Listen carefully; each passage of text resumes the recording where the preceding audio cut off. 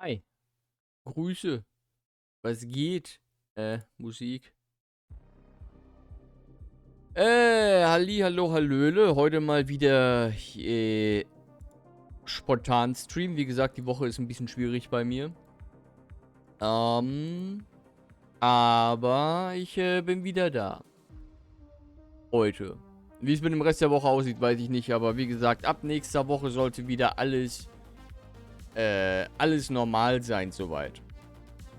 Jedenfalls Grüße, wie geht's, wie steht's? Hoffe, ihr hattet einen angenehmen Mittwoch. Und nachdem wir ja gestern in das absolut großartige Gloomwood reingeschaut hatten, das mir unfassbar viel Spaß gemacht hat, hat es mich nur noch mehr gekitzelt, endlich mal eine Wissenslücke schließen zu wollen. Oder mir zumindest mal angucken zu wollen. Und das ist heute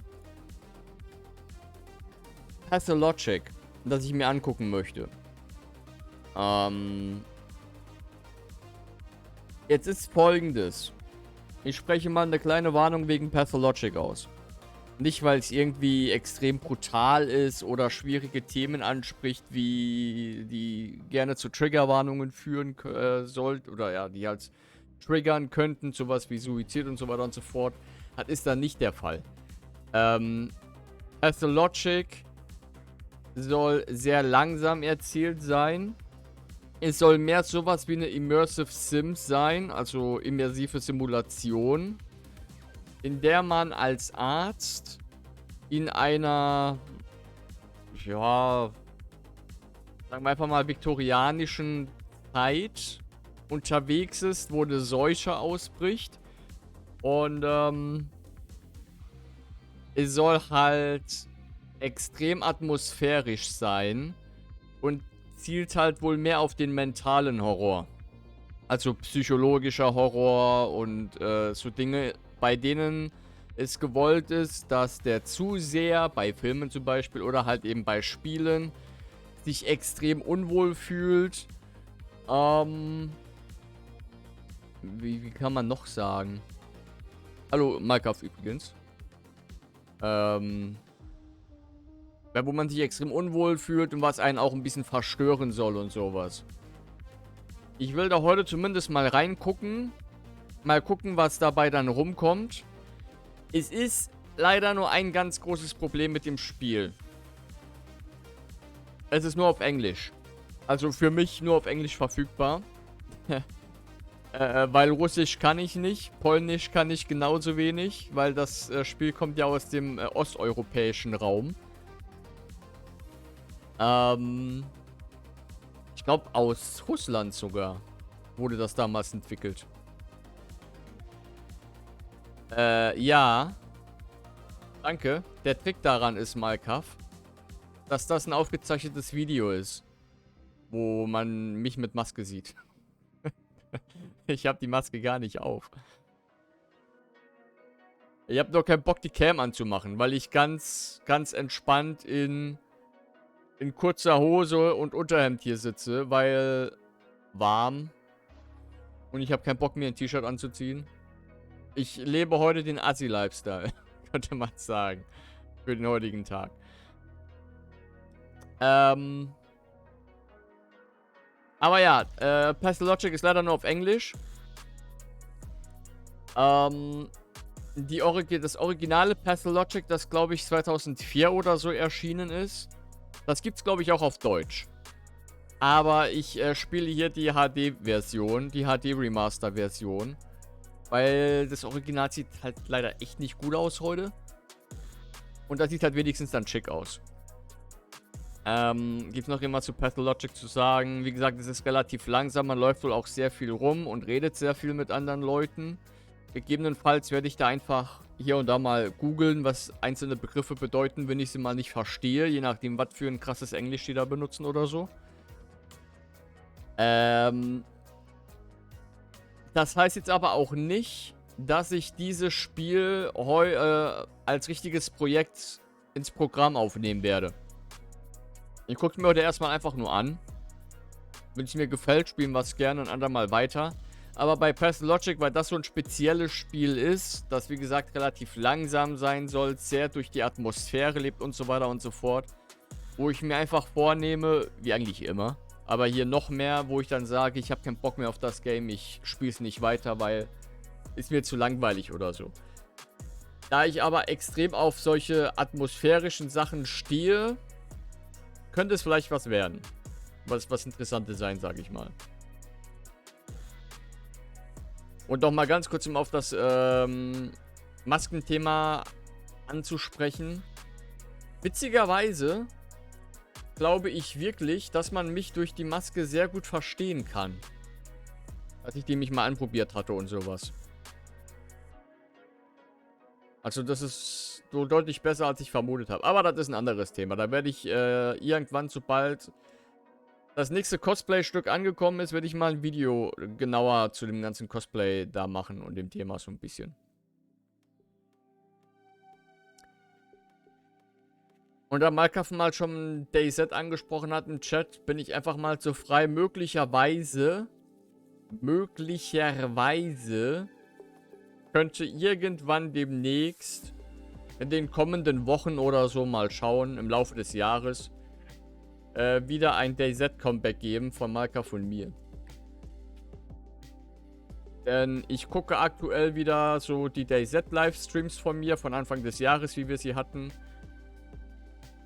Und das ist echt mega entspannt. Also wirklich. Einfach super entspannend, das im Hintergrund laufen zu lassen. So als Hintergrundrauschen, sage ich mal. Oder das auch einfach so zu gucken. Das ist, glaube ich, das entspannteste Projekt, das ich bisher jemals hatte. Weil wir einfach über jeden möglichen Scheiß labern und alles entspannt ist immer. Hier und da mal ein dummer Spruch. Nun denn.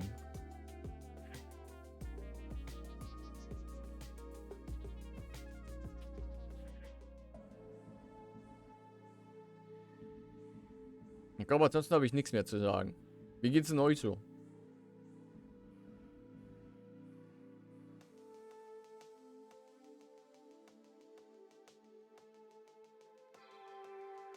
Bevor wir uns dann gleich in die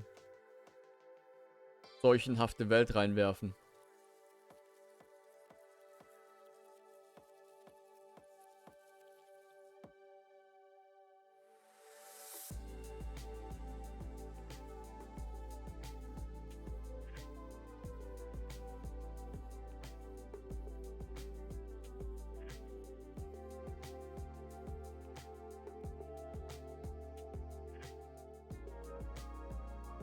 Einmal nichts. Falls doch, könnt ihr jederzeit in den Chat schreiben.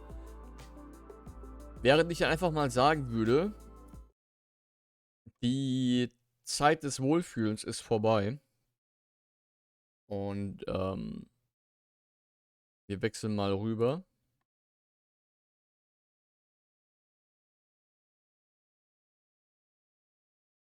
Und schauen mal rein.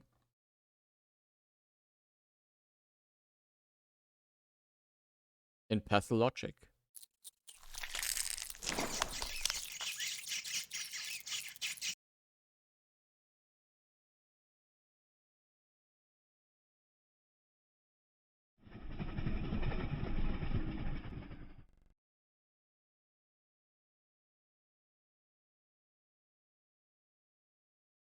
Traces of the supernatural reveal themselves more often than intelligent and reasonable men would prefer them to. Chimeras, worshipped by our ancestors centuries ago, crawl back into the light from ancient times. The directors of our fate rain ash down on us from the grey heavens. They conceal themselves beneath us, above us, and among us, staying hidden until we muster up the resolve to meet their malevolent gaze. Having been discovered, they appear in the flesh for a mere moment, and then they expire horribly, wreaking havoc on the world that they rightfully see as their toy.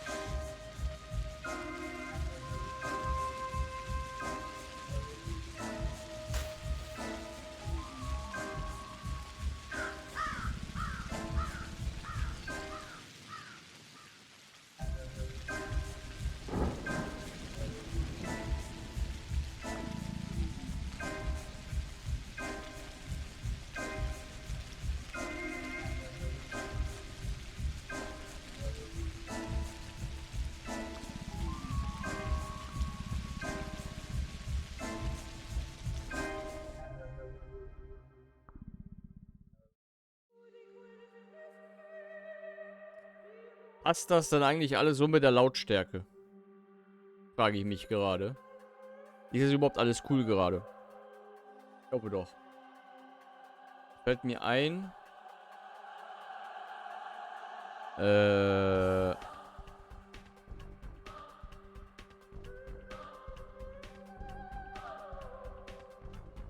welchem Club bin ich hier jetzt gelandet?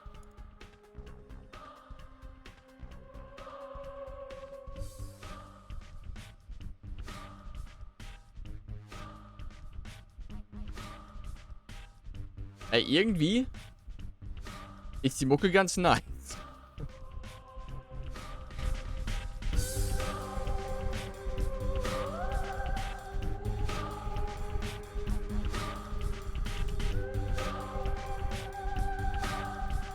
Gefällt mir. Hauptmenü-Mucke gefällt mir zumindest schon mal.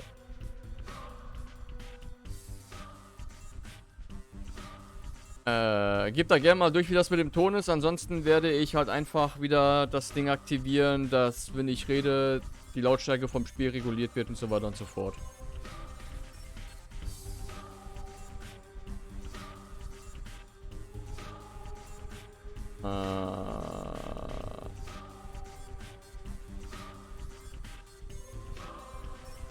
Gibt nicht so viel zum Einstellen.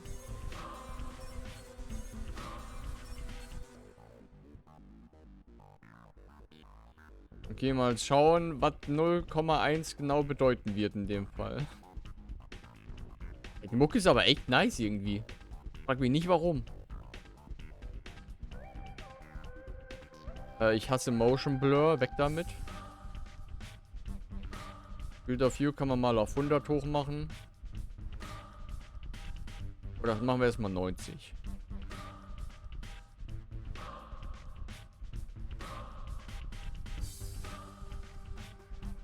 Okay. Dann gucken wir doch mal, was das für ein Spiel genau ist. Denn einerseits liest man immer, dass es das beste Horror-Game ist, das wir bisher nie gespielt haben. So heißt es in den meisten Berichten, die ich immer über Pathologic gelesen habe. So, the greatest horror game you've never played. Oder halt sterbenslangweilig. Das sind so die zwei Sachen, die ich immer lese. Weil der Anfang sich halt sehr ziehen soll. Aber danach... Und soweit ich weiß, es gibt mehrere Tage, die man spielt. Und versuchen muss zu überleben in der Hinsicht.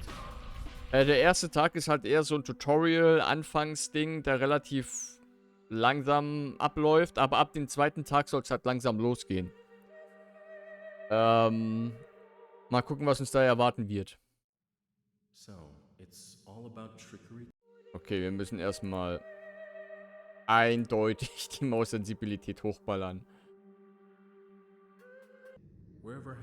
Okay, jetzt ist sie zu hoch.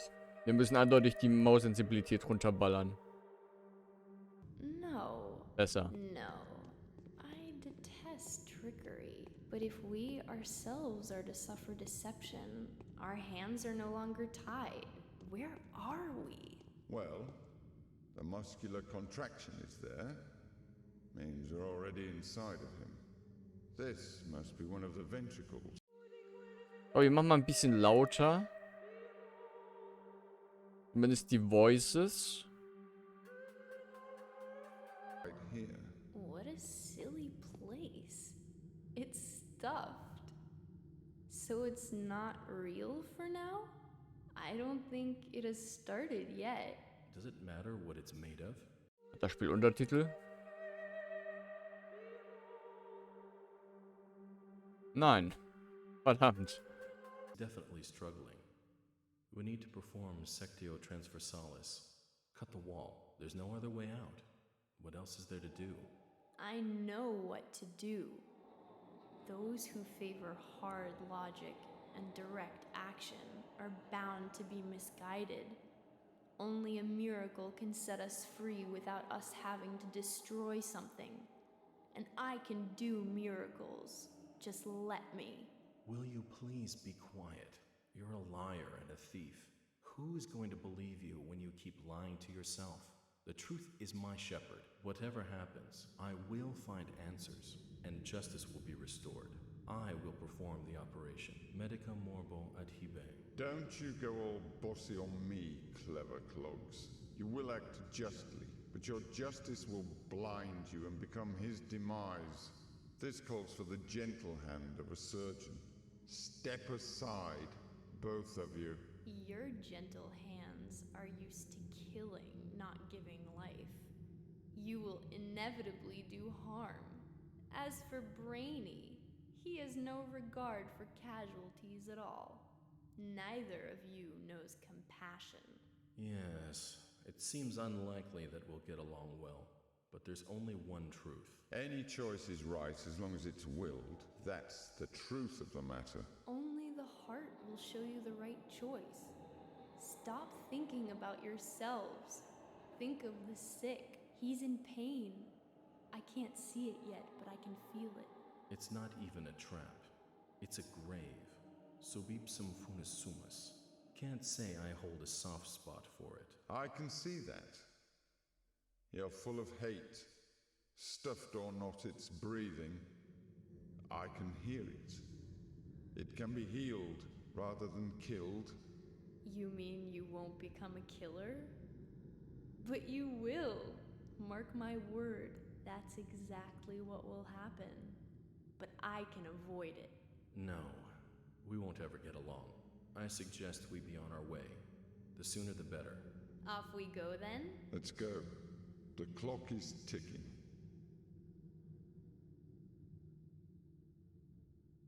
Ich glaube, ich habe das ein bisschen alles verschoben und asynchron gemacht, indem ich einmal kurz aus dem Spiel getappt hatte.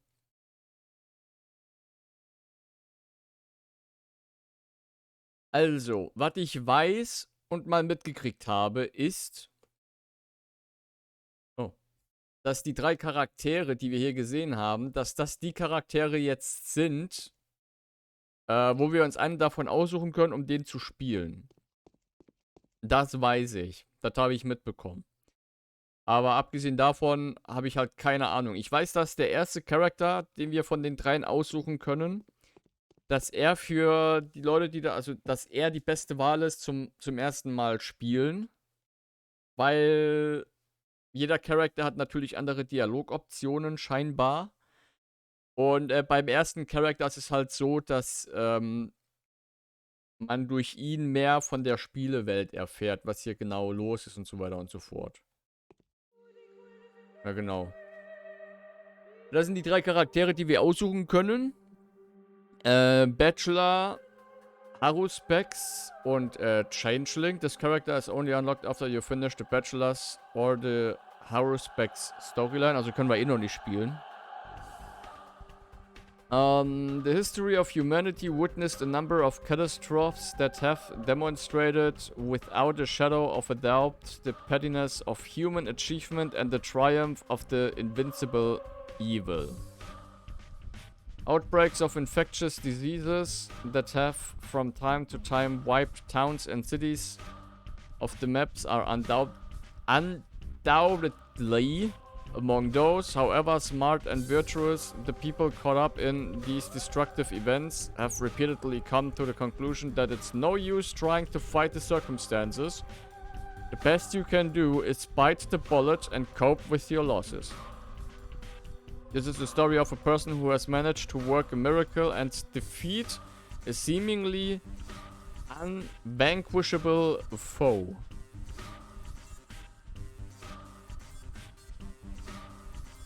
Also wir werden natürlich den Bachelor spielen. Wie gesagt, für Anfänger soll er wohl auch die beste Wahl sein, von dem wir die aufgeschnappt haben. Daniil Dankovsky, a Bachelor of Medicine, was brought here by circumstances most unfortunate. Dankovsky's life work, his theory challenging the existing notions of human mortality, is being harshly persecuted by the powers that be. Suddenly, a letter arrives from a colleague suggesting that there is previous undiscovered evidence which may support Dankovsky's claims. There is a settlement, the letter says, ruled by an extraordinary man who may well be seen as objective proof of Dankovsky's daring hypothesis. Grasping at straws of hope, Dankovsky decides to follow what he believes to be the sign of divine providence. Without further ado, he sets off for the settlement. Late at night, Bachelor arrives in the town. As he seeks room and board, he gets to know a girl called Eva Jan and stays at her place till dawn. Ja, also wir sind Arzt und wurden in diese Gegend gerufen.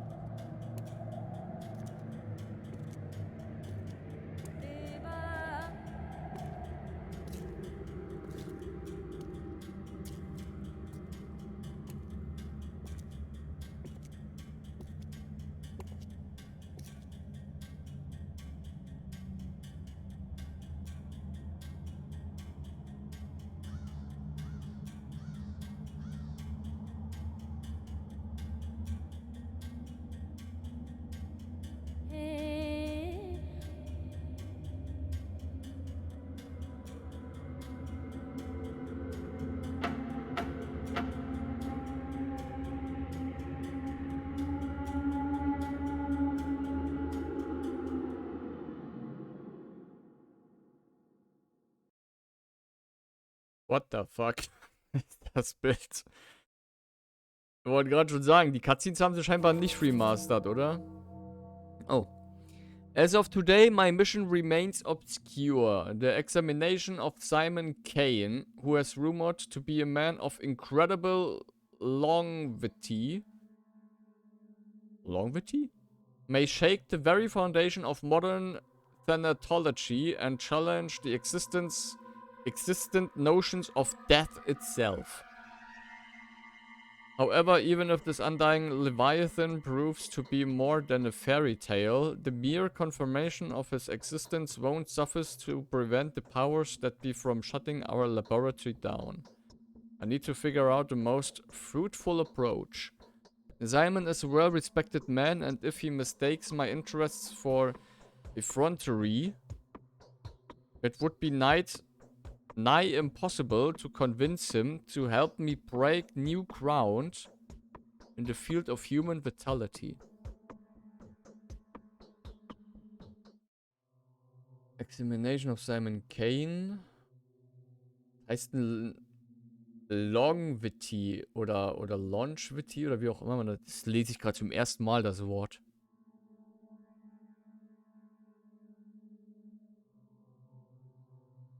Challenge the existent notions of death itself.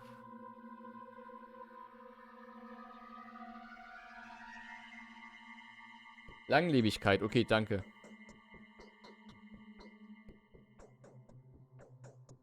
Who is rumored to be a man of incredible long... Also scheinbar ein sehr alter Mann dann, scheinbar. Und wir haben wohl irgendwas mit dem Tod zu tun. Dass wir irgendwie, was weiß ich, irgendwie...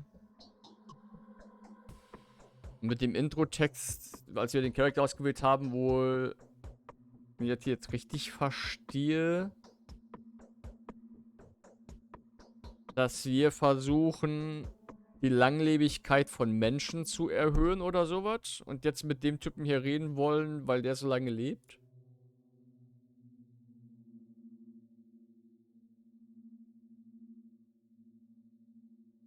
Longevity. Day 1. By the end of which the Bachelor finds himself battling a truly unvanquishable foe.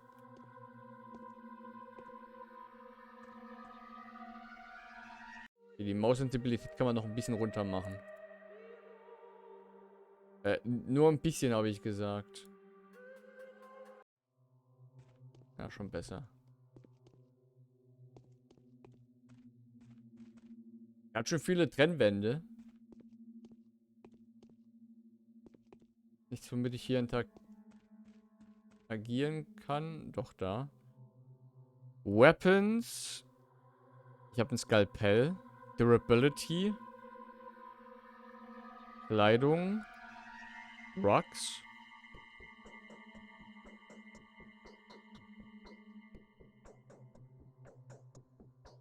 Tabletten. Morphin. Painkiller. Rationen. Wasser. Stay hydrated, Leute. Kerosin. Und Geld. Ich habe keine Ahnung, wann das spielt. Da müsstest du gegebenenfalls mal kurz nachgucken.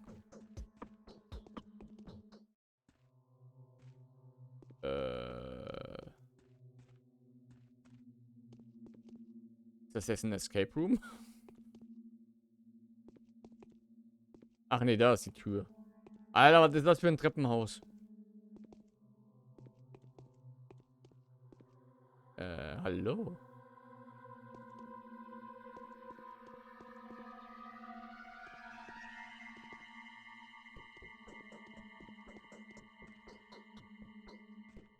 I had a feeling you would come. Ah, schade, ich habe jetzt gehofft, dass sie das Ganze hier labert. Did the sound from the outside wake you up too? There was a terrible groan and then something snapped loudly. Ich habe nichts gehört. Ah, okay, das ist das. I like. I think there are strangers in the backyard by the pond, and they are unlikely to be planning mischief, but I have a bad feeling about this. I'm afraid to go out to them. I hope they go away soon and stop disturbing our sleep. I'd like to thank you for your hospitality, for board and bed. Why do you think they aren't planning anything foul? Erstmal danke. I sincerely hope you have everything you need, because I'm very happy to have you here. Daniel, is it? Woher weißt du, wer ich bin? Glory is the messenger riding ahead of the man, a celebrity from the capital, Bachelor Dankovsky, the founder of Thanatica, the man who challenges death. Of course we've heard about you. This glory is undeserved yet, but I hope that getting to know your ruler will give me a chance to live up to the expectations. Ja, also wir sind wohl jemand, der versucht, den Tod zu besiegen, sage ich jetzt mal. Und die Leute wissen, dass wir das auch vorhaben.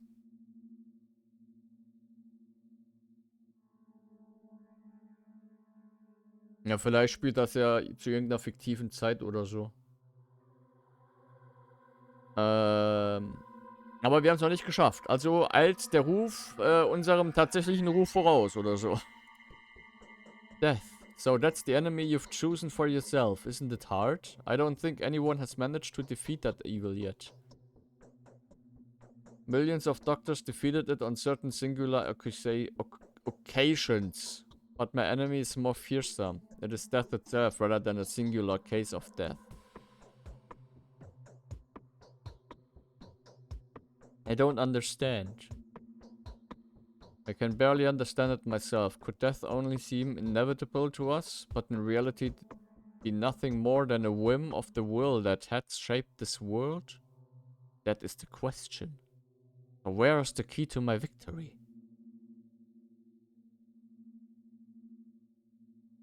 Das ist aber auch eine Antwort, wenn du jemanden fragst, so verstehe ich nicht, und dann kommt auf einmal so eine halbe, so eine philosophische Antwort. It's not far. The Kynes live at the Crucible on Bridge Square. But could I please offer you a piece of advice? Klar. Simon has two younger brothers. The eldest of the two, Georgie, is called the Judge by the locals. Visit him first. He isn't asleep. He'll teach you how to speak with Simon. The youngest of the three is Victor. His daughter, Maria, also wanted to see you. It's probably important.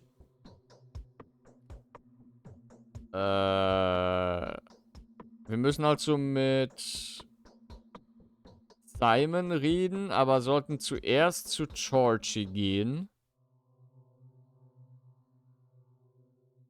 Und gegebenenfalls noch zu Maria. Oder so.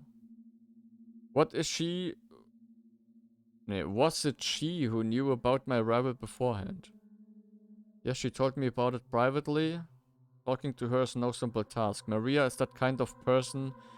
She puts on airs, but that's just how the kinds are. It was Maria who told me that she would help you defeat death. That's the press's wording. What a coincidence. Wieso muss ich gerade bei dem Namen Kain an, ne? Minecraft, du weißt schon. An den Kain denken. Alright, thank you for the advice.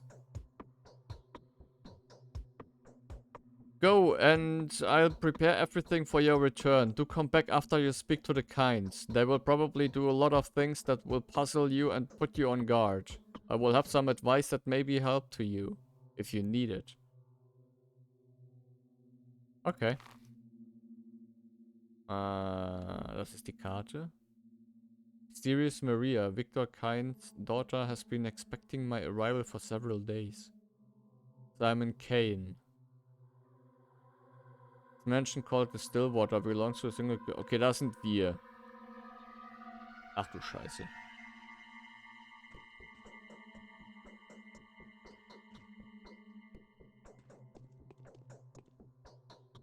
Das könnte 1:1 irgendwie von einem Anime sein, das Bild. Das sieht sehr Anime-like aus, finde ich.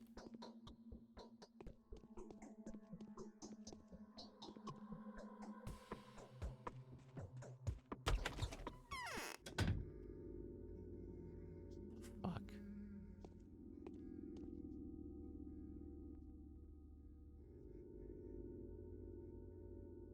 Willkommen in Silent Hill oder was?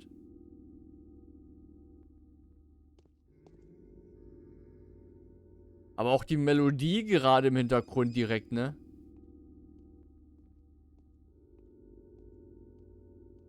Direkt mega bedrückend, finde ich.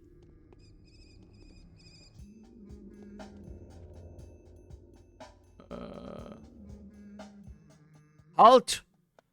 I'm going to have to teach you about the technicalities of the setting, the time and the place. It's non-essential, but that's just how it is.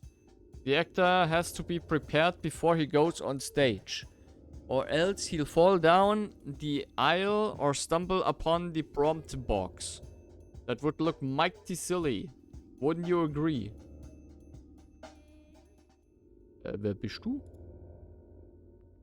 An actor in a tragic mime show. That's unimportant. Will you listen to me or not? Okay. Executor heißt er. Time flies by. It can't be stopped or turned back. Night follows days, which are then followed by nights. Things happen without any regard for whether you're there to witness them. Don't expect anyone to wait for you. Most events can't be missed.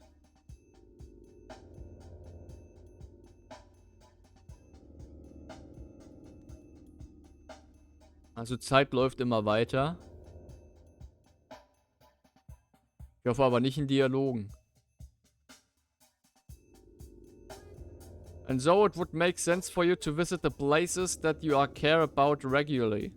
You'll find the people that will play major roles in your fate there. They stand out from the common folk.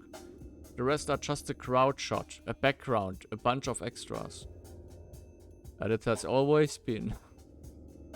Indeed, still it's best to avoid hasty judgment. It's a paradox, you see.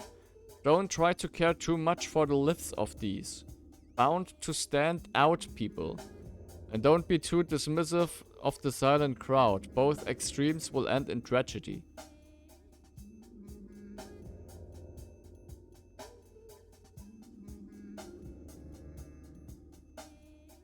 Vermeide zu schnelle Urteile. Kümmere dich nicht zu viel um das Leben der Leute, die wichtig sind und ignoriere nicht die Leute, die unwichtig sind. Würde ich jetzt einfach mal ganz einfach übersetzen. This world cares for your reputation, a fine and crucial instrument. Your reputation changes the world you see, for it is a mirror. Wouldn't you agree? And so a bad reputation can get you into a lot of trouble. Oh, need I describe? You've got vivid imagination. Everything changes, from mystical aspects to mundane things like the people you meet treating you badly. How many enemies you've got, how high the prices rise, how bad your dreams are, lots of things. Sorry, Prospector, how do I maintain my reputation? Really? How is that even a question? Same as anywhere. You shalt not kill, you shalt not lie, thou shalt not betray, do not steal, do not covet. Do not be an asshole. Do not get caught. The rules are the same everywhere. A truly selfless deed, like risking something for thy neighbor or even the person who lives quite far away, can help in a dire situation.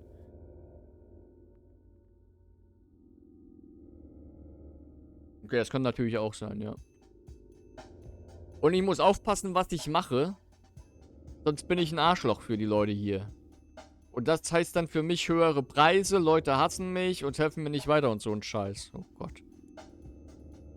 Good for you then. As for me, I can't see anything in this mask. I have no idea what's going on. Anyway, don't get too worked up about human lives. And don't put too much stock into another's words, mine included. He who trusts everyone is asking to be deceived. Also nicht alles glauben. Und sich ja nicht unbedingt um jeden zu sehr kümmern oder irgendwie sowas.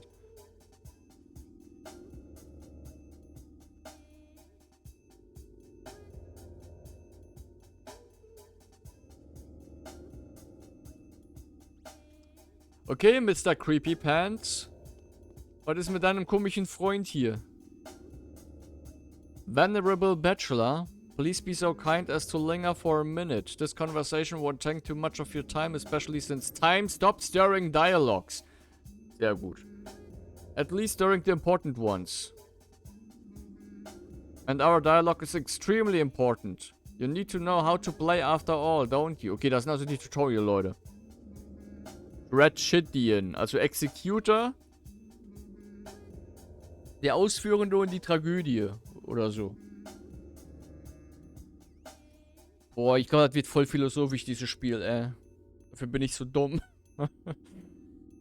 Play? What are you talking about, Mask Man? I'm neither a gambler nor an actor. Of course you aren't. You are a living, breathing man, as is evident from your conditions and statuses. You experience hunger, thirst and fatigue. Hunger, Durst und Erschöpfung. You suffer from pain, wounds and diseases. You're so lifelike. You have to eat, drink, sleep and rest. And to make mistakes? The latter being the most definitive proof of my human nature, wouldn't you agree? If I may, I would like to point out just how important it is to keep an eye on your condition. If you get dizzy or unnaturally sluggish, you have it checked up. Vital processes tend to run faster during emergencies than in everyday life. I knew a person who died of stress but was diagnosed with starvation. Passiert. Need I remind a wise man like you of the fact that hunger is dated with food? Food can be found in shops, and shops can be found in ordinary houses that are marked with specific signs. Sleep, however, is more complicated. People only sleep in beds and only in private residences around here. I'm sorry, but that's just how our world is.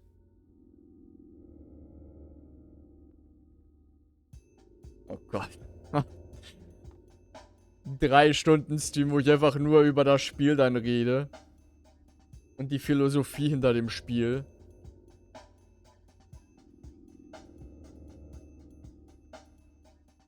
Was es wirklich bedeutet.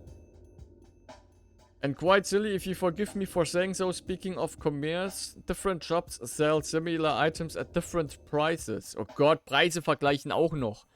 Make sure you don't get cheated. People can be quite present around here. You can also barter with the folk out in the street. Some things may be nothing more than trinkets to you, but others would be willing to part with their life's blood for them. Blood? Yes, blood. It's not my place to lecture you, but if, following your Hippocratic oath, you ever consider easing someone's pain, feel free to just approach them with a suitable drug. You will see their pain receding before your very eyes. The sick fall asleep, and when they're close to recovery, don't they? Sagt ihr mir gerade ernsthaft, dass wenn ich jemanden um sein Leid erleichtern möchte, dass ich ihm einfach eine Tablette gebe, damit sie sterben können? Lese ich das gerade und verstehe ich das gerade richtig? You ever consider easing someone's pain? Feel free to just approach them with a suitable drug. You will see their pain receding before your very eyes. The sick fall asleep when they are close to recovery. Don't they?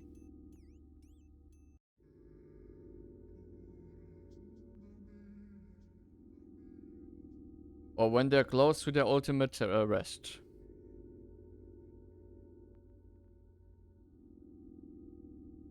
Still, helping the hopeless will grant you a good reputation. You will be seen as a benefactor willing to part with a precious sleeping draught or a painkiller for a simple bystander. Show me the way to Simon's house. Turn left now, then walk along the alley. You will see a cathedral and 3 mansions across Bridge Square. Simon lives in the one that is the closest to the river. Dankeschön. Ihr merkwürdigen Leute. Ich hab da ein Feuer gesehen.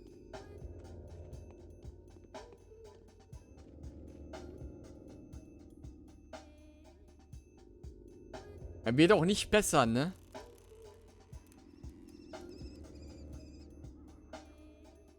Was zum Fick ist das?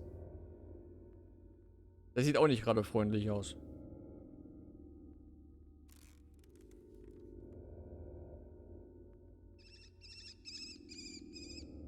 Ich hab Angst, wenn ich so nah rangehe, dass die mich töten wollen oder so.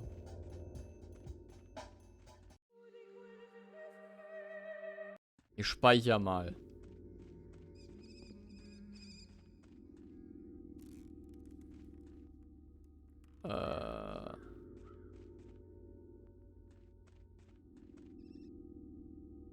The worm feels sick, head packed, blood boiling, belly freezing. Let the worm warm up. Let him take a rest. Don't touch us. We're dangerous. Wow, that's some stanchy, you animal. How on earth do you even live like that?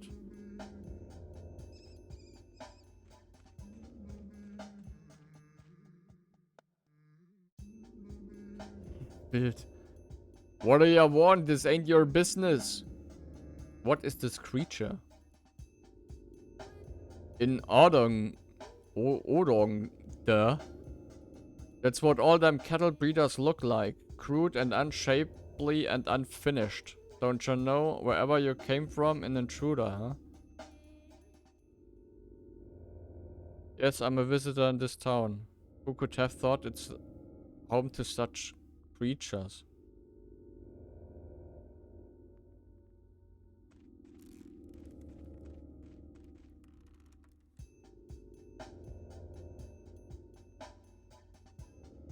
Kann mich auch nicht ducken.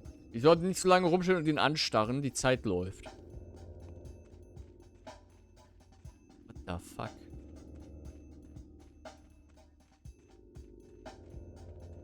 Aber die beiden machen mir irgendwie am meisten Angst.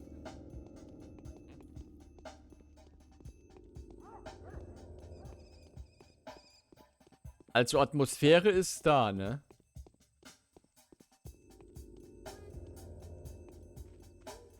Oh, ist das eine Apotheke hier? Die abgeschlossen ist.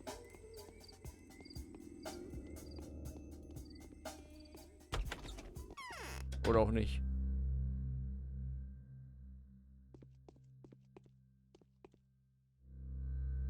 Ja, eine Apotheke.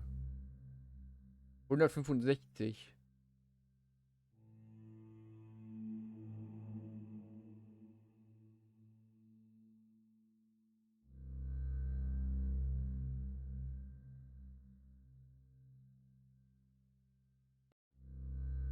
Ich glaub, einfach mal ein paar Tabletten. Wenn ich wüsste wie.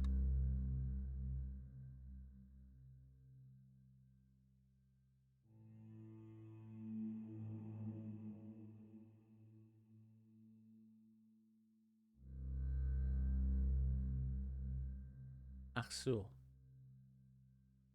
Nee, hä? Habe ich das jetzt alles verkauft? Glaube ja, ne?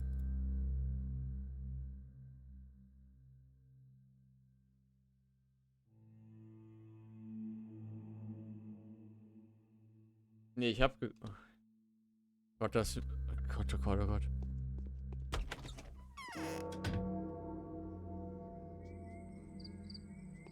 Das sehen wir ja dann. Mittlerweile macht mir gerade eher das Einkaufen mehr Angst.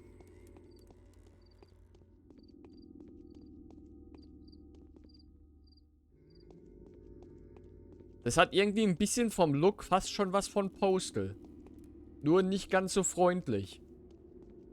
Und so. Kann auch nicht sprinten scheinbar. Was denn?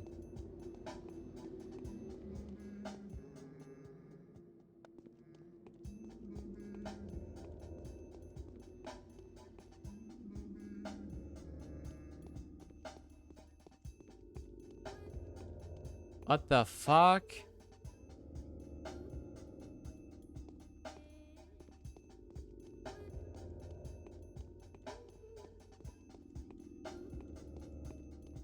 Wenn die Musik allgemein hat irgendwie was Bedrückendes.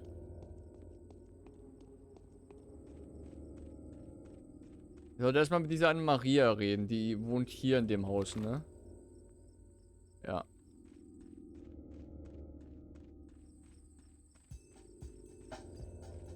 Sehe ich da gerade noch einen anderen Shop?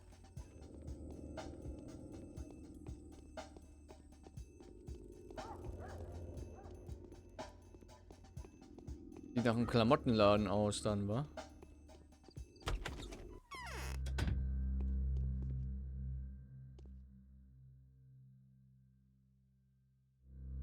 Eine Nadel und Kerosin. Ja gut, hier brauche ich glaube ich nichts.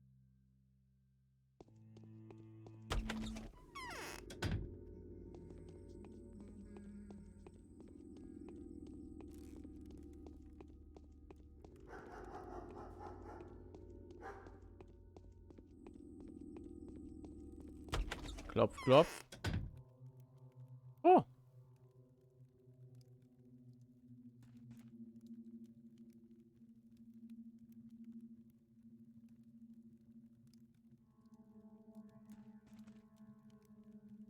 Was sind das für Bilder?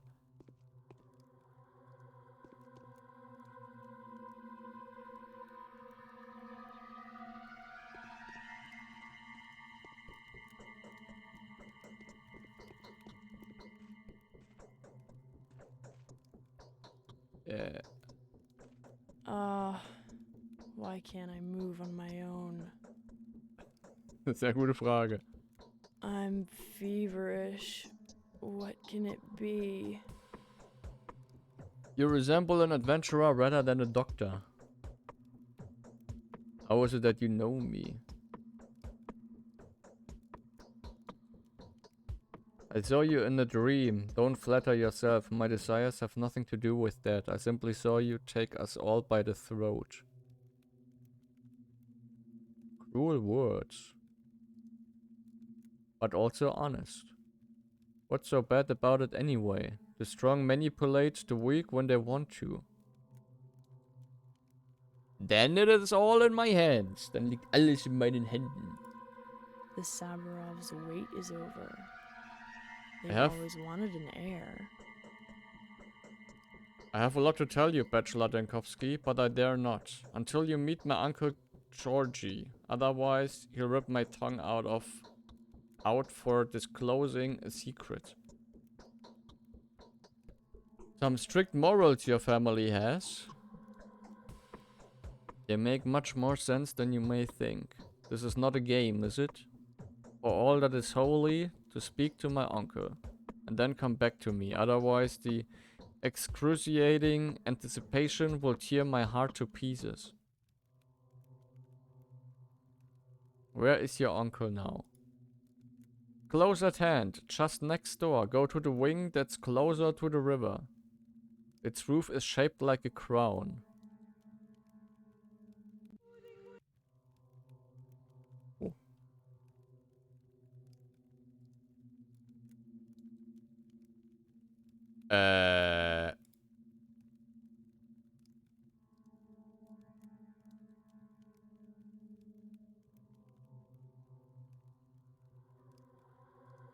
Mach ich denn das I mich? often feel like someone's looking at us from the other side.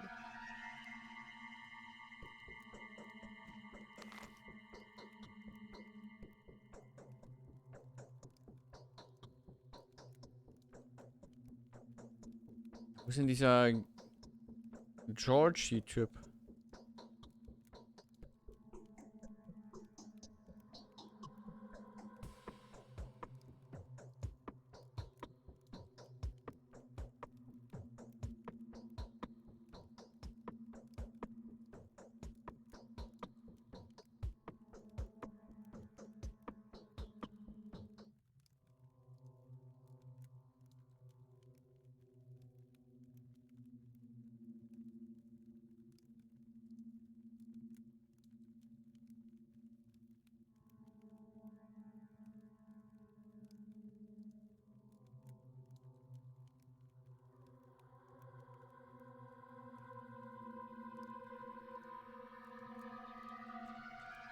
Naja.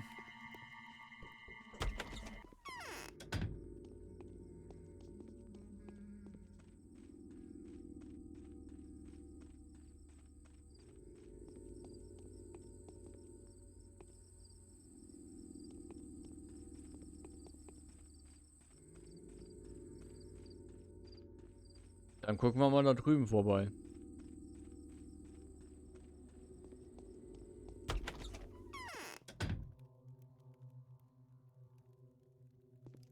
Doch gleich hier viel freundlicher.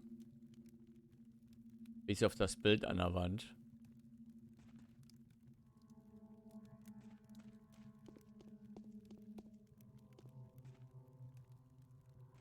Hallöchen. Du siehst aus, als wärst du I'm deadly tired. aus der Zeit gefallen. I'm too old. Nothing can harm me anymore. Most venerable doctor, it is with great impatience that we have been expecting you. You need not delve into the minutiae, was? Minutiae of your business with us, since our family is well acquainted with your scholarly work. Meine Fresse.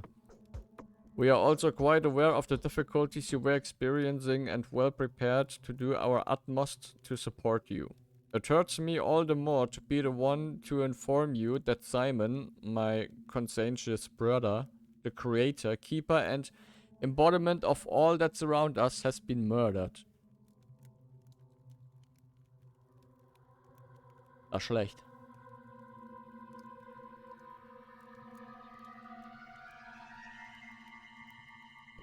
Boah, wo habe ich denn das nochmal gesagt? Ich weiß, ich hatte es mal gesagt. Ich erinnere mich dran, aber was für ein Spiel war das nochmal? Ghost of Tsushima. Danke.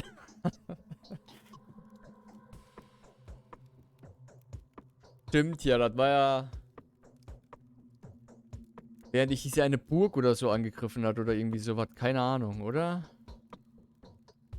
Gutes Spiel, nie durchgespielt, leider. Also Simon, wegen dem wir tot sind, wegen dem wir tot sind. Simon, wegen dem wir da sind, ist tot. I can't believe it. It cannot be. My brother was murdered last night under the strangest of circumstances. But for all the mystery surrounding his death, I'd rather eschew the notion that his departure was connected with whoever had visited Simon that evening. The visitor is a man of laudable rectitude and an old friend of our family. There are witnesses to testify that he and Simon did nothing but converse. Who was the visitor? Someone you know quite well. The man whom my brother saw last night was your colleague. Isidor Burak. Was he not the very person who advised you come here as well? Yes. Wir haben auf jeden Fall einen Brief gekriegt, der uns hierher geführt hat.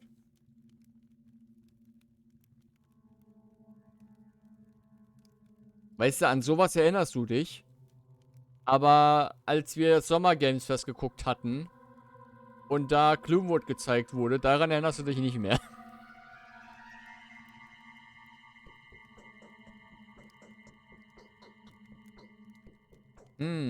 Isidore has done more than he thinks. I have a lingering feeling that time itself is using unconstantable powers to further its own intentions. What do you think? I have a lingering feeling that time itself is using uncontestable powers to further its own intentions.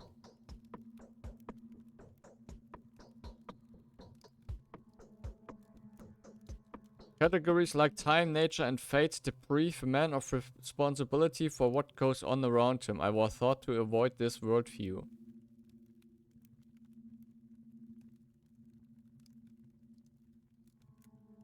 Nee. Wolong war es, glaube ich, nicht.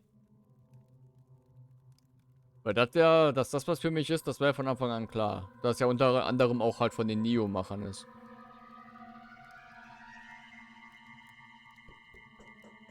Oder das war irgendwas, wo du hast irgendwas auf jeden Fall gesagt, so das wäre was für dich. Oder das ist was für dich. Und da bin ich mir sicher, dass das bei Gloomwood auch war. It could be that my mind is clouded by sorrow, but I cannot escape the feeling that your arrival was no coincidence. Your choice was made for you, my dear doctor. Let us not blame fate for it. Isidore wrote to you without making us aware. He took a risk that could have displeased our family. Why do you speak the word fate with such a disgust?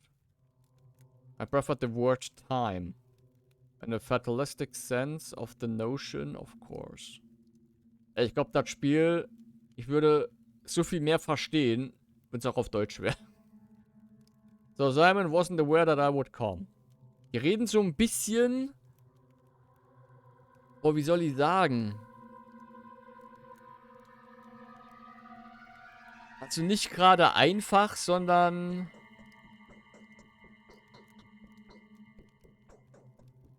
so ein bisschen... verwirrt. In Rätseln oder sowas, dass du dir halt die Sachen manchmal nochmal 2-3 Mal durchlesen musst, bevor du checkst, was die meinen.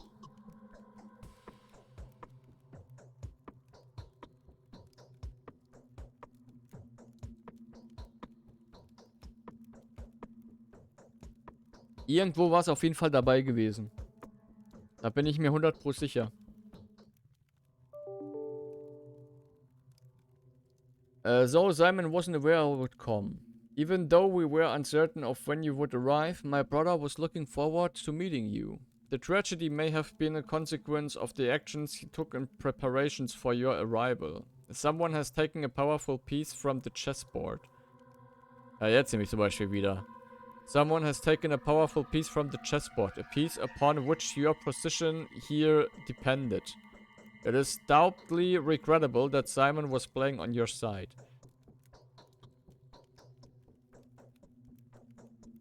So you presume the queen knew of the blow and sacrificed itself for a pawn? Alter. Ja, kryptisch, danke. Das war das, was ich gesucht habe.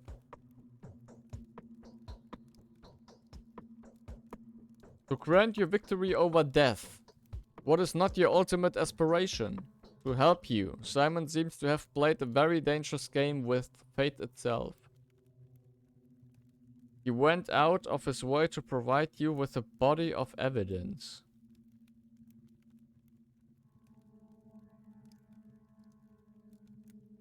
If that is indeed so, I feel obliged. Do you want to help us, Doctor? Find the murderer for us. My brother Victor, who is in the wing next door, would share some of his thoughts on the matter. Help us and the reward will not disappoint you. Indeed, it seems there are too many coincidences. Your brother's murder can just as well be called the murder of Bachelor Jankowski. I will help you in every way I can.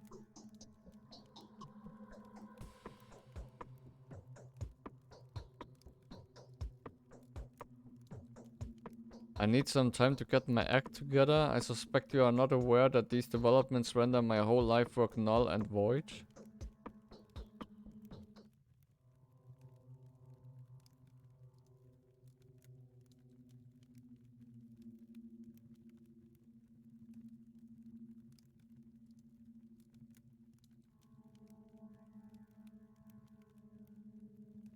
I am convinced that if there is anyone at all that can help us solve this puzzle, then it is you. This mission calls for someone as astute and inventive as yourself. If Isidore was an instrument of fate, then Simon's murder is a message that fate intended for you personally. Do not think I am inclined to blame you for that. I am not. How do you plan to look for the murderer?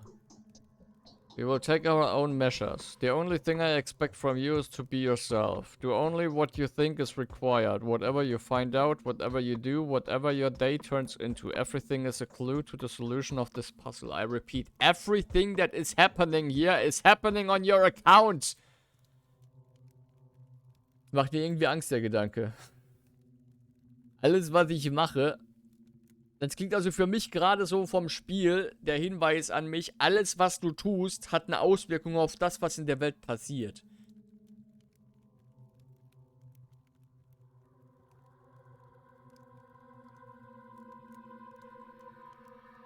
Und bin ich gerade irgendwie vom Doktor zum Detektiv geworden, der jetzt einen Mord aufklären muss?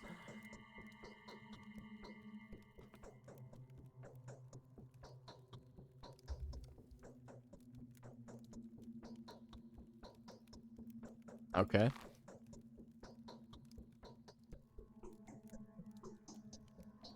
Dann reden wir jetzt mal mit Carina wieder. Mit Maria.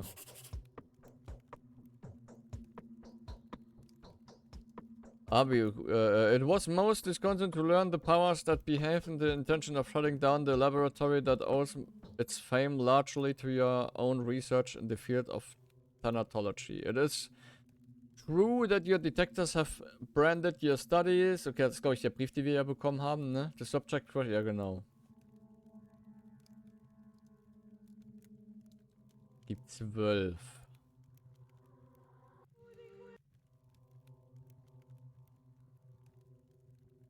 Ah!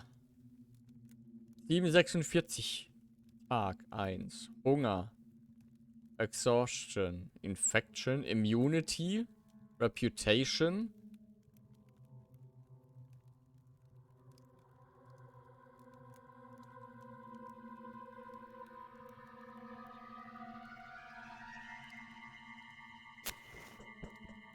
Tell me what you want, and I will tell you who you are. Ich versuche mein Journal zu öffnen. Ah, hier. In pursuit of a killer to find out who killed the immortal Simon Kane. The dead man's own family may not want it more than I do. I have an abiding desire to punish the murderer, to eradicate them, no matter if they were acting on their own account or at the behest of the powers that be. Whoever they were, they picked the moment far too well. Da ja Tag steht, hoffe ich, dass es auch Tag meint. Und dass, wenn es Nacht ist, dass da dann Nacht steht. Oder Evening oder sowas. Also mein Phoenix Wright Gedächtnis, das ja perfekt geschult ist, sieht nur einen Schuldigen. Und zwar die Familie von dem Simon selber.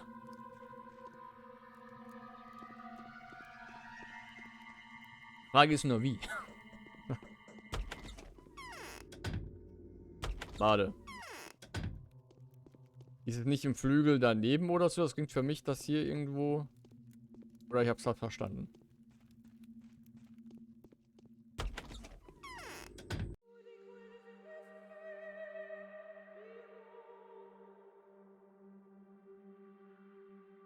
Ganz kurze Unterbrechung, bin sofort wieder da.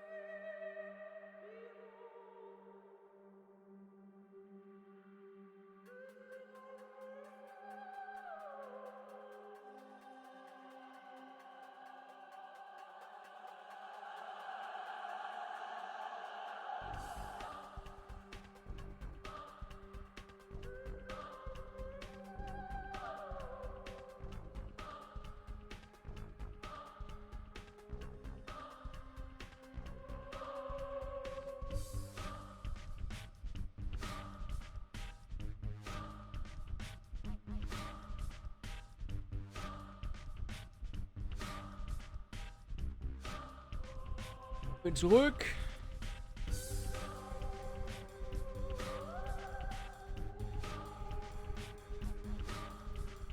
Ey, die Mucke im Hauptmenü finde ich echt geil.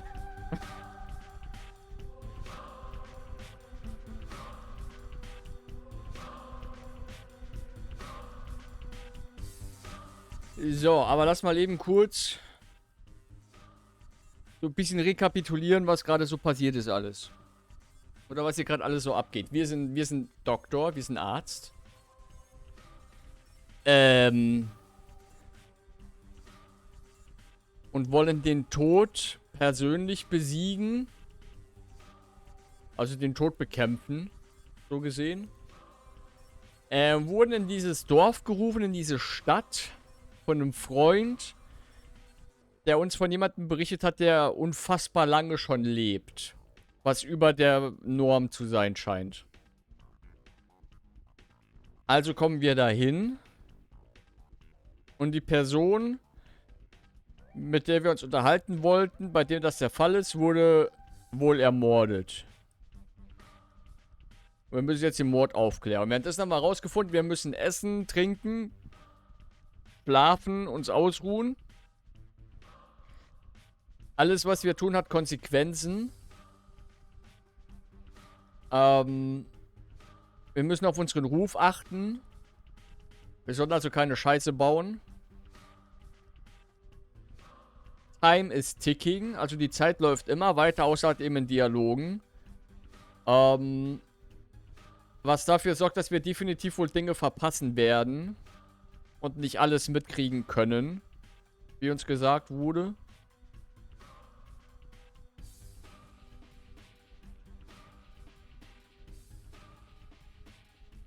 Nun.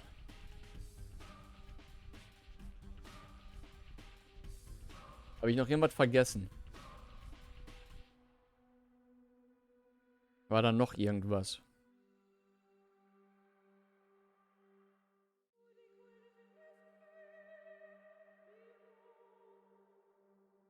Verschiedene Shops haben verschiedene Preise.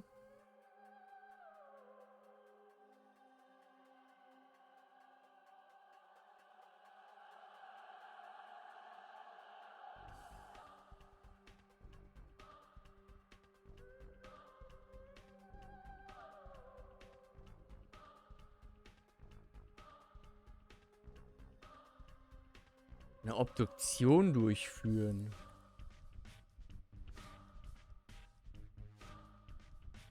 Das klingt aber auch schon irgendwie interessant, muss ich zugeben. Da fällt mir übrigens ein, wenn du mal wieder Bock haben solltest auf ein Horror-Game, Malkav. Ach, wie heißt denn das noch?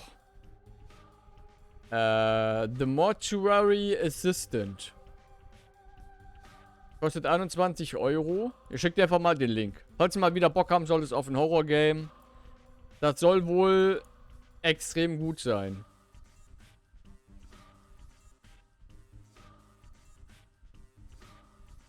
Und ich würde mal behaupten, das geht so ein bisschen in die Richtung von dem Horror wie... Was war das letzte Game, das du gezockt hattest? Golden First Person. Song of Horror oder sowas?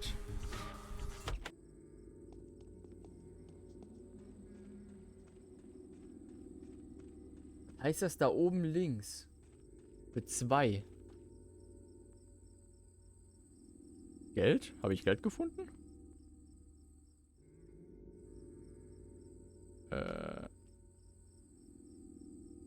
Oh, das mit der Steuerung muss ich noch lernen. Wie kann ich P? Muss ich mir... Ich glaube, ich muss mir da mal einen kleinen Zettel machen mit der Steuerung.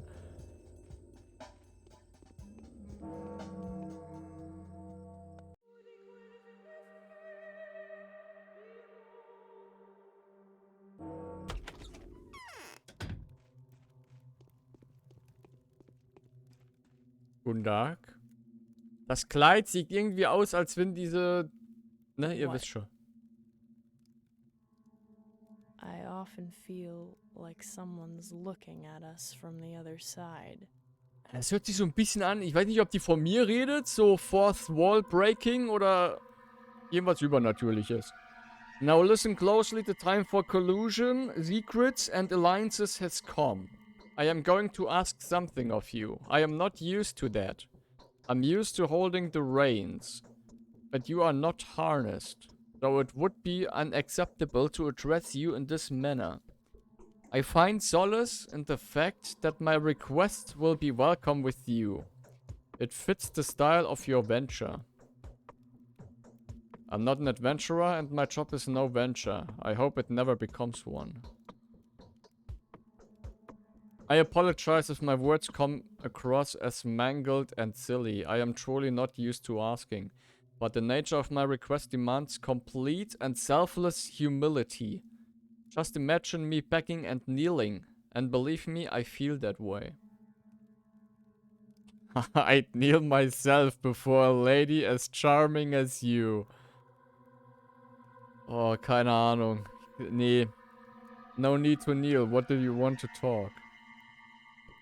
Today's death was the first, but it won't be the last. Simon has opened the score of irreplaceable victims.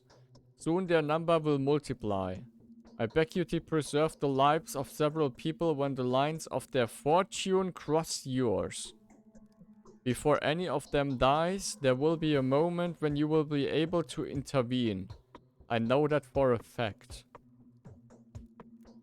Who are these people? That doesn't matter. What was destined to happen will happen. You can be whatever you want to be, but not a coward choosing to hear no evil and run away from reality. I will give you a list of those I know of. These people are bound to you.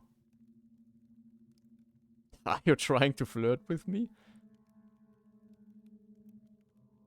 Bound? There is a tight spring of power within each of these people. Each of them can break the routine of human existence and become something greater. They are standing on the verge of their humanity, gazing into the realm where they could serve a different, higher purpose, without even knowing it. Moreover, they are bound to make the leap, in one way or another.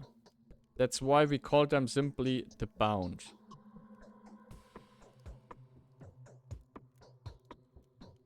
But how is their fate bound to mine? Did you say my victory depends on them?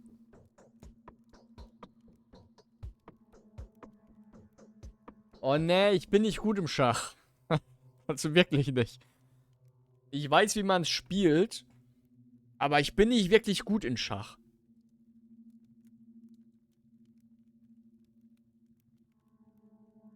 Also im Schach bin ich echt nicht gut, mehrere Züge vorauszudenken oder sowas in der Richtung. Maximal vielleicht einen. Dass ich versuche, was zu provozieren, was dann aber nie funktioniert oder nie gut ausgeht.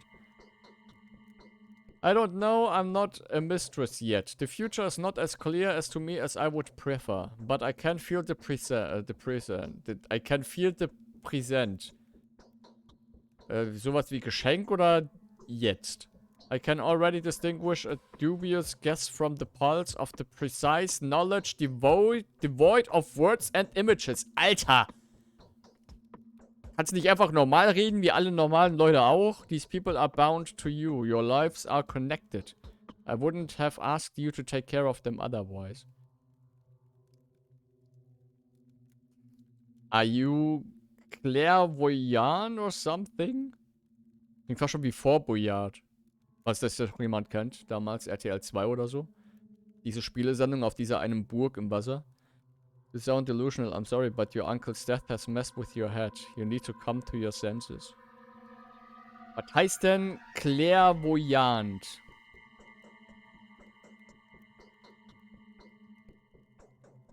Google.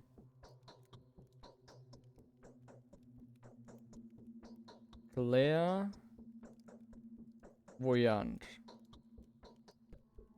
Hellseher.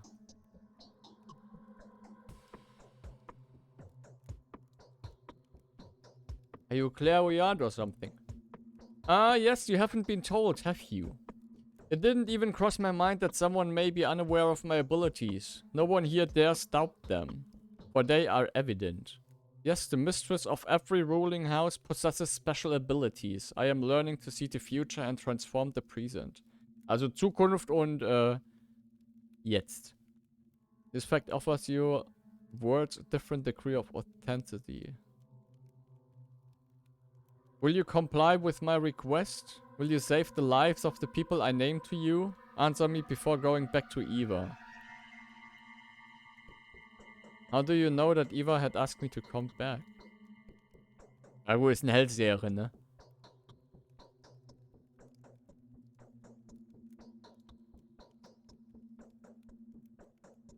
Alright. If it is truly within my power, I'll do my best to save their lives.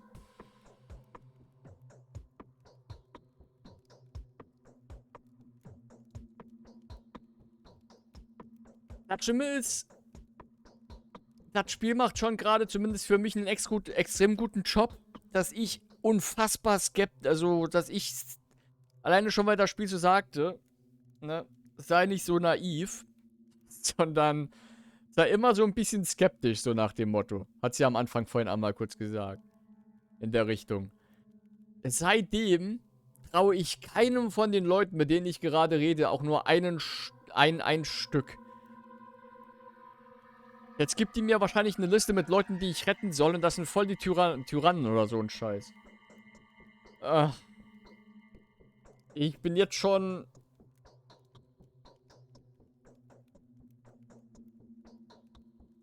Und diese Familie, diese Keiner-Familie, die...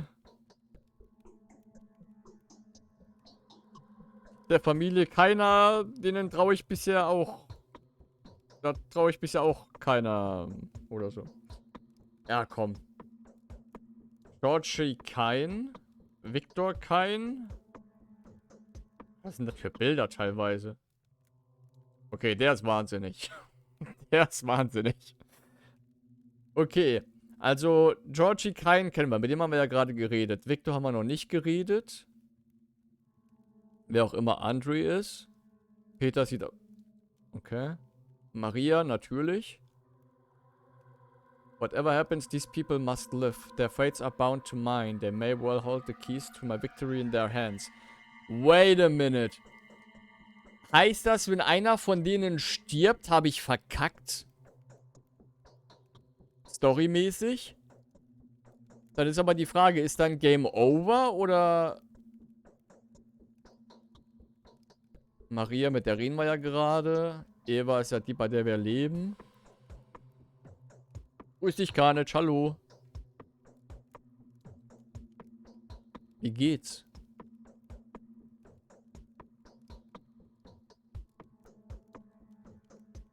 Sind schon einige Leute, wa? Aber ich finde es gut, dass die Gesichter dabei haben und nicht einfach nur Namen da stehen. Da kann ich mir das besser merken.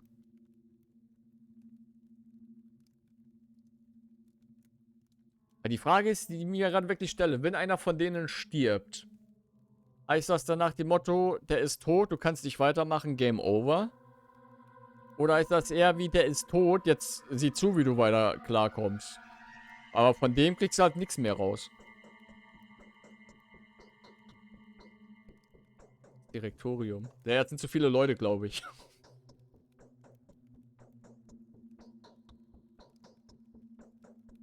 Okay, wo kann ich das sehen jetzt?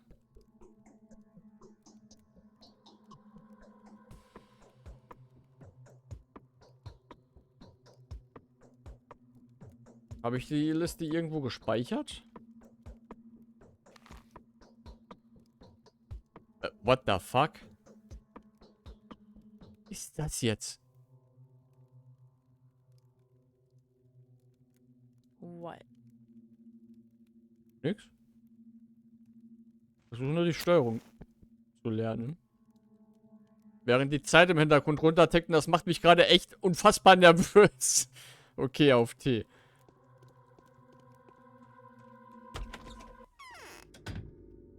Och, nicht die bei. Ey, ernsthaft, immer wenn ich die gerade sehe, dann zucke ich so ganz leicht zusammen nach dem. Also jetzt nicht wirklich zusammenzucken, aber sofort wird mir wieder anders. The town is small and rather unexceptional, isn't it?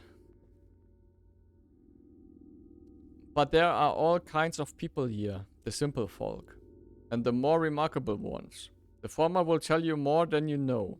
The latter know way more than they're ever going to let out. Keep a close eye on them. Your victory depends on it.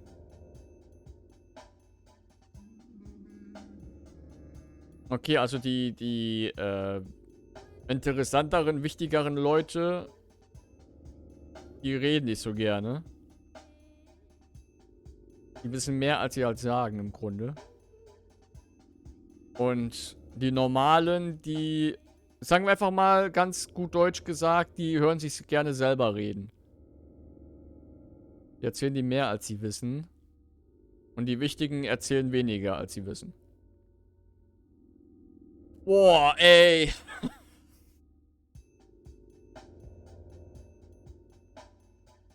Ich habe keine Ahnung, was es macht. And who are these remarkable people? There are 20-something of them, easily distinguished by their lodgings or their presence. They are called many names. The Bound, the Faded, the Adherents, the Gobbo's Taglur, the Town's Circle. Also die ganz wichtigen Leute in der Stadt. Simon preferred their company to any other. Is that a sect or something? No, there used to be a pagan game called Taglur. A roundelay of sorts. A Taglur means a kin circle. And Gobo is a character from a local epic. And so the people that Simon was interested in the most are called the Gobo's Taglur. Some of them don't even know one another. How did Simon choose them? Because it is they that will decide the fate of this town. Don't be distracted by the fact that some of them look insignificant or disruptible. They will earn their worth. You just give them time. They're the most important joints of the town. Each day one of them will try death by the tooth. Each will put their life at risk, and each one that dies is important. Some of them may take the keys to victory to the grave. Mind that the keys are yours, while the grave is theirs. Others will do the opposite. Don't waste your chance to condemn someone who may get in your way.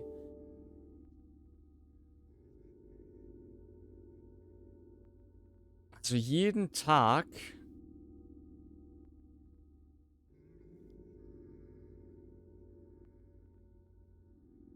muss ich auf die...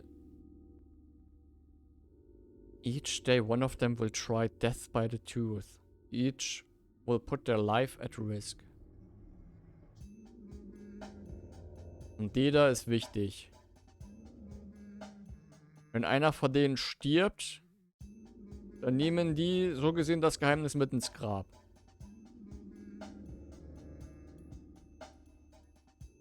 How do you know what is helpful and what gets in the way? Okay, alright. Dropping you more hints would be cheating. Shutting up now. Allow me to conclude then. Each bound you save will influence the final of your adventure. Each of them has their own goals and motives. It may so happen that those who seek a different ending survive. And then, well, you've been warned.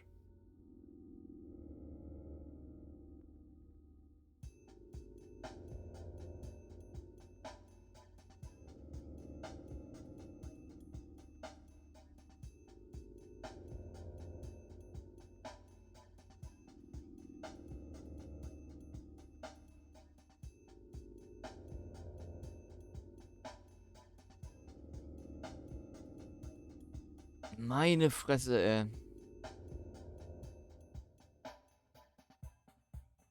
Ich finde das gerade echt verblüffend, dass das Spiel 2005 oder so rausgekommen ist. Und dass es halt schon so deep ist, im Sinne von, auf was du alles achten musst. Tag-Nacht-Wechsel, und was weiß ich nicht alles.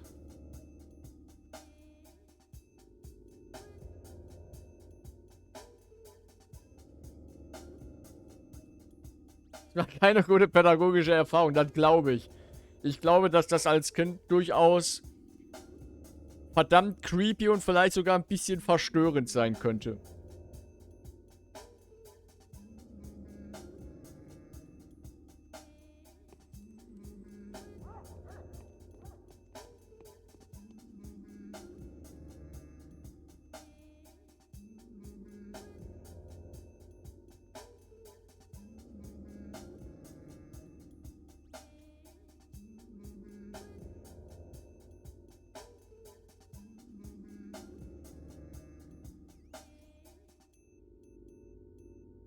There's something in particular we feel the urge to warn you about.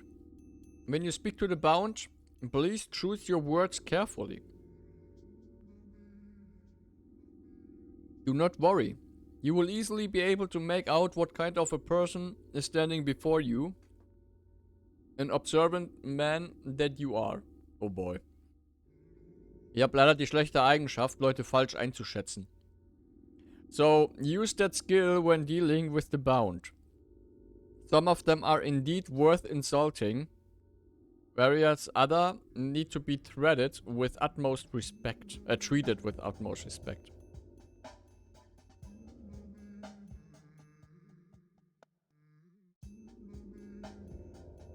Every line you utter will have consequences. News spreads rapidly around here. If you spoil your reputation in one place, you'll have to reap what you have sown in another.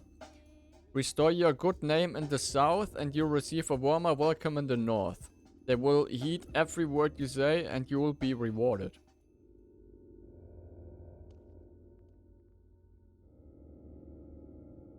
Doch immer das Ding hier ist, ne? Und was das macht. Du machst nämlich nichts.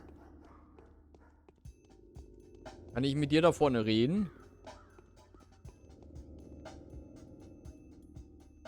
Good morals and luck are the great help in managing a small community without resorting to violence. Personal standing can work wonders.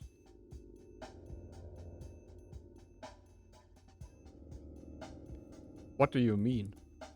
I like our town.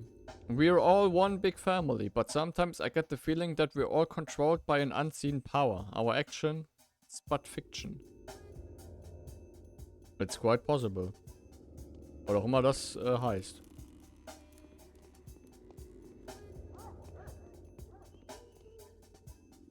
Anything I can do for you?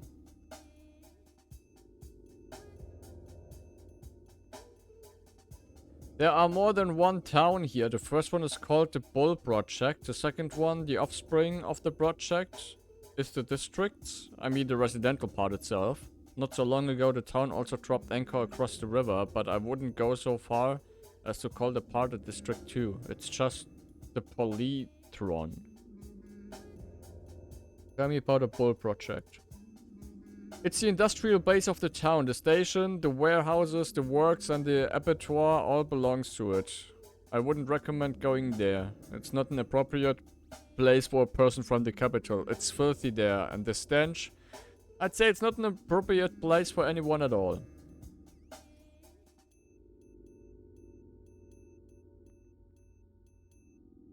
Didn't think about going there anyway. Say, how come such a tiny town is divided into districts? Well, it just sort of came to be that way. The Gullet and the Guzzle. The Grokon's tributaries divide the town into 3 parts. Each of them consists of many separate courtyards, so maybe that's the reason. I see. Well, here's hoping none of it comes up today. An empty bottle is required. Ach, da kann ich Wasser auffüllen. Ja, wie sieht's denn gerade? Wenn ich jetzt hier mein Wasser trinke. Mein Hunger. Okay. Ich kann Wasser immer wieder nachfüllen, das ist gut.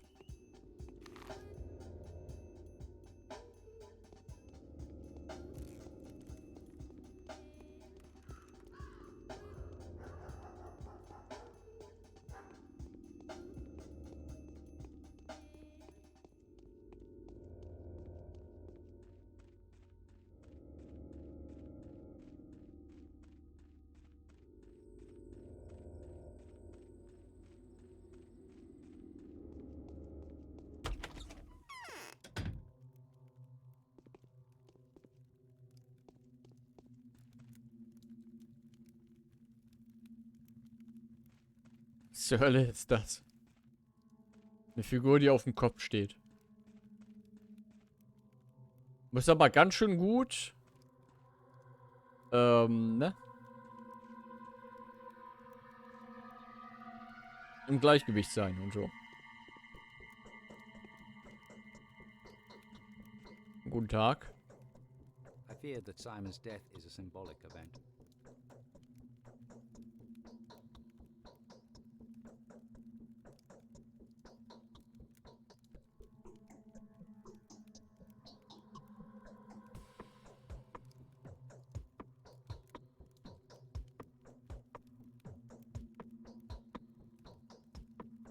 The famous Dr. Was verschluckt gerade? The famous Dr. Dankowski. Your arrival is a great honor for us. Victor Kane at your service. Sind wir mal so freundlich? Daniel Dankowski at yours. I foresee that the things that have become ordinary for us will probably make you feel uncomfortable oder so, and disturbed. I would like to compensate for that impression.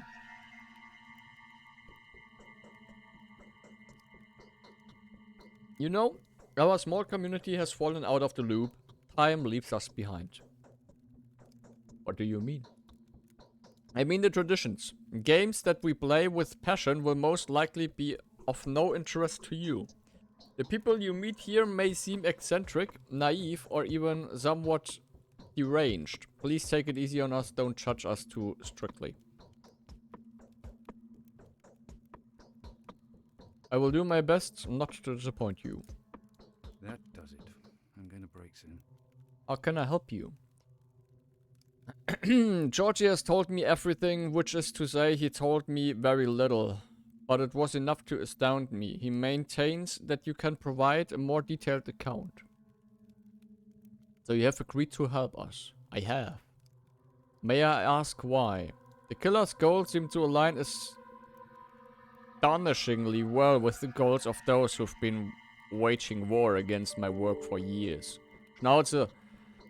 We share a tragedy. I want to exact vengeance upon...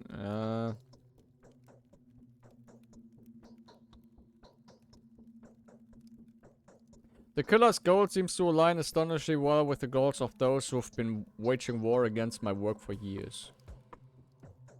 I'm prepared to answer any questions you may have. When was Simon last seen? He sent Isidore home. Then an hour later he came to his hall to see us. To this hall to see us. He announced his plans to withdraw to the focus and receive no one. He told us not to approach the focus and to fast for a week. Partaking of neither meat nor water. Then in the morning he was found dead.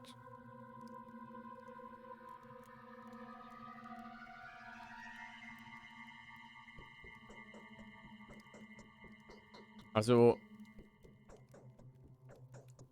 Approach the focus? Ich würde jetzt einfach mal behaupten, sowas wie meditieren oder so. Nachdenken. Und für eine Woche zu fasten.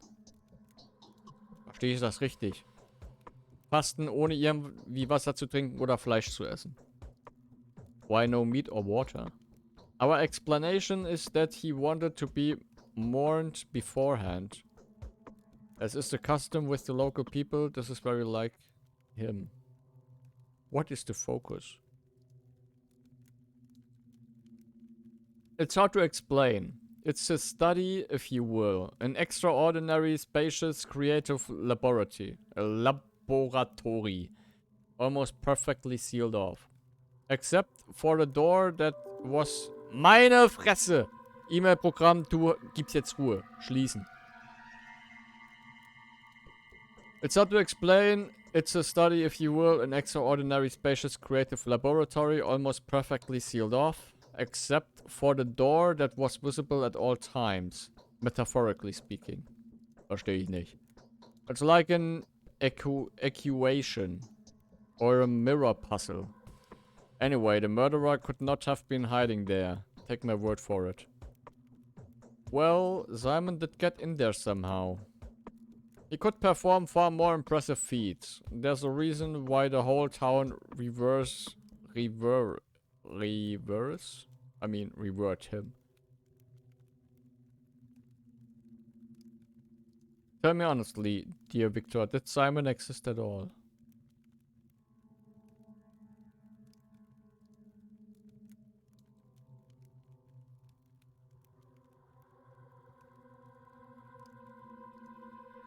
Ich würde schon irgendwie fragen wollen, aber ich habe Angst, dass das irgendwie nicht gut ankommt, wenn ich das frage.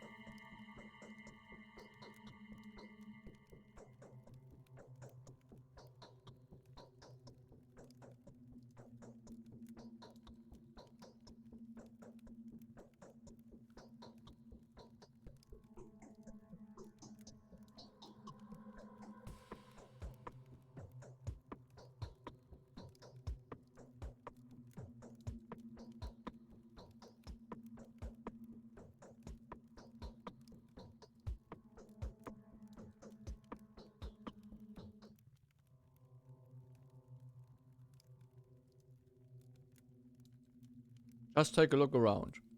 Trust your intuition. Do whatever you like. Speak to whoever you feel the need to. Look for the murderer, Doctor, and you will find them. Keep looking till the last breath. I am sure your rational thinking will help you. Ich weiß halt nicht, ob es jetzt schon ein Grab gibt, wenn er halt im Grunde gestern erst gestorben ist.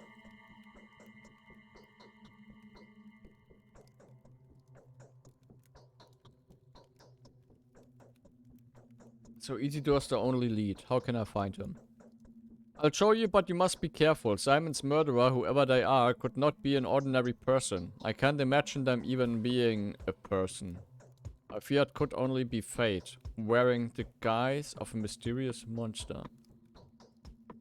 I will be careful.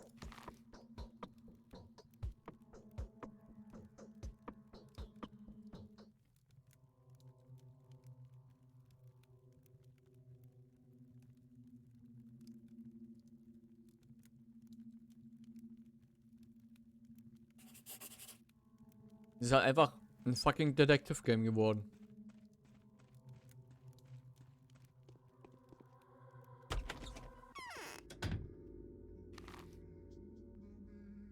Okay.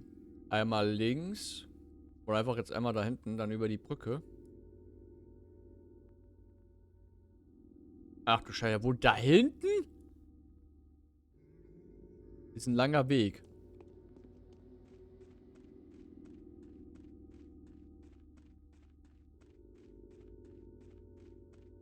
Ja, vielleicht können wir dann auch an einem Geschäft vorbei, wo wir mal anständig Sachen kaufen können. Zum Essen und so.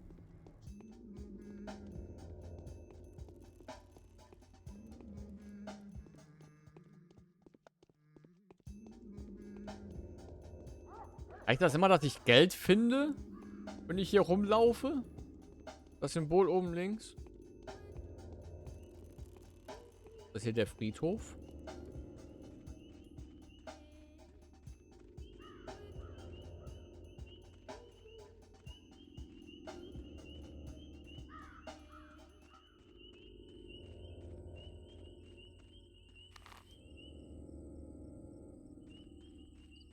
Oder auch einfach nur im Park.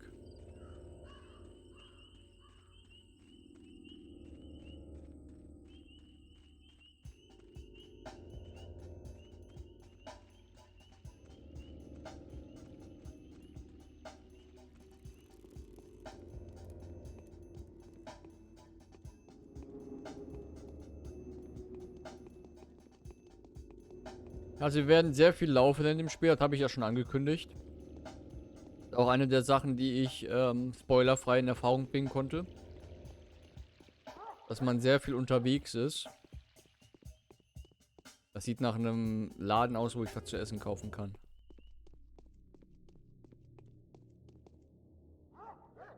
Die Musik ist hier auch anders. Gerade fast schon ein bisschen was von Fallout vom ersten. Ne, das war nur ein Restaurant oder so. Ah ne, ich kann da was kaufen. Cracker. A piece of dried bread. A lemon. Citrus medica, a common lemon. They're shipped to the region via the Southwestern Railroad. A highly valuable fruit. Provides a rich supply of vitamins and reduces fatigue. But increases hunger. Increases immunity by a negligible account. Amount. Brot. Vegetables.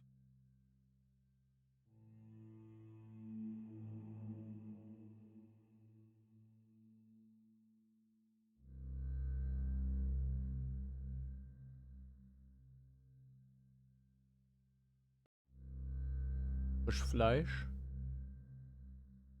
Nobody knows where this came from.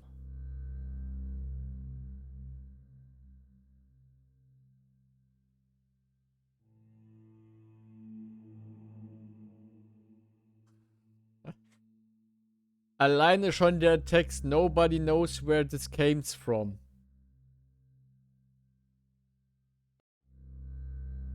Da habe ich ein mieses Gefühl bei. The risk of it being infected is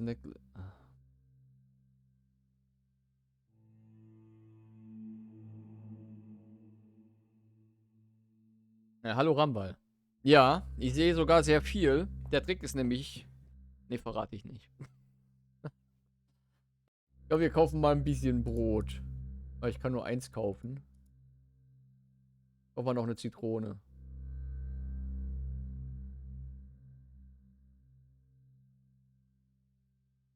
Wie war das jetzt mit dem Kaufen? Habe ich das gekauft? Nee.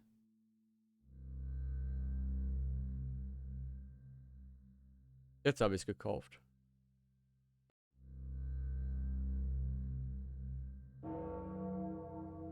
Oh, die Glocke läutet. Die Zeit läuft. War nur einkaufen, was guckst du mich so an? Ey, ich stecke fest. Alter, siehst du? Oh, how ferocious Mother Nature is. For this, her breath that has to be withstood. Oh friend, if only I could wet my whistle. I'd gladly give you anything on earth in exchange for a gulp of chilly spring water.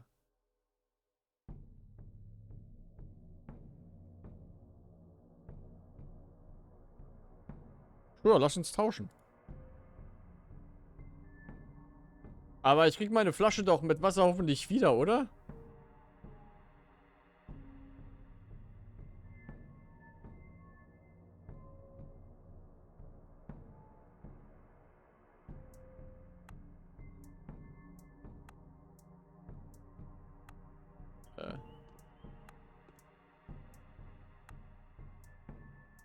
Ich will meine Flasche Wasser wieder, wenn ich die Bandage nicht... Arschloch.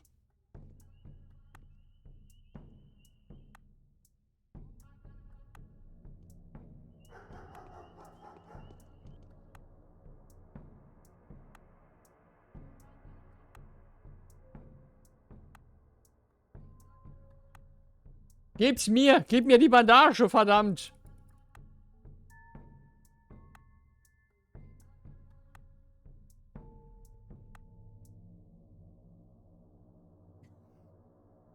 Er hat mir mein Wasser geklaut!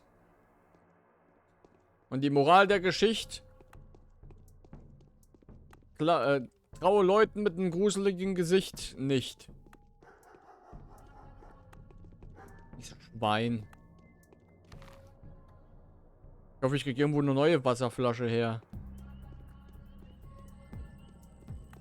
Was ist das bitte für ein genialer Soundtrack in diesem Spiel?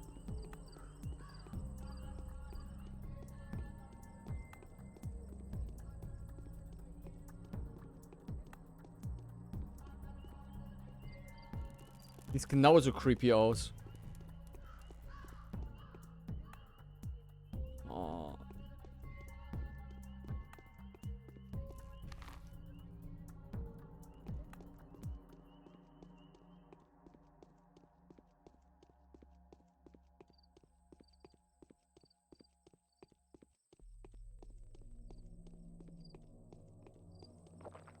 Oh, hier kann ich auch trinken. Wait, das macht mich müde. What the fuck?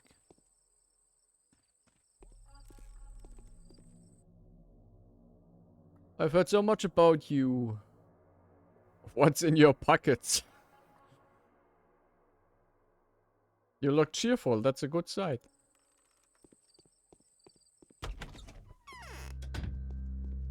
Hast du vielleicht eine Wasserflasche für mich? Nee, aber Fisch.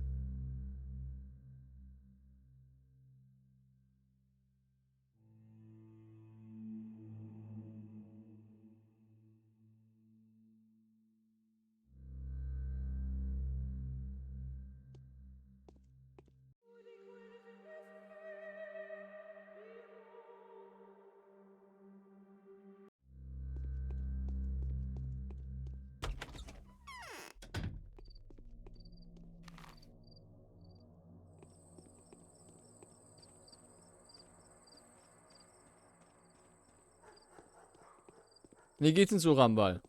Da fällt mir an, habe ich das überhaupt auch bei Carnage gefragt? Wie geht's denn so, Carnage? Oh, ein Spielplatz. Mit einem Rinderschädel drin. Sehr beruhigend.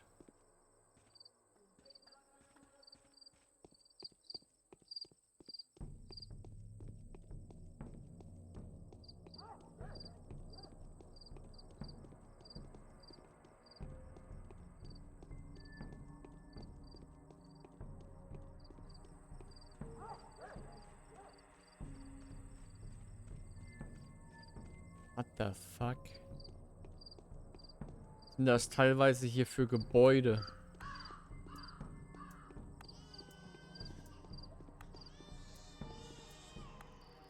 Alter. Ich fühle mich ein bisschen unwohl hier.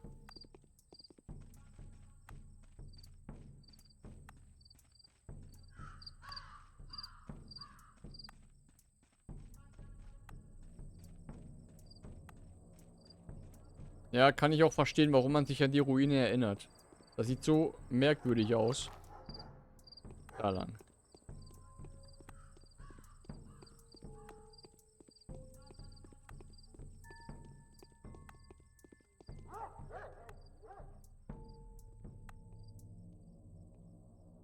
What the fuck? Was für eine Kindheit hattest du bitte?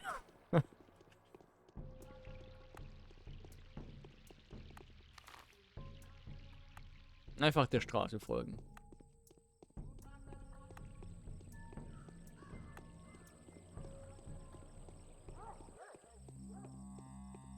Hier ändert sich die Musik auch nochmal.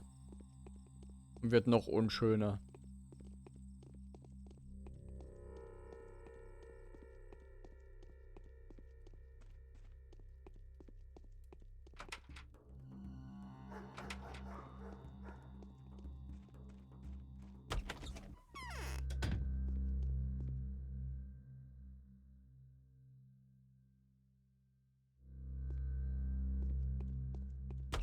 Wieso verkauft keiner von denen eine Flasche Wasser?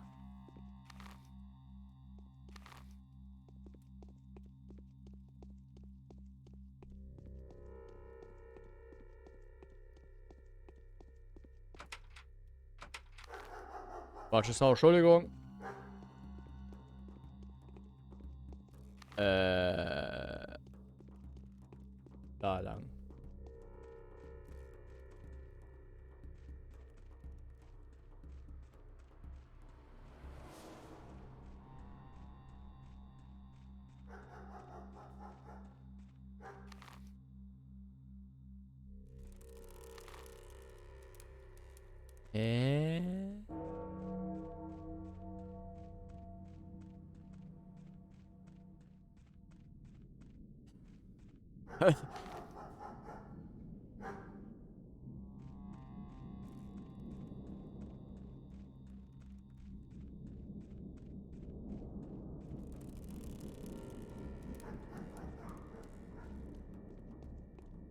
Also, ich fühle mich auf jeden Fall echt unwohl hier. Das kann ich sagen. Hi.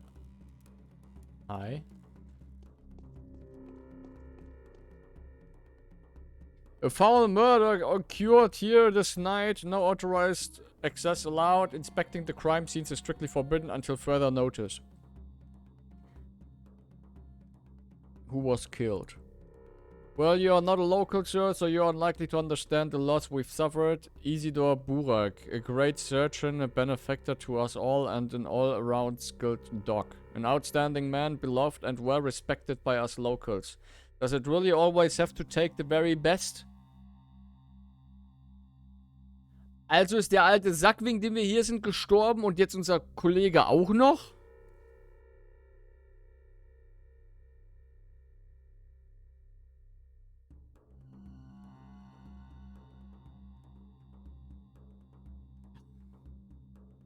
Oh, Summer Memories war so ein gutes Spiel.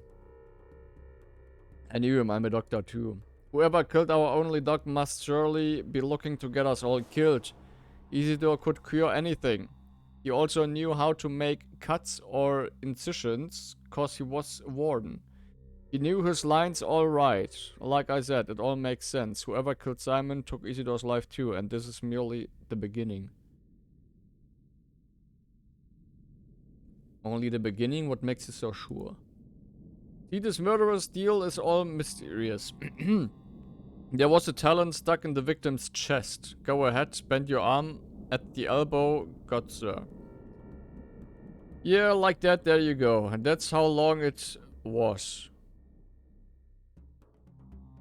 It broke off. There was dust on the floor, for the deceased had been a renowned step walker. And the dust was all covered in hoof steps and like traces of a sharp bone, I guess. As if someone was using a walking stick around there. I'm telling you, it's her. The Shabnak Adir, the clay man-eater. I want to inspect the building. We've been assigned to this post by Alexander, the head of the Saburov family. His house is in decline right now, but it's still powerful and very much respected. For it is they that's been responsible for maintaining worldly order and public safety in the town since older days. Please kindly address your concerns to him. Yes, there, Rod. You just take that road up there and get to the cape. As for me, I'm not authorized to let you in. You should have said that from the start.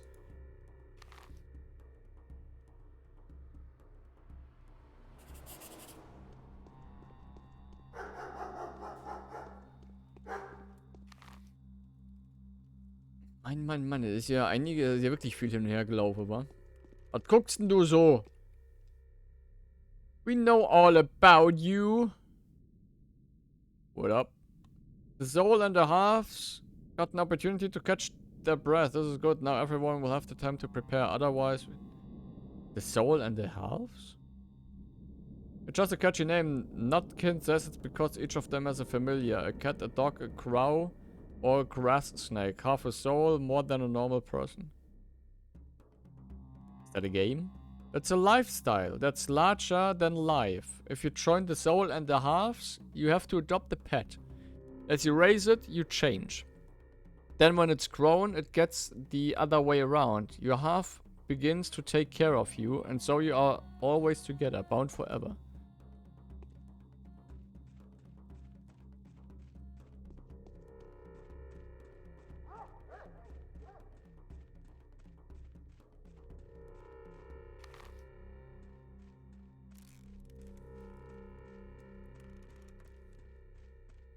Na, da komme ich ja nicht durch.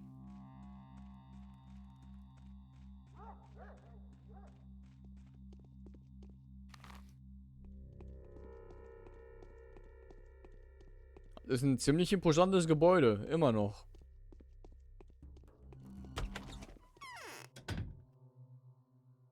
Edel. Hallo.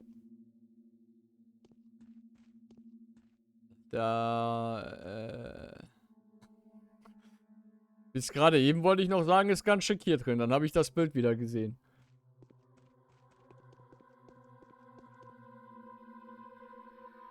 They say hitting hard is a good enough start.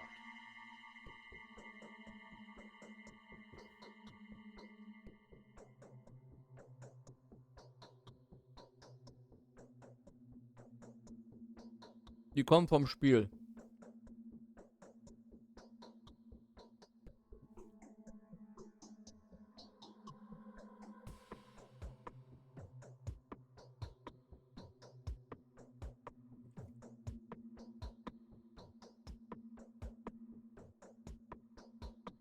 Die Sounds kommen vom Spiel. So I finally get to see you. Yes? You really do look like a messenger of sorrowful times. In any case, welcome to the Rod. Our meeting is quite significant in a way. Facing the changes with open eyes and taking the first blow is my duty. Do you think we are on the verge of an especially unhappy era? No grim events have clouded our existence since last summer. The country has cured its war wounds. Commercial communications have been repaired. Astrologists expect nothing ill. Do you hold astrologists' opinion in high regard? Sometimes I have to. Who do I have the pleasure of speaking to, sir?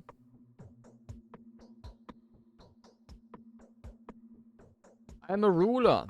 Astrology can be very curious, but I cannot allow it to influence my decisions. I have to act accordingly to factual circumstances. Would you agree? Definitiv. The outcome was to be expected, I'm afraid. Simon was doomed. So you've come to meet with Simon, haven't you? What can I do for you now? I was actually invited by Isidore, so I came to meet with him first and foremost. But now it's turned out that he's been murdered, yes. Looks like the murderer is always one step ahead of you, doesn't it? The same one that took Simon's life too. At least that's the conclusion suggested by the information at my disposal. Same pattern, same signature. Were there any traces? Look, I haven't been there myself. I'm quite content with interrogation subjects. Especially since we already know who we're after. You can join the hunt, by the way. I can describe his features. Who is it then? You wouldn't believe it. His own son.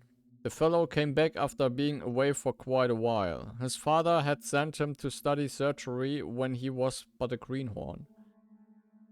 Quite a lot he has learned, huh? A wandering scholar turned evil to the bone. All of that just to grab the inheritance. Wait, how did you figure this out? Not honestly, it's hard to explain that to an outsider like you. Do you believe in such a thing as Clairvoyance? Die Hellseherin da. Ich würde mal sagen, ja.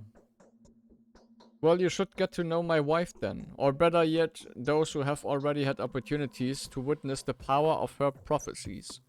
Former doubters first and foremost. Rationalist. She's got something to say to you too, by the way.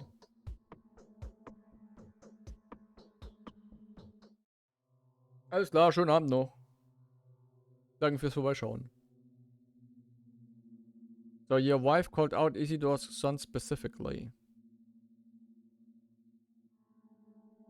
Not specifically, no, but it all adds up. And the circumstances of Simon's death make you wonder too. Isidore's son arrived here last night. The timing speaks against him. It even matches the time it takes to get from the Crucible to Isidore's house. What's about a motive? He's the type that needs no motives. Students these days know nothing of virtue and ethics. And the medic too. Humans are just hairless animals to them. Or even a harmful virus infesting the environment. Cynical bastards. Oh, but I do apologize. Didn't mean to offend you even by extension.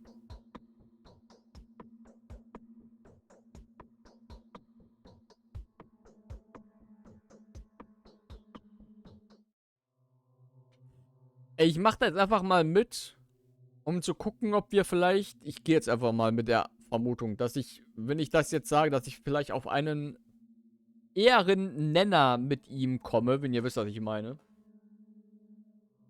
So nach dem Motto, ne, gleiche Meinung. Und man mag sich ein bisschen mehr. Oder auch nicht.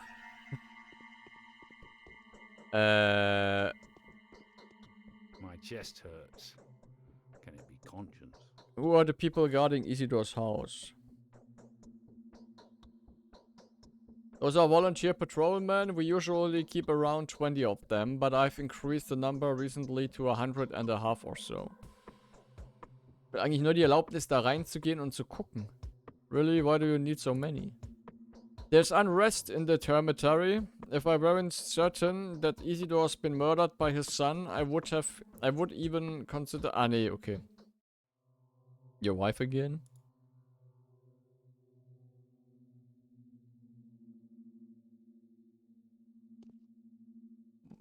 Seine Frau reden, aber wo ist die denn?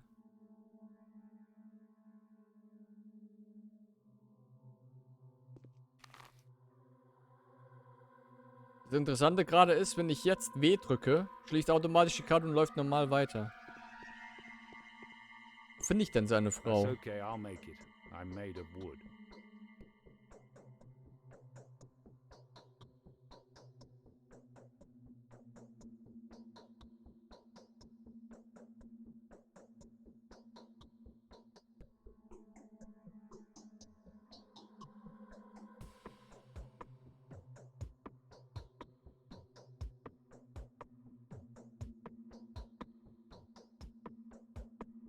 There are very few good analysts in our town. Everyone is more or less superstitious here, except for one, Yulia Liuricheva, perhaps the most level-headed and reasonable person, the only person to remain skeptical about Katerina's talents too, without a shadow of a doubt. She has her own picture of events, she always does. What is this, Yulia? Oder who? We came here with an engineering team when the town was being rebuilt. Did logistics or maybe communications? Not sure. They said she's a true expert in her field. Smart, yes, a polymath. Then the team left, but she stayed. She has my respect, but not my fondness.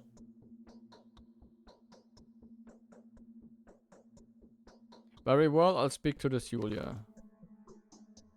Okay. Wir haben zumindest eine neue Anlaufstelle.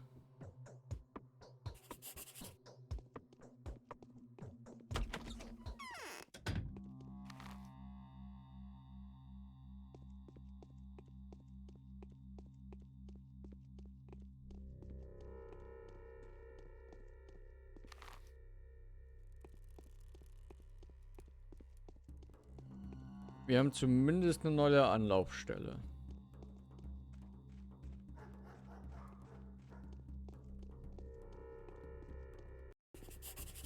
Ah, cool, es geht Quicksave mit F5.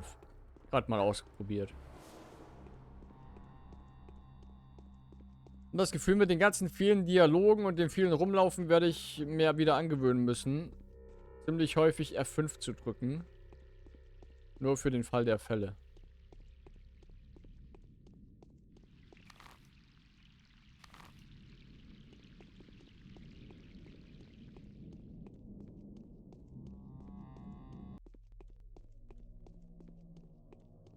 Ich hätte auch eher damit gerechnet, wenn man in andere Gebiete rübergeht, andere Distrikte, dass das Spiel dann neu lädt, den jeweiligen Distrikt, aber geht einfach flüssig zum nächsten über.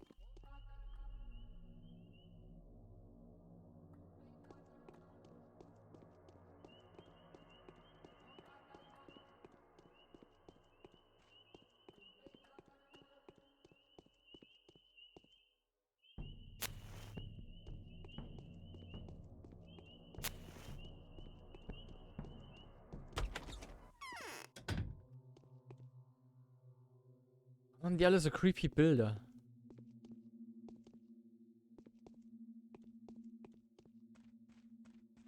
Natürlich ein Schachbrett.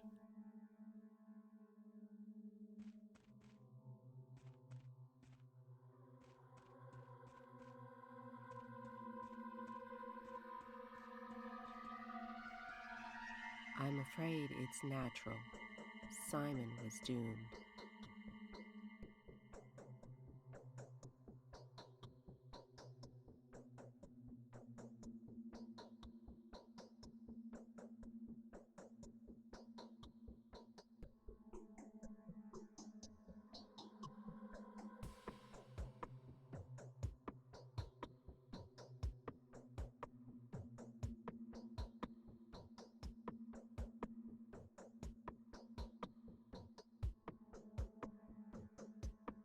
I seem to have lost any capacity for observation. My mind is out of tune. Things no longer add up. Before I had no trouble forming a trustworthy tessellation out of the most imperceptible contingencies. Alter. Now I simply cannot get my head around it. Could it be that I am dying?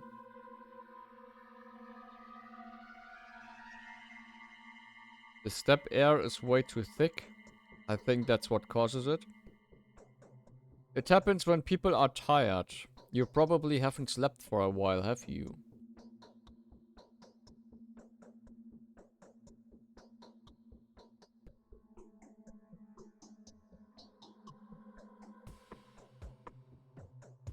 Oh no, Herba Tverinae is in blossom, I grant you. But then it blooms every year. Every year the steppe is filled with its stupefying vapors.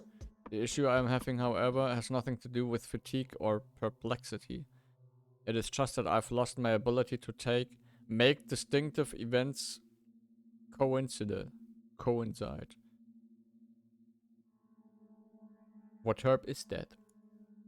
No matter what preternatural traits the locals ascribe to it, Twaya is all heady aroma, a bunch of superstitions, and remarkably little else.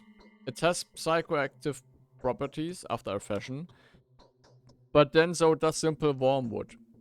Visions caused by ingestion of belladonna or Jimson weed are much more fascinating than what Twaya has to offer. Ich verstehe kein Wort, was du sagst. Ich bin kein Botaniker. I keep forgetting the most basic things these days.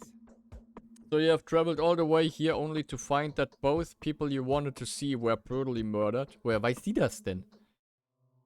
Is this how the story goes? I do not hope that your visit is not in any way related to these most unfortunate circumstances. Nee, leider nicht. Also nicht für die Remastered-Version. Remaster ist nur auf Deutsch, auf Englisch, auf Russisch, Polnisch und noch irgendwas.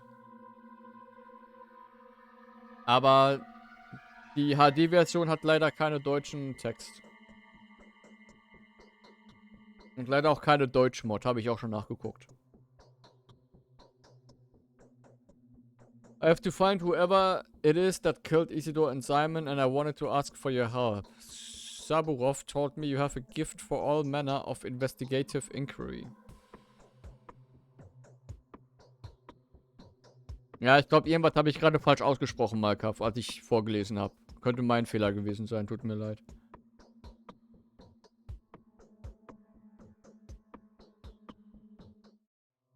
I am certainly no better investigator than you. I never had the chance to search for a murderer before. The best I can offer is to fill in the blanks with whatever mysterious supernatural entities seem most fitting. Shabnak Adir is the simple man's scarecrow.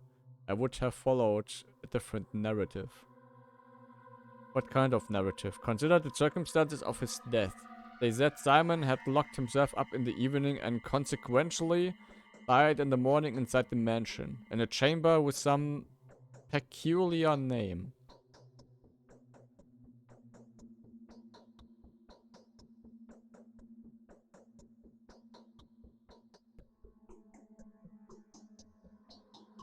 In this case, I would suggest that Simon was poisoned by the Kynes.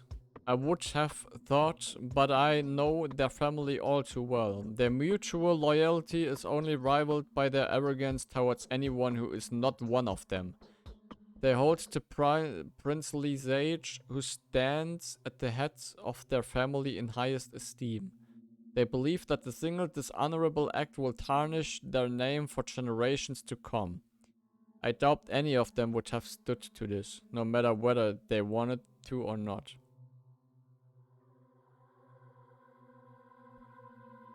Ich will ja nichts sagen, aber ich habe am Anfang auch gesagt, ich glaube, die haben den selber umgebracht. Also, wir sind auf einer Wellenlänge. Poison, how did you arrive to this conclusion? I don't believe you understand what he died in focus really implies. Do you know what the kinds refers to as focus? You don't seem to grasp the semantics of the term. These are the kinds for you. These kinds of innuendos are their fort. Well, what is this focus then?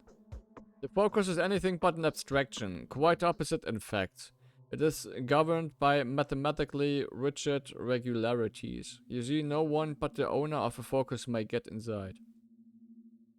This can only mean that Simon had brought the killer with him, or rather, within him, since no physical object may be brought into focus either. Who doesn't? The kinds are notoriously passionate about all manner of synthetic anomalies. They will never pass up the opportunity to devise a Kunststück that would allow them to wrap space, challenge physics, or manipulate optics. Metaphysically, a focus can be compared to a camera obscura. Oh, do note that the name is not unfitting. No, it's the entirely impossible for someone to get inside. Camera obscura. Mein erster Gedanke ist jetzt diese komische Ding, dass ich, ne? Diese eine Sicht, die ich aktivieren kann. Hat das vielleicht was damit zu tun? Oder irgendwie sowas?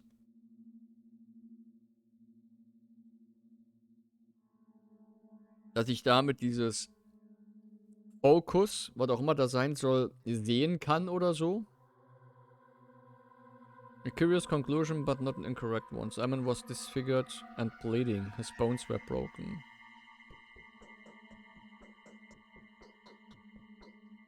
And you're also not allowed to eat or drink, but that makes one subject foul play in regard to Isidore's death. He had been stabbed after all. Stab does not even begin to describe it. Stuck, Reuben told Lara that Isidore was slaughtered by some objects resemblant of a humongous, razor-sharp talon. What a riveting case. No wonder some people would start talking of stab monsters made of assorted bones. What a claw-like object? Such was the topography of the wound, according to Reuben. Neither Lara nor me are quite able to colloquialize a term like this. You should speak with him directly if you wish to know the details. Make haste if you want to get a hold of him. Reuben is eager to join Simon as soon as possible, no pun intended. Where is Reuben at the moment? Mourning his master, I think. They were very close. Did you investigate Isidore's house yet? Yes, but I won't let anyone in there. Is that so? Well, this does introduce a different perspective. Did you say Isidore was the last person to see Simon? The question is, who did he see before? The sun had not yet set when Isidore returned from this step. However, he came to Simon well after midnight. The question naturally arises, where did he spend the missing few hours? Woher weißt du das alles? I think you still fail to grasp the entirety of your predicament. The rumors spread like wildfire here. One of the children saw Isidore come home. They were waiting by the entrance, eager to hear a step story or two. So the prosecution of Isidore's son is based on the testimony of a child? That is what Saburov claims. Was Isidore seen with Saburov by any chance? I don't know, but Saburov interpreted his coming as an omen of an upcoming unrest among the workers. He warned Saburov of an upcoming storm.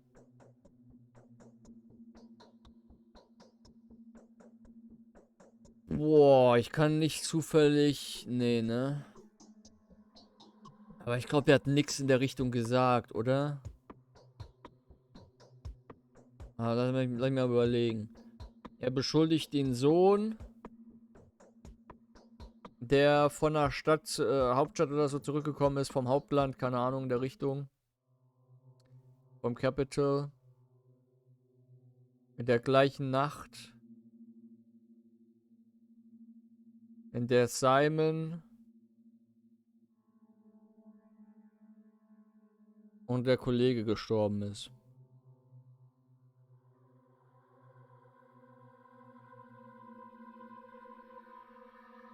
Dann noch irgendwas gesagt, was mir gerade entfällt. Ich glaube nicht.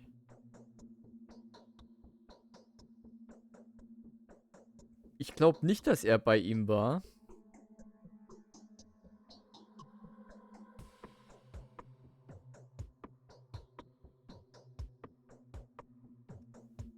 Also Isidor.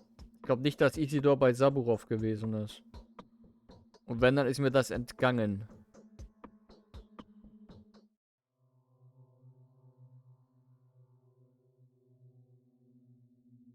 I don't know.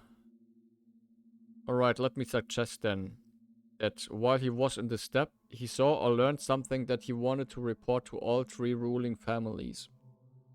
In this case, either of the Olgimsky family should have been on his intiary, especially since Burak was one of their own men.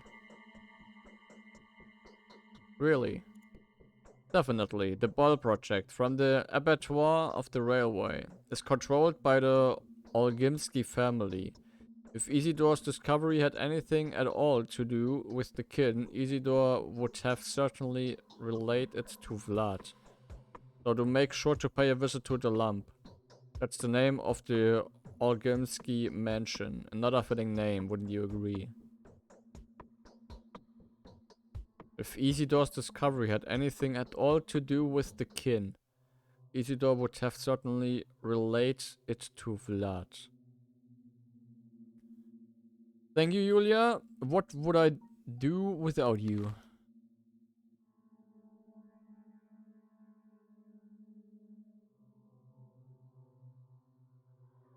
Das ist ja glücklicherweise nicht ganz so weit weg.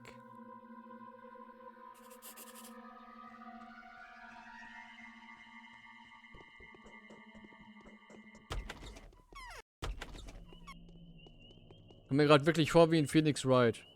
Nur, dass ich selber laufen muss. Rede mit dem da. Rede mit dem da. Einzige, was mir noch fehlt, ist, dass ich den Tatort untersuchen darf. Oder kann.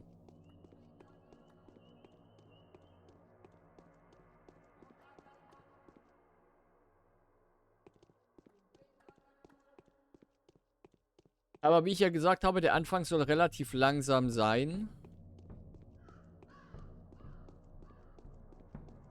Aber mit dem zweiten Tag soll es halt mehr zur Sache gehen, sage ich mal. Interessanter werden oder so in der Richtung. Haben wir noch was, wo wir kaufen können? Eine Flasche Wasser wäre ganz geil. Oder einfach nur eine leere Flasche. Aber nö.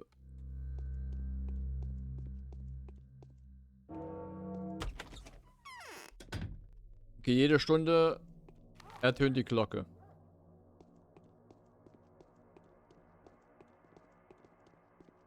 Ich muss aber sagen, bisher gefällt es mir eigentlich. So von der Atmosphäre her. Ich mag auch irgendwie diesen Look.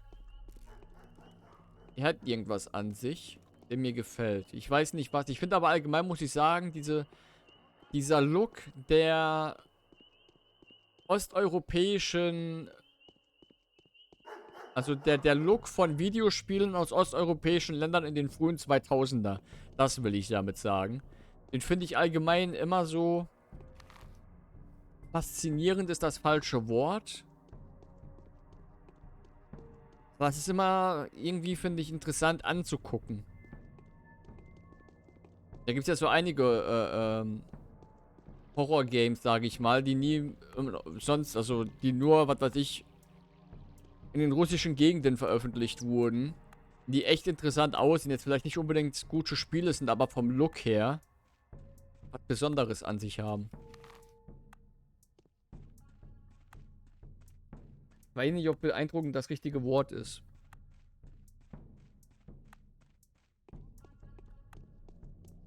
Faszinierend.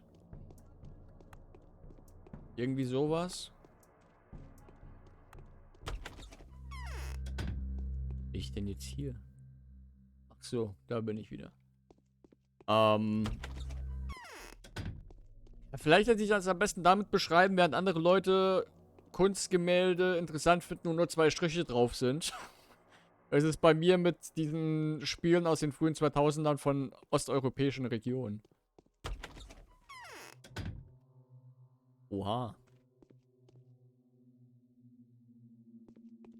Ich habe mich doch in der Intro-Cutscene gesehen. Ist doch noch ein Kind. What? Look at all this. If only my dear mother was alive. She'd taken the reins of power in her hands. Even father would listen to her. But who is to take care of us now? Not Katharina, that's for sure. The mistress is too exhausted.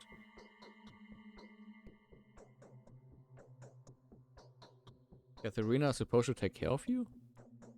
Katharina is scared like a child herself. And I also think she's being tricked. Yes, her prophecies come true just like it's always been. But they are becoming more and more noisy. Every word she utters comes across a metaphor. Can she really predict the future? She sees the vague features, and she always speaks the truth. Just like a true mistress ought to. I see. The children no longer remember me. I have a terrible headache, but it will pass on.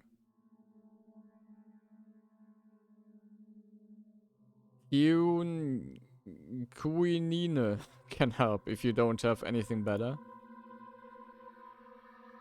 Father has been. Okay, da komme ich nicht weiter.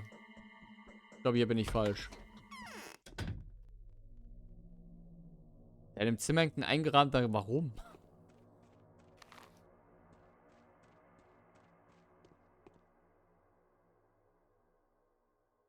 Weil Kunst. Das ist doch keine Kunst. Oh Gott, nicht das Ding schon wieder. Okay, wo bin ich jetzt gelandet?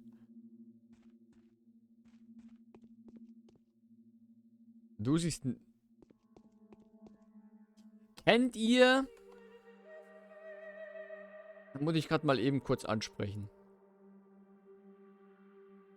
Den Nightmare Artist.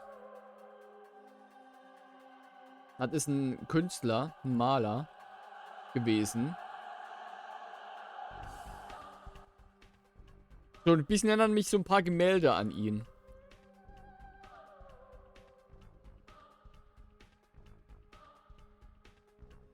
Okay, das ist jetzt gerade... Das sind so ein paar Gemälde von dem sogenannten Nightmare Artist.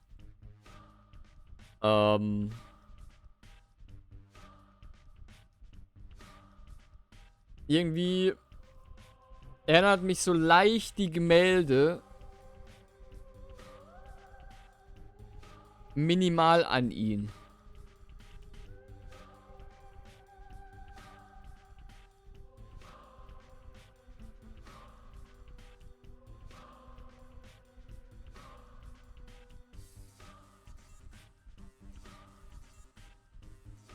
Wollte ich nur mal kurz gezeigt haben. Der, ja, faszinierend ist das falsche Wort. Aber ihr wisst sicher, was ich meine.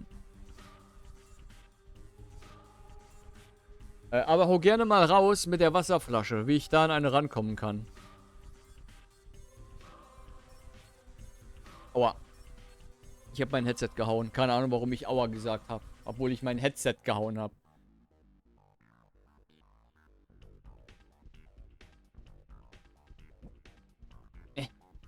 Anders hinsetzen. Ja, genau. Wie sagt man so schön, wie ein Autounfall. Erschreckend, aber man kann auch nicht weggucken. Man kann den Müll durchwühlen.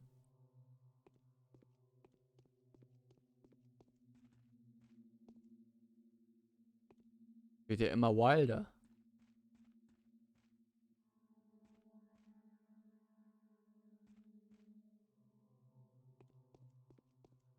Also manche Bilder, ne?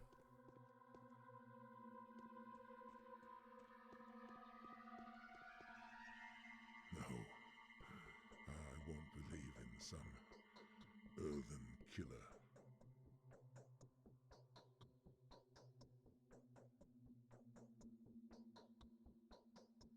Ah, Bachelor Dankowski, of course. Who else could be so dapper? I've heard quite a lot about you. Have you taken a look around? Be sure to check the state of the industry around here. We have our own ways.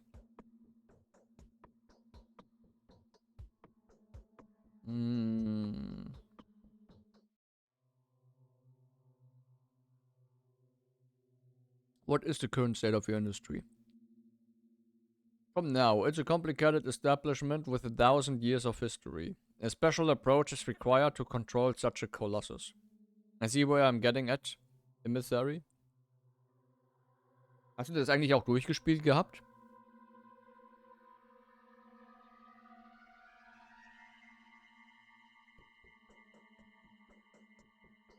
Die Antwort kam sehr schnell.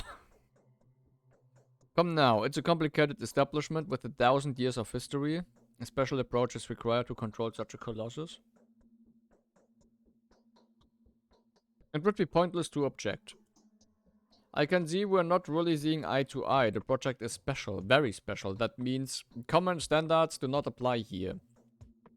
That would be very naive. You are probably right. Hard. It's hard.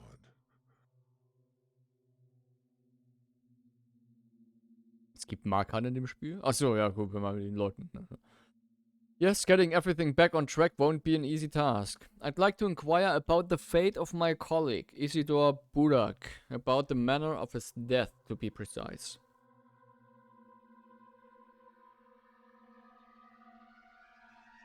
What are you implying? What is this manner you're talking about? Be so kind as to mind your own manners. I had nothing to do with it. Don't they say Isidor was murdered by a step demon?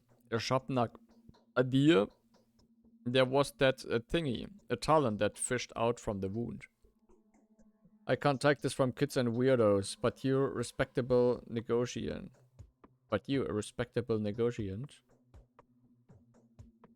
It's hard for you to believe, isn't it? It used to be hard for many. Take my boy, for example. A scoffer, if I've ever seen one. And now even he believes it's real. He went off his head a bit.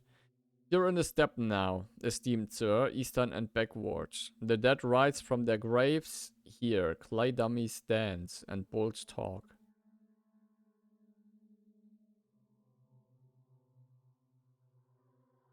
Does he know the steppe well, that son of yours? He rubs elbows with the rabble. The butchers, Odong, shepherds and gatherers. Learns their tongue. Collects their legends. He doesn't keep them in check at all. They even dare to come visit him within the premise of the town. If you see a worm creeping through the street, he's definitely looking for my son.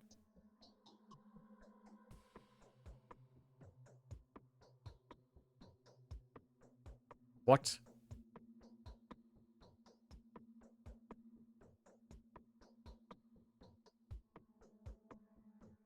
Doesn't keep them in check at all.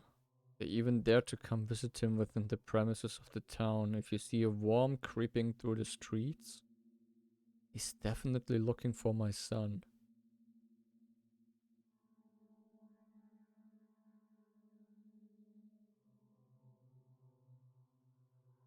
Ah, okay, he rubs elbows with the rebel. Rebels sind die Butchers und so weiter und so fort.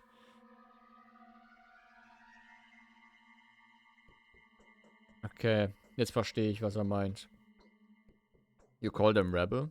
They are dangerous, they're aggressive, and they hate everyone who isn't a step a person. They'll jump you and kill you on the spot. They'll tear you up with their teeth and devour your flesh while you're still throwing fists at them. So if they're spotted within the town, countermeasures are taken. So what of your son? Perhaps you could tell me more about this creature? So your son knows who the murderer is? Perhaps you've even given shelter to them? Hold your horses! You want to talk to my blockhead? No, you have nothing to talk about. He's not there. Here, thankfully. I don't want you to meet. You heard me? These are tradesman words, and I'll stick to them. Yes, undoubtedly. Das lief ja nicht so gut. Finde es aber interessant, dass der von Würmern gesprochen hat. Und da haben wir diese Kreatur, die irgendwie was Wurmiges an sich hat, sage ich mal.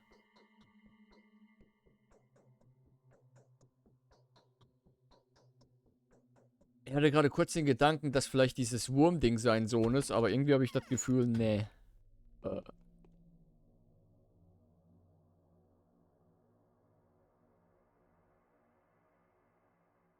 Hallo?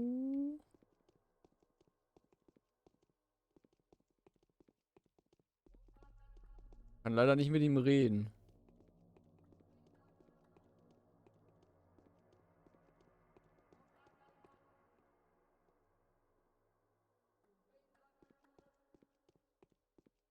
Hm.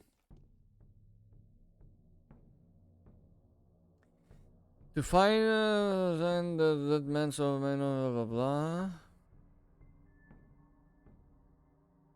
I am following in Isidore's wake, certain that the trail of his footsteps will lead me to the crucible. There is little doubt in my mind that Isidore was well acquainted with each and every family in power, but it was Olgimsky that held Isidore's leash, a relationship rooted in unbreakable family loyalty. It is with the Olgimskis that I must make my next destination. A cunning Lord Arundel, the older Olgimsky does his best to avoid any mention of his household. When I asked him what his son was doing, the honorable stock breeder momentarily lost his temper. I think that the son knows just as much as the father, and it will be easier to get him talking. But where can I find him? Das ist eine sehr gute Frage und ich habe das Gefühl, ich hätte diesem Wurmkreatur folgen sollen. Nenne ich es einfach mal Wurm.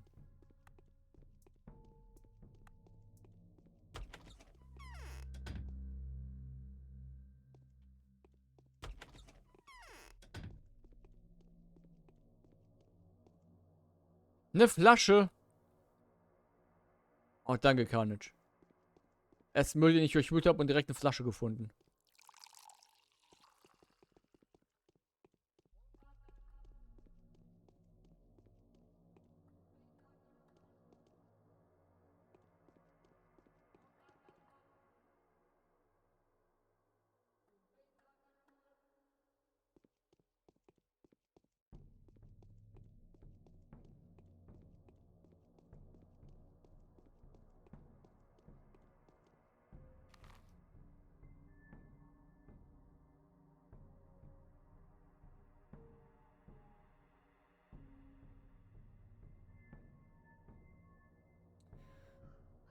Stehe gerade ein bisschen auf verlorenem Gleise, wie man so schon sagen würde, oder sowas in der Art.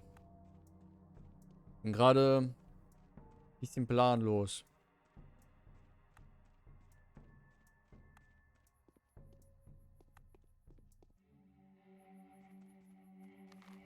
Das ist ein sehr interessant aussehender Bahnhof.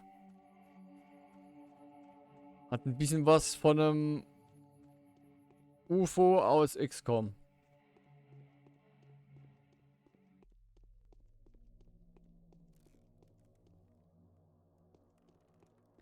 Ein Mülleimer also. Musst du auch erstmal wissen, ne?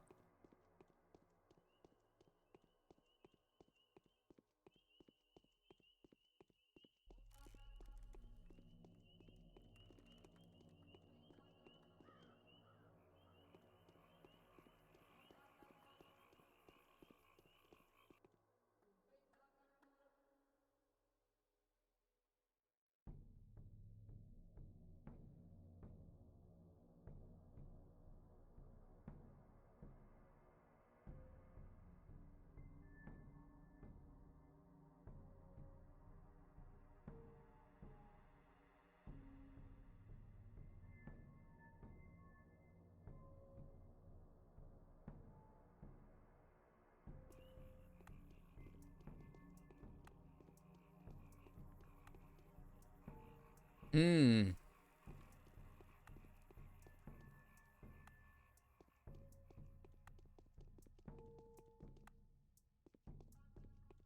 Planlos in einer unbekannten Stadt.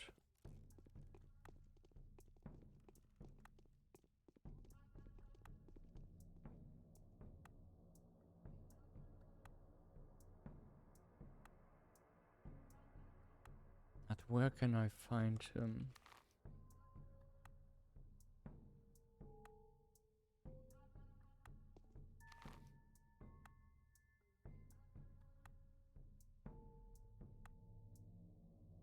Die hat doch irgendwas von dieser einen Lara mal gesagt gehabt, ne?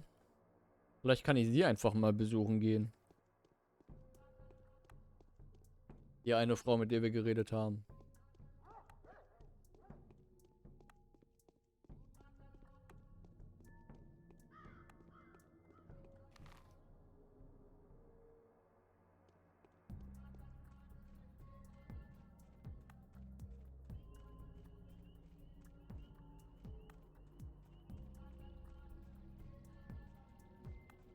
Shit.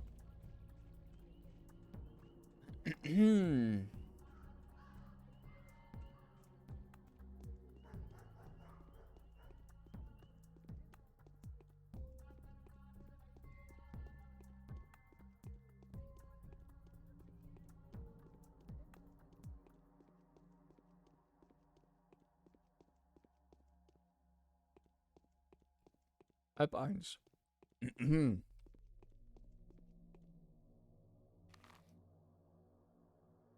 Das ist das Stadttheater.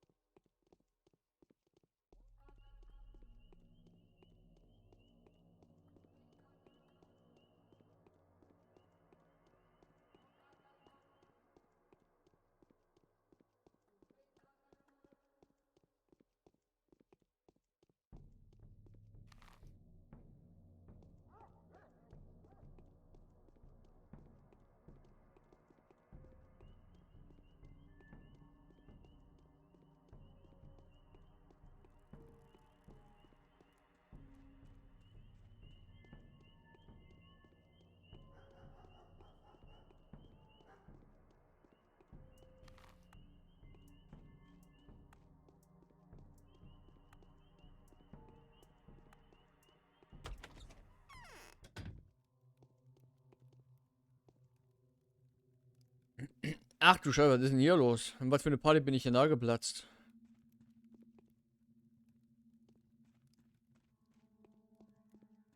It's nice to see you. It is not so dangerous to do wrong to most men as to do them too much good.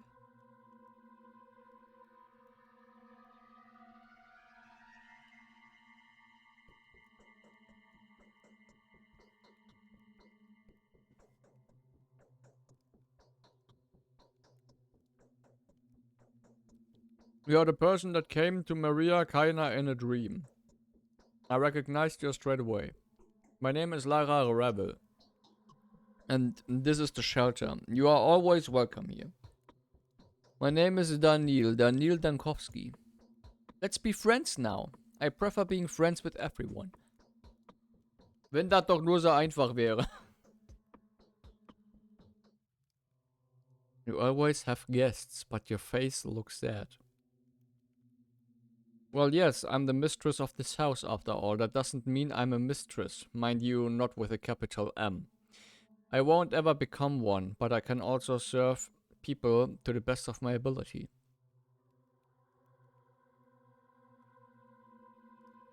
Who are you talking about? Everyone who sits at this table. See? They are all trying to be mysterious, but in reality every action we take is a mere consequence of a deep wound. Our words are like the drops of blood seeping from it. The sorrow is what opens people up fully. You're a poet. I'm just in a melancholic mood. We are way too used to playing the game of tragic predictions. I'm trying to arrange everything back to order. I'd be happy to help you if I can. They say Ripper was caught. Does he really cut people? I know you're a doctor, a wonderful one at that, a celebrity medic. Everyone in our small town knew that a famous doctor was coming here. I'm very glad you really have, because I want you to do a certain good thing. Can I ask a favor of you?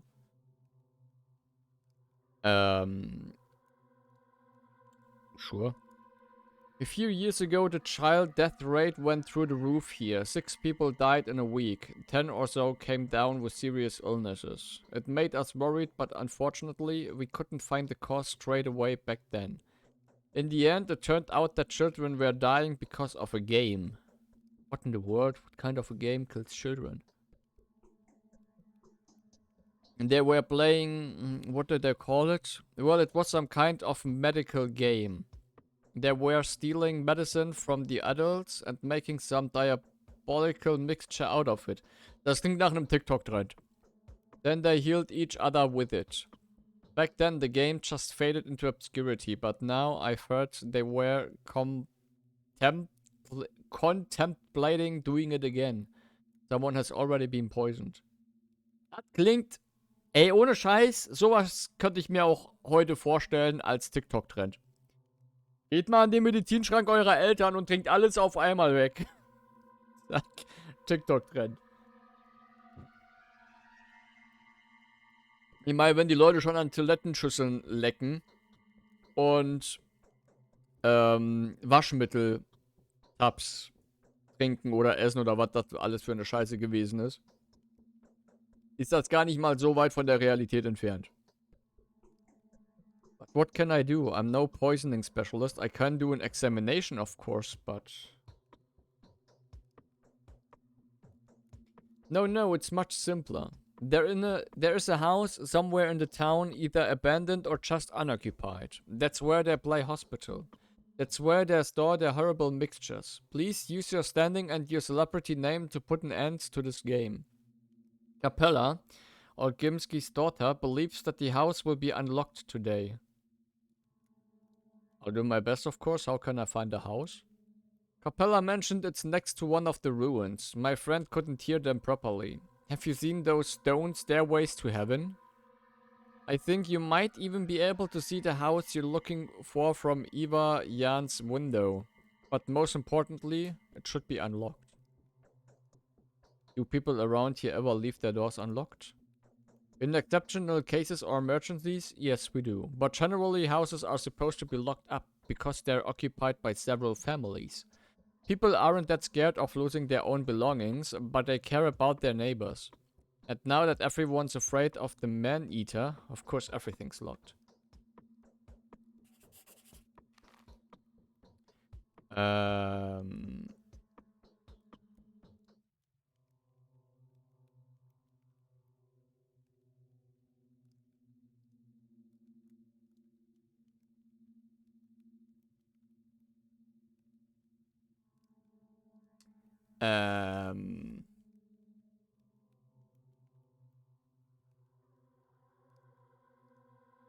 Was ist eine Nebenmission also?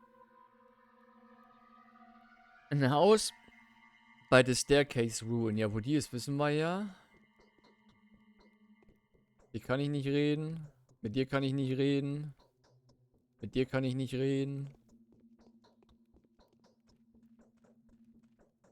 Okay. Ihr wollt alle nicht reden. Doch, genau das heißt es, Markov. Warum sollte man es sonst Milch nennen? Scheuermilch. Da steckt das Wort Milch doch schon drin. Da. Ist klar, dass da Milch drin ist. Also Leute, wenn keine Milch mehr im Haus ist an sich, Scheuermilch. Tut das bloß nicht.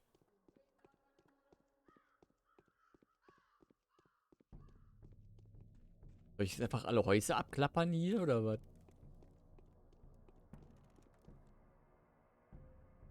I can see the stash from my window in the still water in a house by a staircase ruin. I can see the stash from my window in the still water.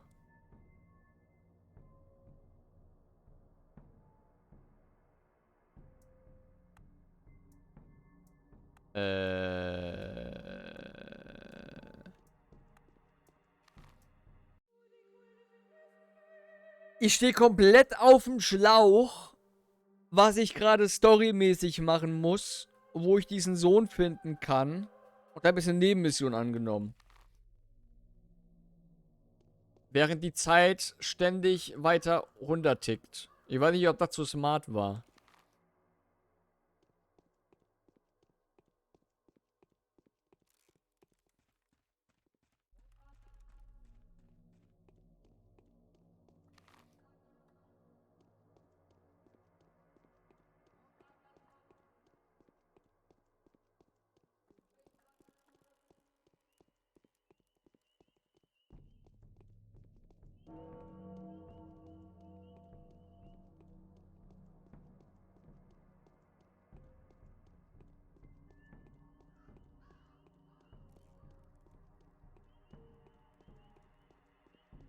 Aber ich hätte halt wirklich diese einen Kreatur nachlaufen sollen. Als ich die gesehen hatte. Weil der irgendwas gesagt hatte mit mit Würmern und so ein Scheiß. Falscher Weg.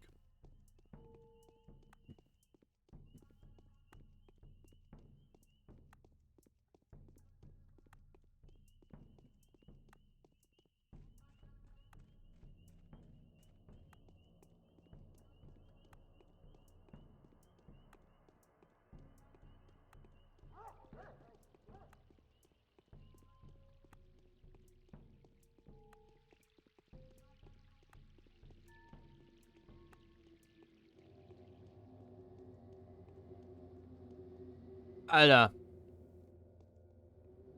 Gehen jetzt ab.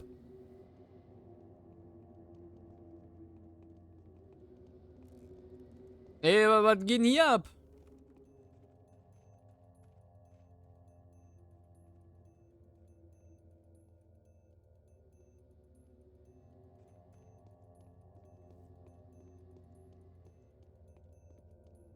Ist nicht mein Business. Hat mit mir nichts zu tun.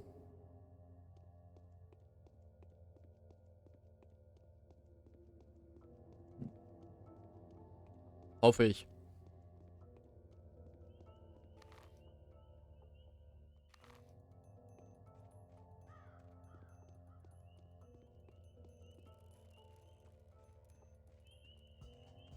Die, die Rutsche sieht aber auch echt nicht so gut designt aus. Da kannst du ja genauso gut von der Rutsche runterspringen. Knallt's genauso hart auf dem Boden auf.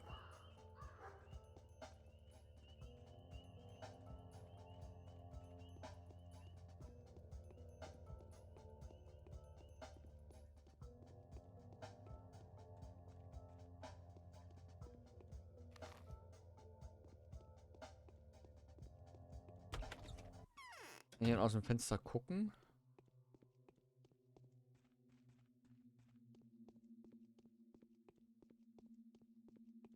Nee, alle Fenster hier sind zu. Hm.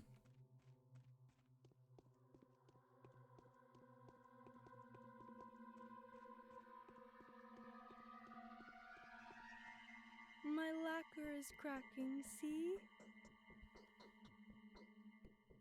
I found out more about our morning visitors. They turned out to be runaways. Can you imagine? What have they run away from? A jail, a bedlam, or a zoo, judging by their appearance? All Gimskis have closed the cemetery again, and those who have managed to escape from there are now being hunted. Capella told me all of this. All about this. Some of them have run away, and some went into hiding somewhere in the town, and Capella is worried. Who is Capella? Big Vlad's daughter. A beloved daughter, too. She's wonderful and has these abilities. The children follow her as if they were charmed, just like they followed that piper. Well, she said she wanted to save the fugitives from her family's wrath. Is that so? Capella and Vlad, the younger, are poles apart. Vlad's primary concern is the interest of the family, though the sister is worried that the brother will kill the runaway. She'd rather have him survive the night and escape into the steppe. Where could the runaways be hiding? In a hospice in Earth. Well, hospice is just a name, really. What are you planning? To visit a place? Then help them escape into the steppe before Vlad sends mercenaries after them. That would be a good deed. We've had enough murders, haven't we? True.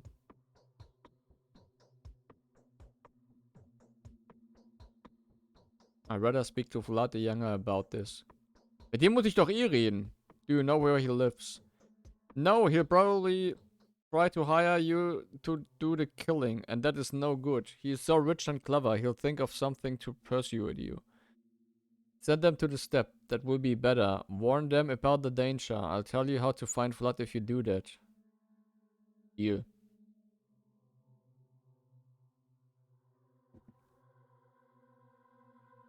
Grüß dich, Seku. Also bisher finde ich es noch recht interessant. Mal gucken, wo die Reise hingeht. Oh. Weiterlaufen. Aber deswegen bin ich nicht hier.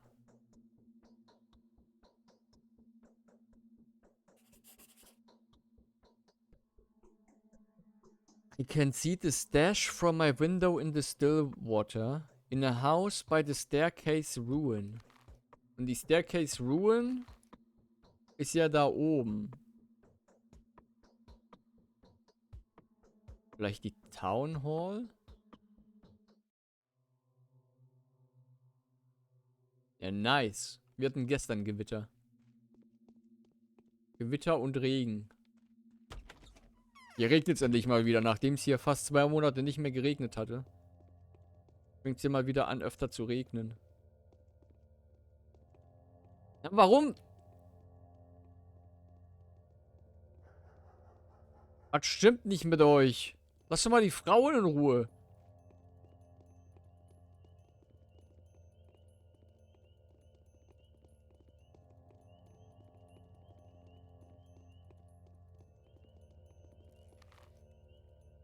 Ey, bei mir auch gar nicht. Sind wir vielleicht Nachbarn und wissen es nicht?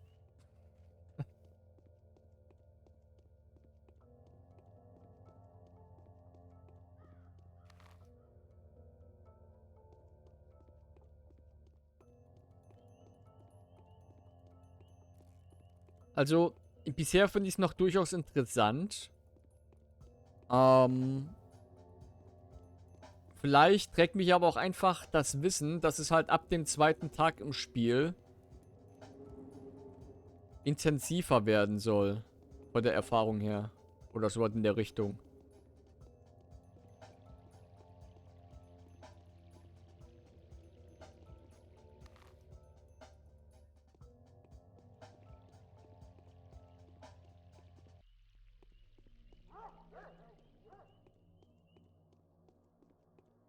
Ich mag den Soundtrack bisher recht gerne.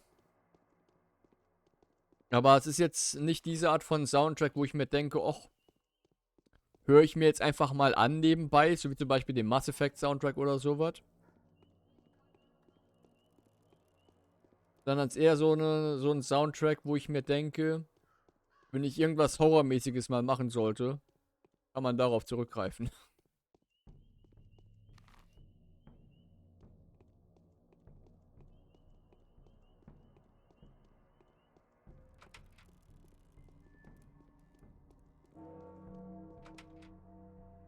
Die Zeit rennt mir davon,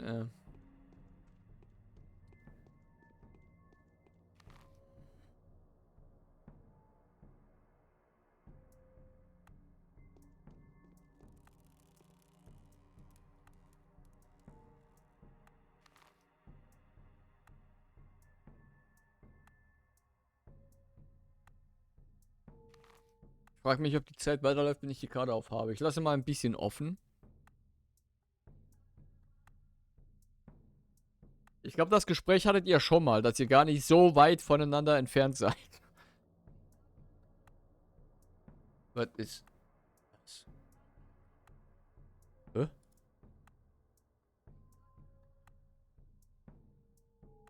Okay, scheinbar läuft die Zeit weiter oder so. Okay, ist immer, dass ich einfach nur W drücken muss, wenn ich die Map aufhabe.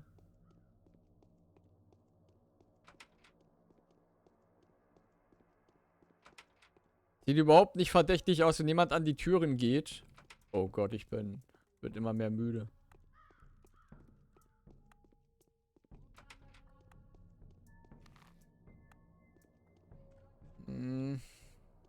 Okay, orange sind Läden.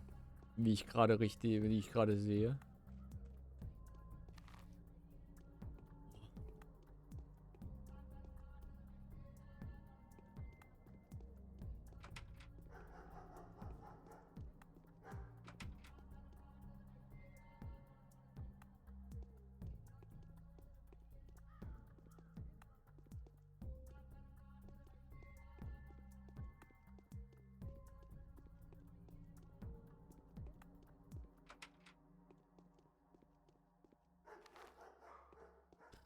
Ich glaube, das ist falsch, was ich hier gerade mache.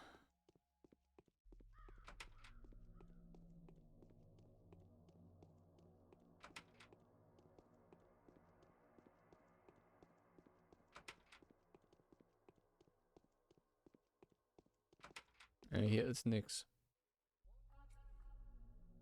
Wir gehen mal rüber zum anderen Gebiet und machen mal das. Dann weiß ich auch wenigstens, wo dieser Flat ist. Dann komme ich in der Hauptstory auch weiter. Kann mich dann vielleicht ein andermal hier drum kümmern. Vielleicht. Wenn dann die Zeit noch dafür da ist.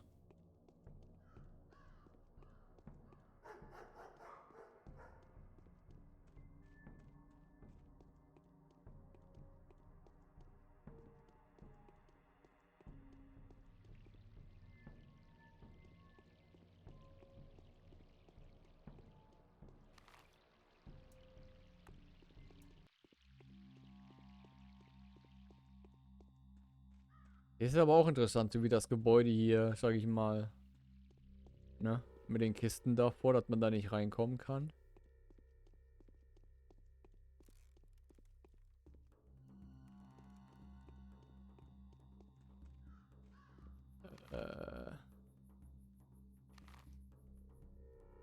Achso, das ist ein Pub.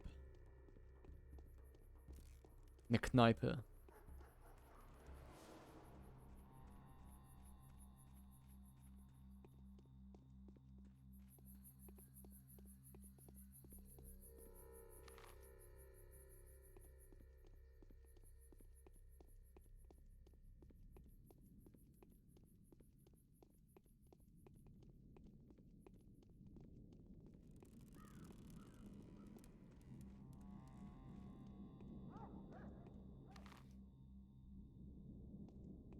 Also die Musik jetzt im Hintergrund, wenn man das Musik nennen möchte, könnte auch genauso gut in einem Fallout 1 oder 2 drin sein.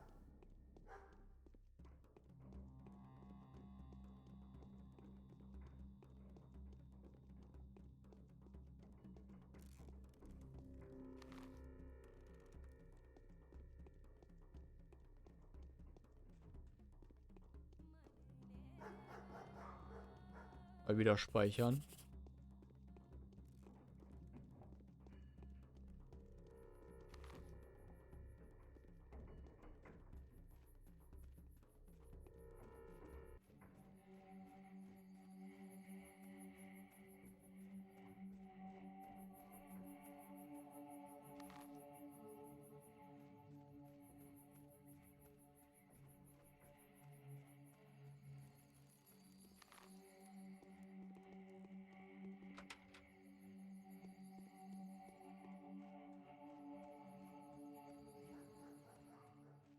Diese verdammten Zäune, ne?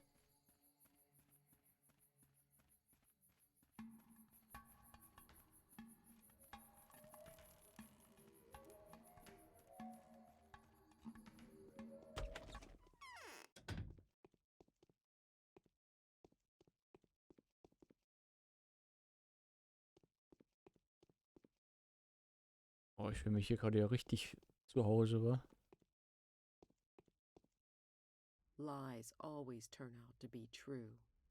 Don't mess with Earth.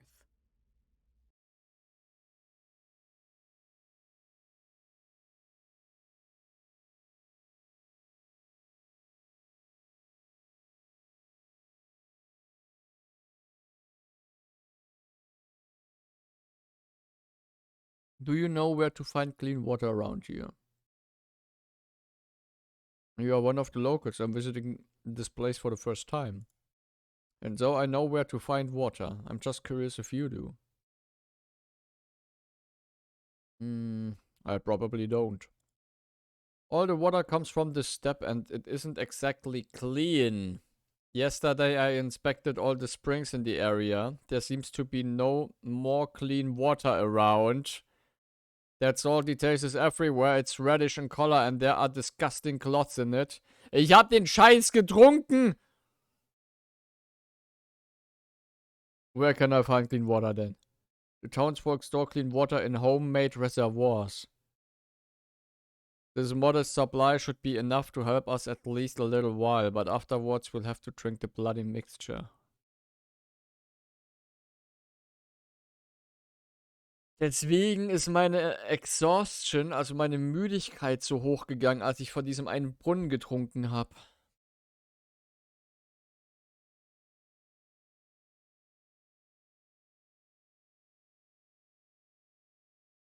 How disgusting. Why is the termitary so loud? What are they celebrating? There's a runaway hiding here. Take me to him.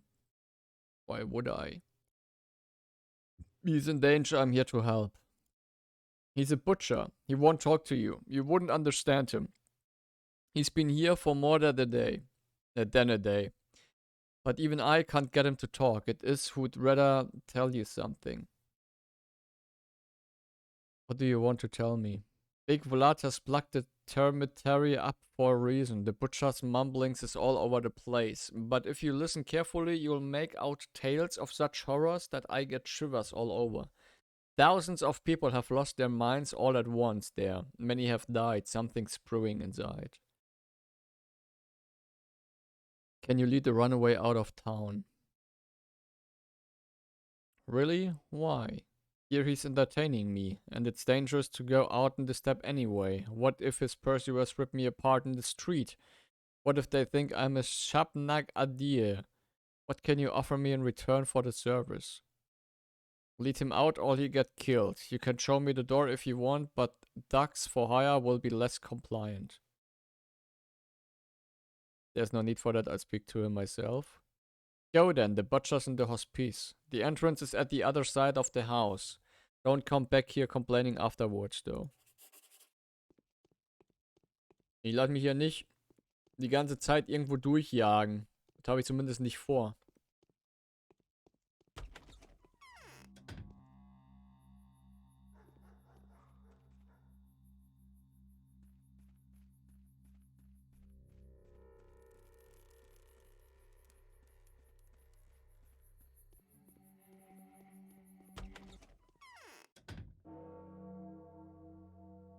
Per Timing mit der Glocke.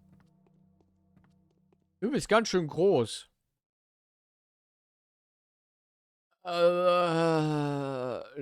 Do kindly tell me, do you even understand me? Au! Okay, er tut's nicht.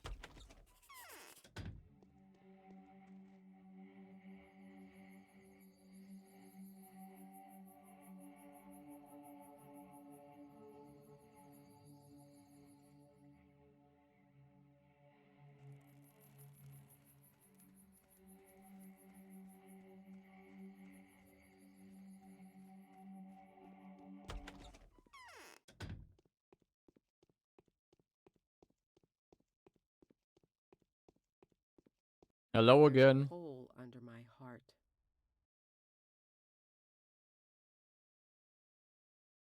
Aren't you a funny girl? Was there anyone around that would want to see Simon killed? Warum ich jetzt auf das Thema bei ihm komme.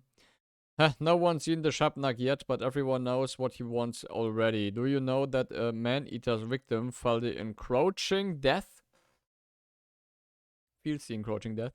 They know in advance they're next on his list, and so they walk about restlessly, waiting and waiting and waiting, and then the wait is over. That's how you can tell who's being hunted.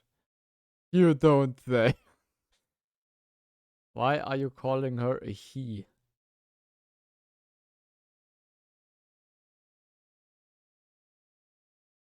I don't believe the man-eater is a woman. Anything is possible, of course, but I think it's sexless. You seem to be well informed. Shit. Hatte ich denn zuletzt gespeichert?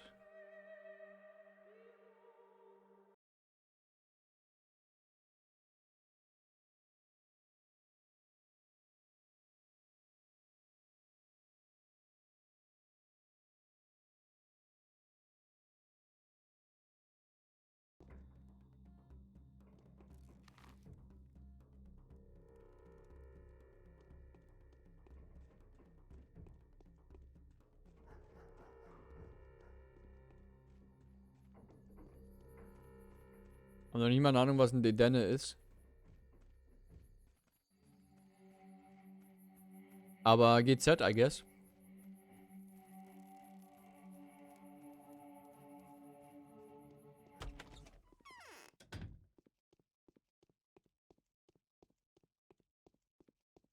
Hallo nochmal. What? I probably don't. Where to find clean water then? How Why is the disgusting. intermitary so loud? There's a runaway hiding here. He's in danger. I'm here to help. What do you want to tell me?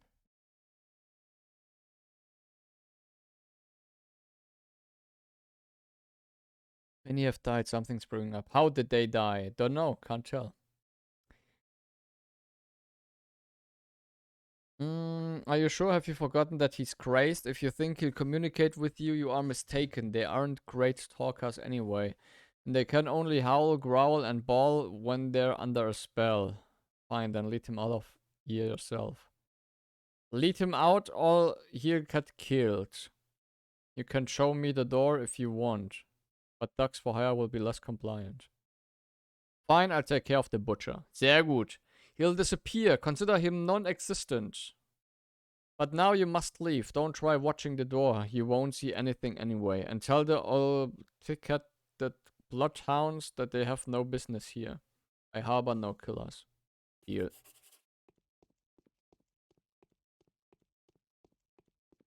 Da war ja einfach.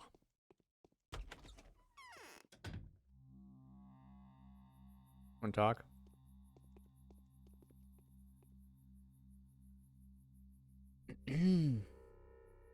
She who gives shelter to runaway workmen will lead the butcher deep into the steppe. May this be comforting enough for kind-hearted Eva.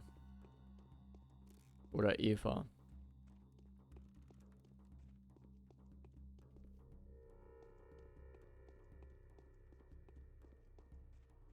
Also Wasser nur aus diesen Kanistern, die rumstehen, holen. Und nur im äußersten Notfall Wasser von einem Brunnen trinken, wenn überhaupt. Also wirklich nur im äußersten Notfall, wenn wir kurz vorm Verdursten sind oder sowas. Aber ansonsten... Infection ist glücklicherweise noch nichts. Was stimmt nicht mit den Leuten?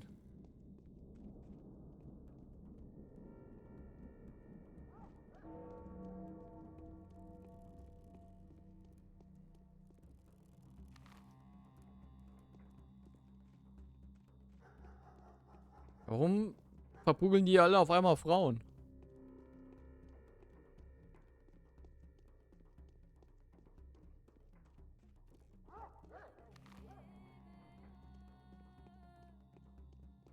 Ich habe irgendwie so ein ganz mieses Gefühl und eine ganz miese Befürchtung, dass die Geschichte mit den Metzgern in Kombination natürlich steht mit dem Fleisch, wo keiner weiß, wo das herkommt, das wir kaufen konnten.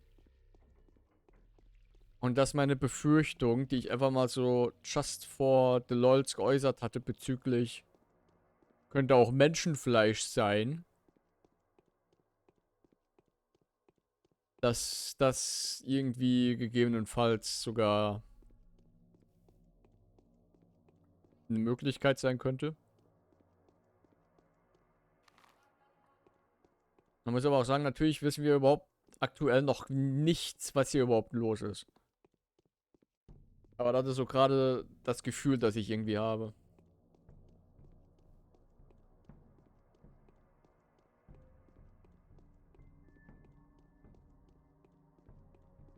Aber warum dann die Morde?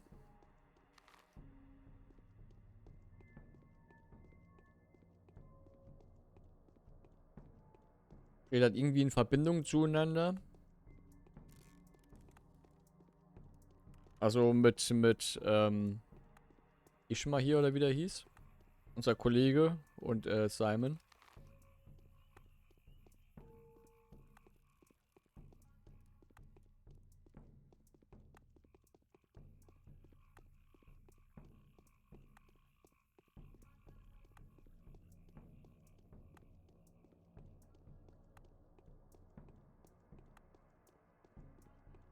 Ich hoffe, diese Eva kann mir jetzt sagen, wo Vlad ist.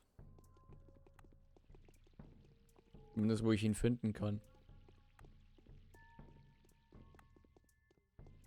Aber ich bin auch ein bisschen exhausted, also, ne? Müde. Verständlich vom ganzen Hin- und Herlaufen hier. Würde ich mal behaupten.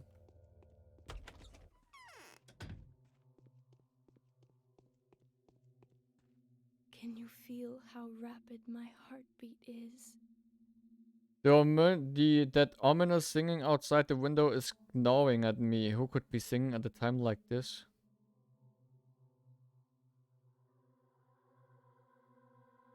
The butcher has been guided into the step.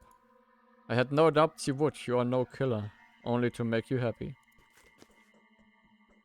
Ich hab Zeug gekriegt. I had a feeling you would come. Very little time has passed, but I feel hungry and exhausted again. Since you've decided to fight death, you will have to be very careful. It's September. Das ist korrekt. You will be dying with every breath of our air. We are all dying with every second of our life. Das war deep. It's exactly this annoying phenomenon that I have challenged. But since you've heard of them, I'm not going to waste your time on monologuing. What does September have to do with it? The steppe is full of various herbs. They fill the air with sizzling vapors. White whip, twaya, and Sveveri are dangerous in August and September when herbs surrender their juices to the sun. People tend to get headaches this time of year. Heart sufferers lie in bed with pains. My heart itches too. How do you people live here? Twaya is a rare herb, so usually it's bearable, but this year is unbelievably plentiful. The elderly say that this phenomenon is phenomenal. Nothing like it has happened before. They think it's a bad omen. Well, I don't believe that, but the air is droning. Can't you feel it? Don't you feel dizzy? You need to sleep often, never go hungry, drink more water. You need to look after yourself properly. If you feel sick, forget everything else and get some rest. Otherwise, you may die of a heart attack or bleeding. Be careful.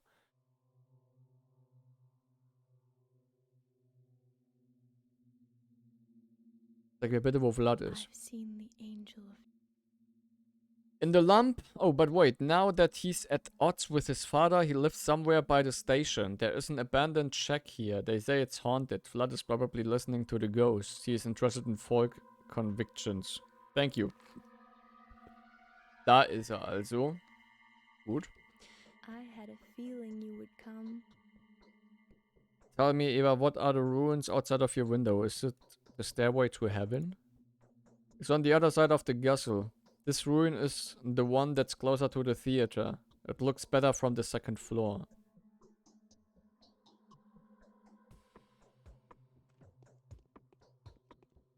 Ist das vielleicht... Was ist, wenn ich mich jetzt ein bisschen hinlegen wollen würde? Zum Ausruhen. Wenn ich nicht mehr so krass exhausted bin.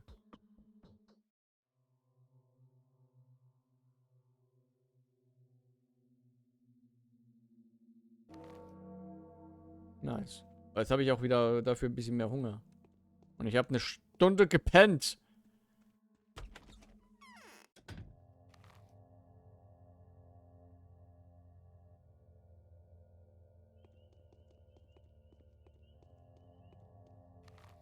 Ich will erstmal rübergehen.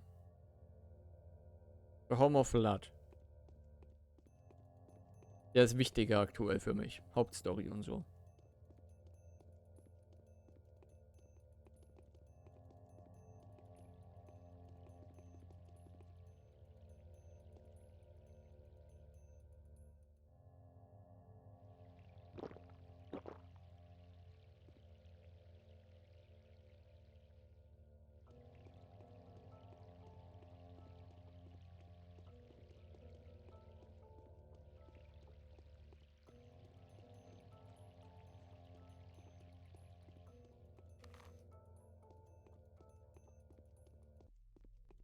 Ach, die Ruinen eventuell. Hatte die von denen geredet? Die eine Lady. Für die andere, für die eine Nebenmission.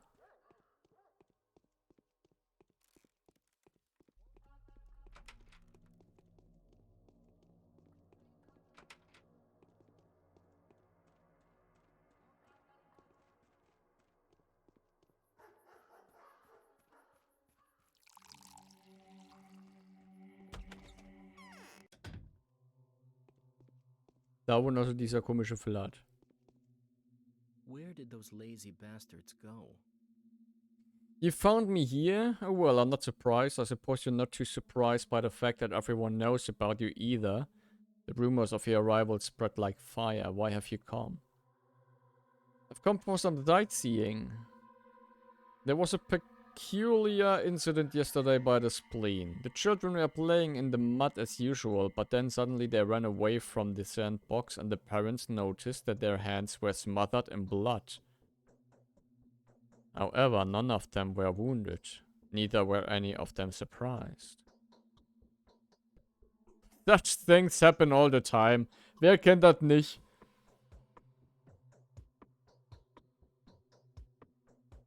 What's the solution of the puzzle? When the worried adults came to the place where the children had been playing, they found nothing unusual there. Only sticks and stones. What do you make of it?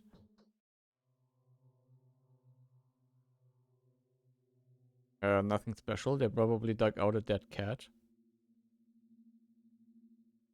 Your children play peculiar games.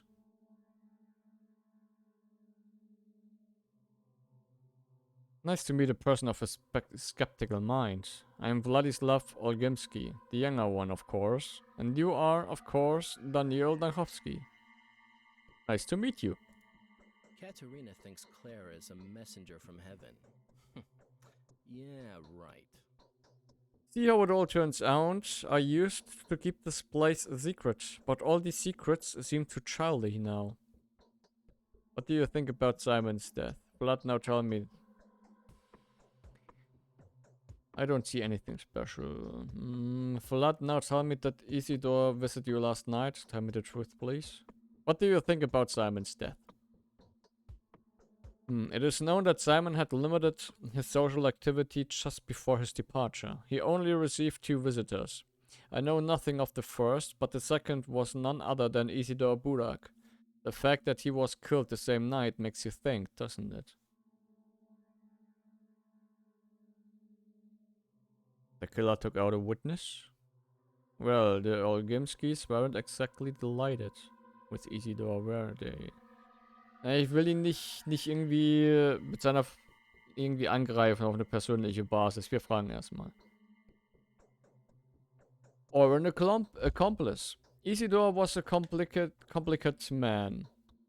If I told you about his position in the kin, he used to be a very well-respected person there, and I can't say everyone liked it.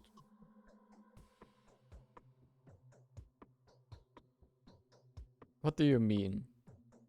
Isidore wasn't a doctor. He was more of a herbalist. He never studied medicine. All his receipts were about plants and roots, so to speak. He was knowledgeable, true. A sorcerer, if you will, but a very different one from Simon. An earthen sorcerer. Never heard that Simon used to be a sorcerer before. Ich muss da gerade irgendwie an Simon the Sorcerer denken. Wenn jemand das Spiel kennt. Simon was a theurgist. Isidore was a witch doctor.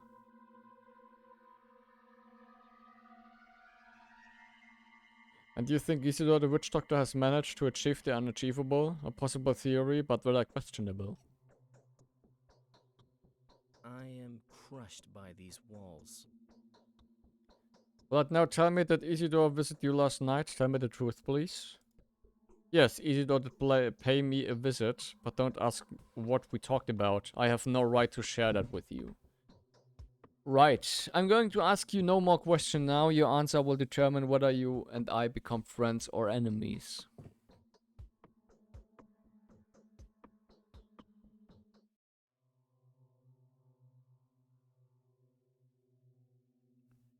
That is because that would make you betray your father, isn't it? Ich hätte vorher speichern sollen. Soll ich ihn auf die Geschichte, auf den Vater ansprechen oder sagen, ich stelle noch eine Frage, entweder Freund oder Feind? Das klingt mir aber fast schon ein bisschen zu aggressiv. Klingt mir fast schon ein bisschen zu aggressiv dann.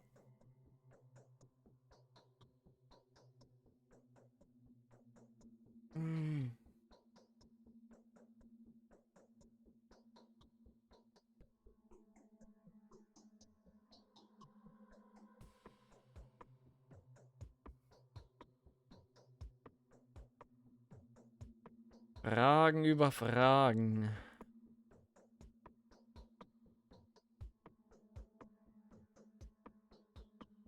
Jo, schönen Abend dir nochmal, Kaff. Mach's gut.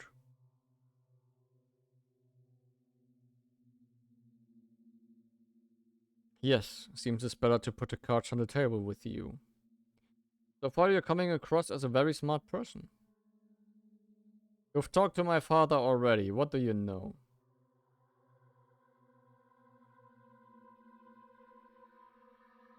Nothing, but I am counting on your, yes, your conscience. I'll find the whole truth out anyway, sooner rather than later.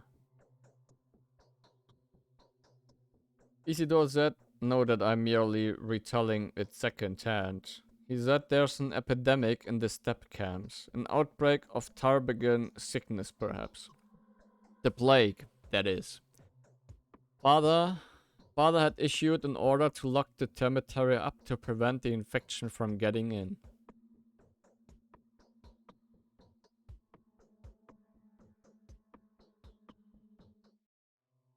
Do you think Isidore had already been infected when he spoke with you? He was wrapped in a cloth and smelled of alcohol. He said these were preventive measures, but I still think he could have done all that just to convince me. After failing to convince my father, it was idiotic of me to fall for it. So he could have already been infected when he visited Simon. We need to warn Reuben. It's very urgent. He is about to examine Simon as soon as the period of the time required by the kinds passes. But where is he? I have no idea. Where is he staying? I don't know. There was a secret dissecting room in one of the warehouses, but no one knows where exactly. He used to live mostly in the steppe, sometimes sleeping in the cemetery or at Lara Rebel's shelter. But he's not there. I know that for sure. He went away to mourn his master. What would you have done if you were him? I would have resigned myself and left the place for good. My investigation is over. I'd wait for him at the Kinds. It's simple. I'd check every warehouse, of course. Perhaps I'd find something. I would have resigned myself and left the place for good.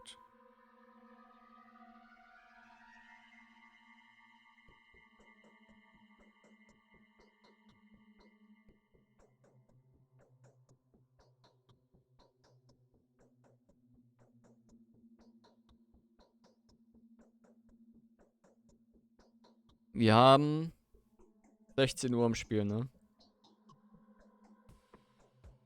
Ich glaube, ich würde einfach sagen...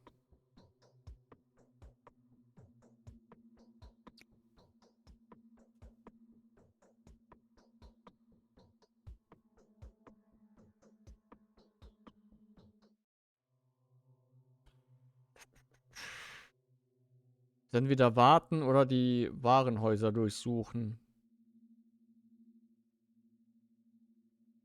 Hier ist die Frage der Fragen. Ich weiß noch nicht mehr, wie viele Warenhäuser es überhaupt gibt. Was meint ihr auch genau mit Warenhäuser? So was wie ein Lager oder Läden?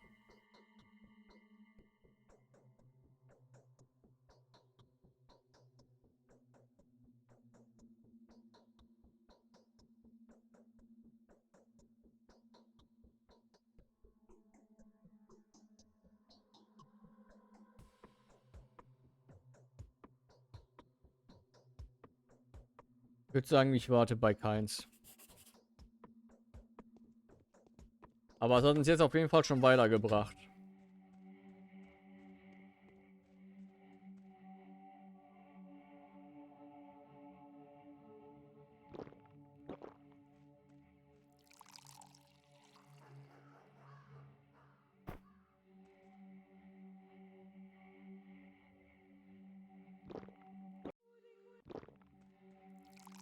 Ah, fuck, Exhaustion geht auch, wenn ich normal trinke, hoch. Das ist schlecht. 17 Uhr haben wir sogar. Gut, dass ich nicht die Warenhäuser durchsuche, weil das hätte durchaus ein bisschen gedauert.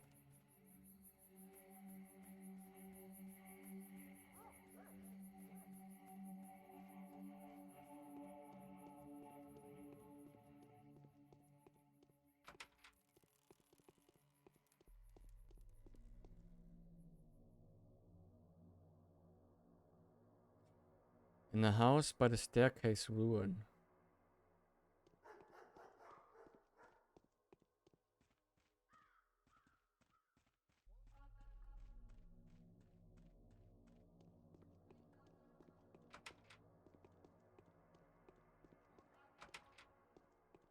Ihr wüsste, wo dieses Haus sein könnte. Wie viel Zeit ich überhaupt habe. Für die Nebenmission. Aber bisher mag ich das Spiel irgendwie.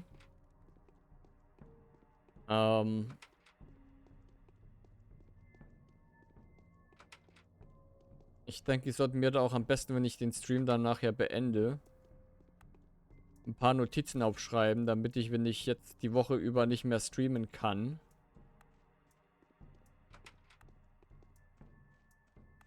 dass ich dann zumindest, wenn ich das dann nächste Woche wieder spielen sollte, noch so ein paar Dinge weiß. Ja, wir gehen zu den Keins.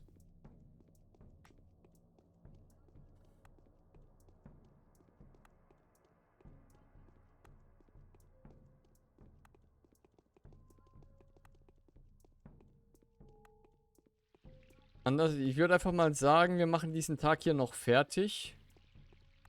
Sag ich jetzt einfach mal so. Und dann ist für heute auf jeden Fall Schluss.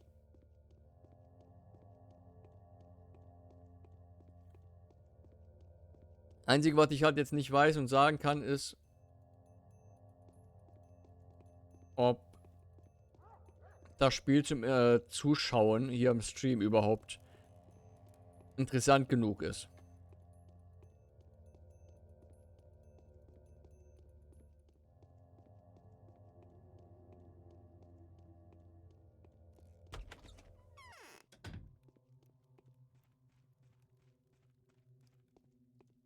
Wer bist du? Ah! Greetings, friend. I heard news for you of your arrival. Everyone has. Are you here to examine the body as well? My dear colleague, I do hope you haven't touched it yet. I haven't. Is there a problem? Simon's body, wherever it is, poses a dire threat. I suspect he has died of a contagious disease.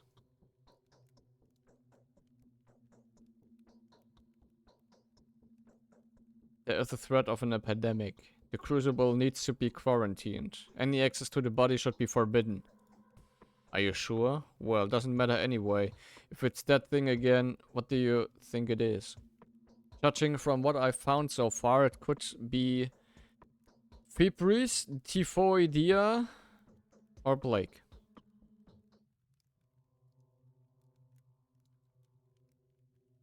I suspect Yersinia pestis or something not too dissimilar. What could these steps be home to? Or plague. I don't believe it. A second outbreak? Wait a second. I need to regain my senses. Are you sure about this? Do you mean what you say? I am and I do. If it's the Zand Plague, Master's death was so untimely. If it's the Zand Plague, we only have a few more days to live. You see, I have no idea how to stop it. No one does.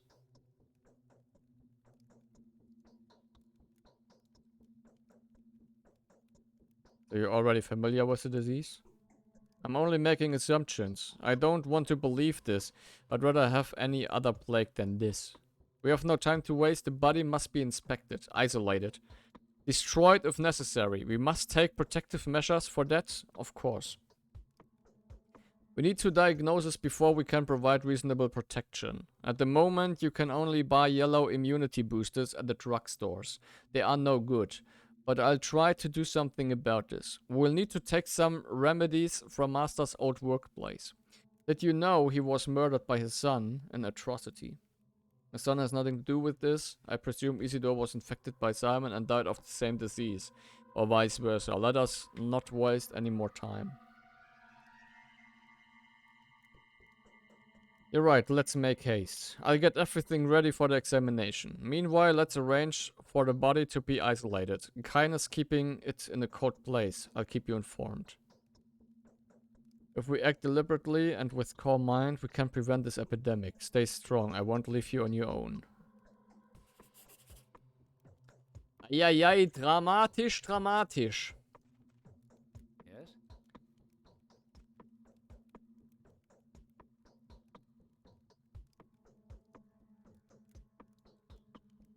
We have identified the killer, although we've yet to apprehend him. Ruben will collect the necessary equipment to protect him as he works with the bodies. In the meantime, I should inform Georgie Kine.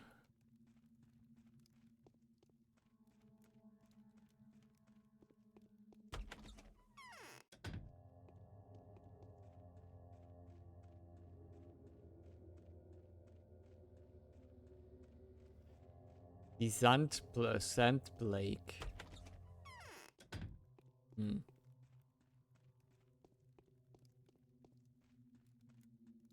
However brilliant an action, it should not be esteemed great unless the result of a great motive. I have been told of your initial verdict. You assert that Simon Kane was not killed by a human or a Shabnak demon, but died of a natural cause, or succumbed to some physical sickness. Is that what you are saying? I wouldn't say he died naturally. He died of a mysterious disease. Microbes are more efficient killers than demons. Is that a hypothesis or a fact supported by evidence? It's a proven fact. What is this proof then? Show me the body, Judge, and you will have it. The body is in the focus of the crucible. You cannot examine it now, and I mean that it is technically impossible. No one may see the body before a certain period of time passes. Neither Master Ruben nor you, my dear bachelor, not even myself. What am I supposed to do then? When can I ask of you now? What can I ask of you now? You have come to a conclusion already, have you not? If you haven't, then I urge you to seek out the facts as relentlessly as we do. May Providence help us if you're right. I will discuss this with your brother. I mean, Victor, obviously. Ein Hin- und Hergelaufe gerade.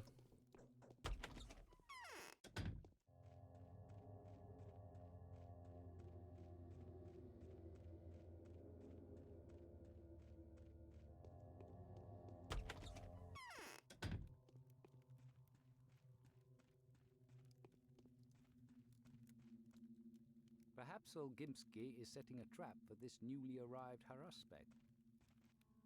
Yes? Okay, kann ich nicht.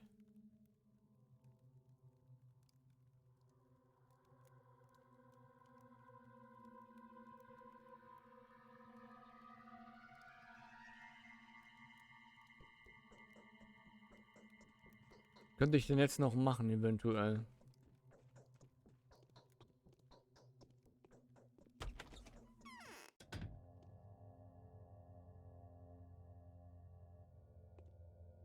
Sieht fast schon so aus, als wenn ich hiermit jetzt fertig wäre, wegen den 3 Sternchen. Und der Conclusion, die da steht, der Lösung.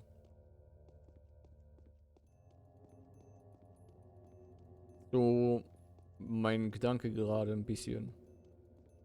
Kann ich da rein? Alter. Die roten Scheiben, ne?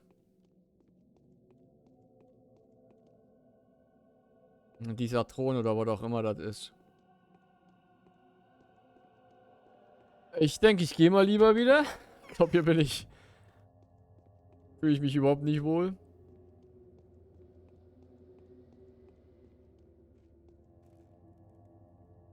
Noch eine Wasserflasche.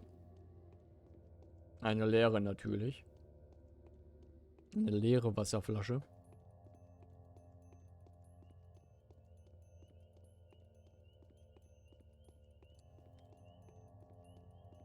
Aber meine Exhaustion ist mittlerweile so hoch.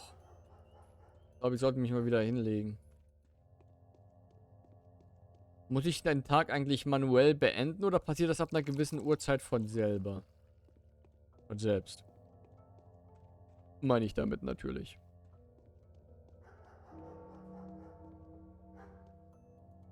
(18 Uhr).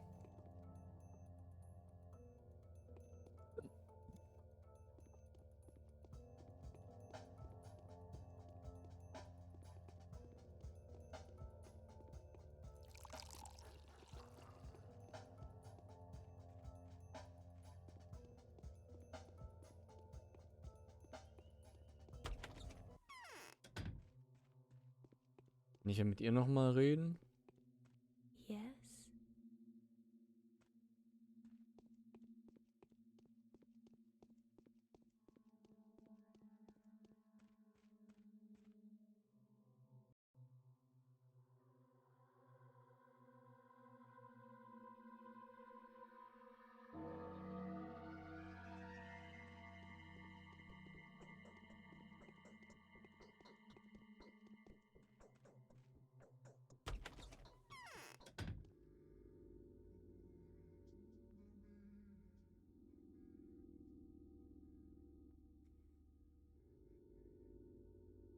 Many-legged fugitive.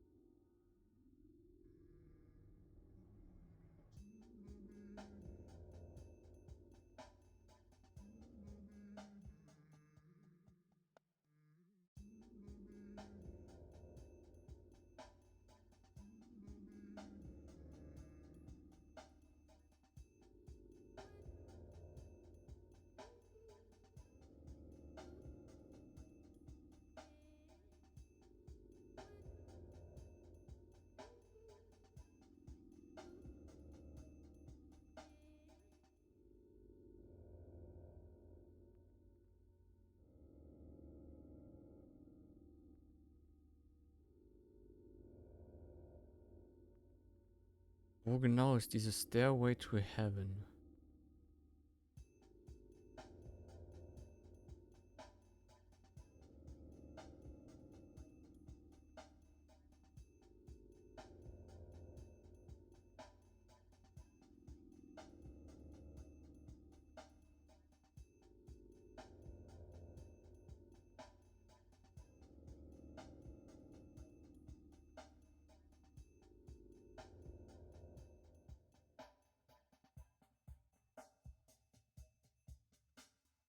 Ist klar. Aber ich werde auch nicht mehr so lange machen. Ich will jetzt noch gucken, dass ich irgendwie klarkomme mit der Stairway to Heaven. Ähm.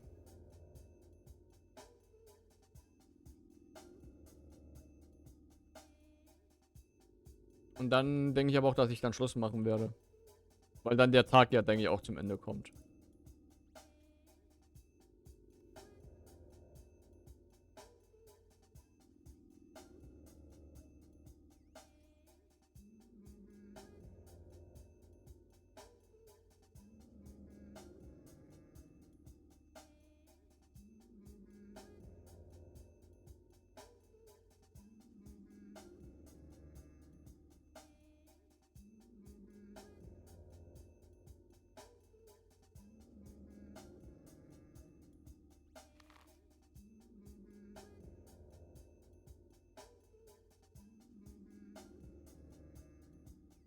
Was ist hier überhaupt für ein Symbol auf der Karte?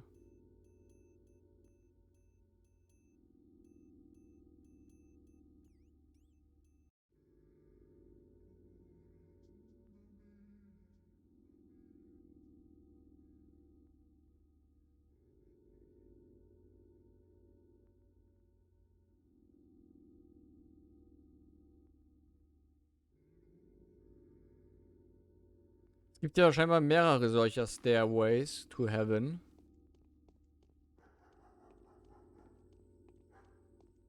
Ich wette, mit denen hat es auch noch irgendwas Symbolisches auf sich.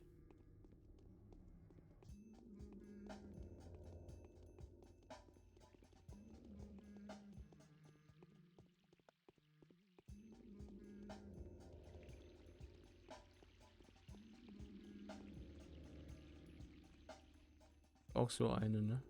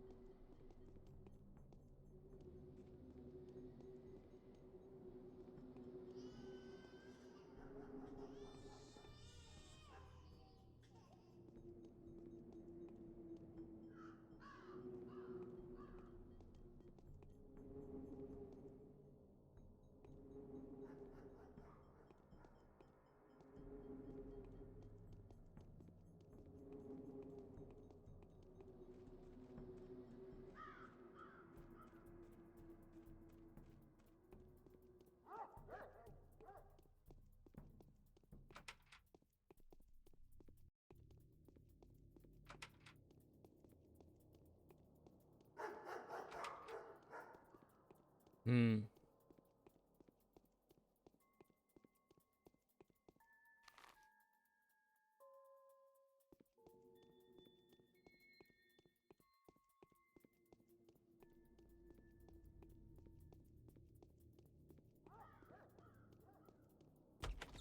Oh, habe ich es gefunden?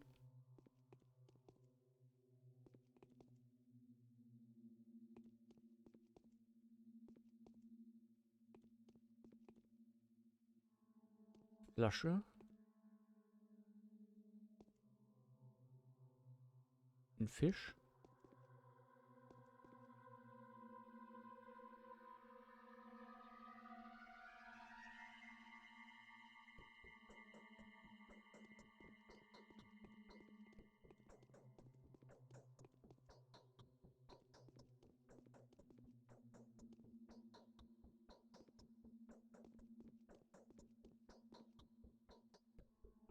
Das ist dieses getrocknete Fleisch. Smoked meat. A month ago. Very nutritious and filling. It's very popular among... das... Da steht nichts davon, dass es ungesund ist. Oder sein könnte.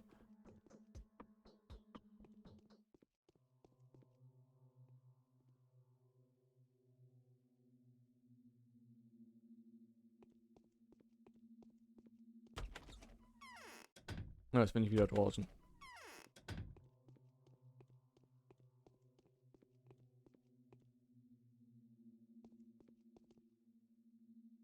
Fuck.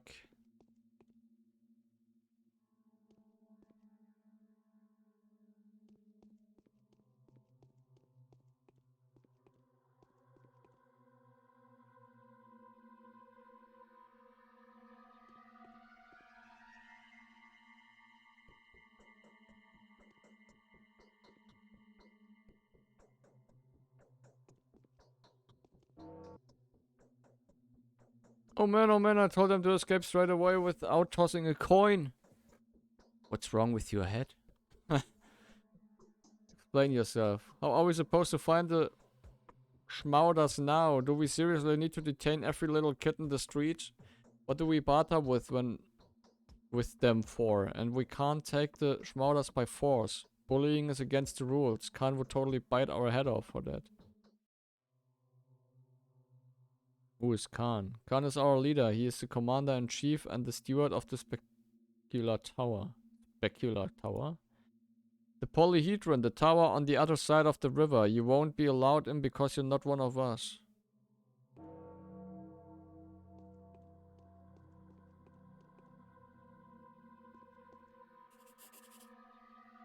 Habe ich es gerade gefunden? Mauder. Ich hab's gefunden. Fuck, wo kommt die alle her? 21 Uhr. Also ich denke, ich gehe jetzt direkt nach Hause. Gebe die Quest jetzt nicht mehr ab. Oh Gott, ich weiß nicht, ob ich nachts draußen unterwegs sein will, ganz ehrlich.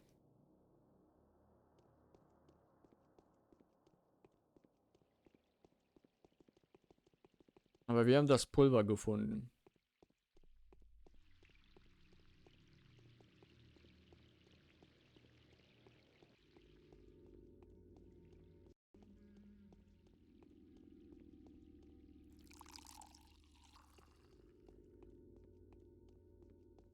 Oder so spät nicht mehr draußen sein, würde ich behaupten.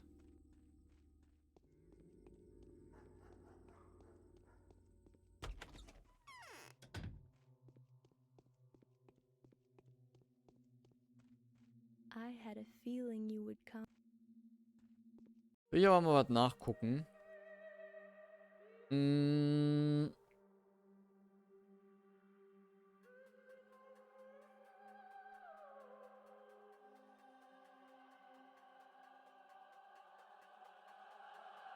Okay, ich hatte 4 Quests annehmen können. Am ersten Tag, aber ich habe nur 2 gemacht. Einfach mal kurz nachgeguckt, mehr will ich jetzt auch davon gar nicht wissen. Also 2 Quests habe ich wohl verpasst, wenn ich das gerade richtig deute, aber ist auch egal. Speichere mal. Und würde sagen, wir beenden den Tag.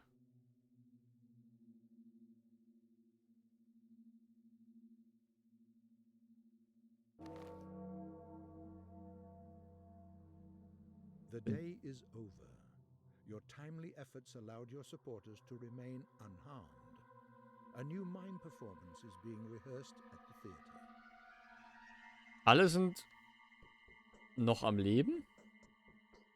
Habe ich das gerade richtig gedeutet?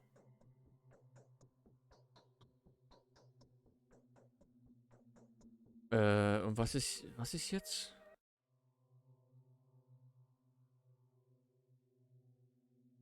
Soll ich zum Theater oder was?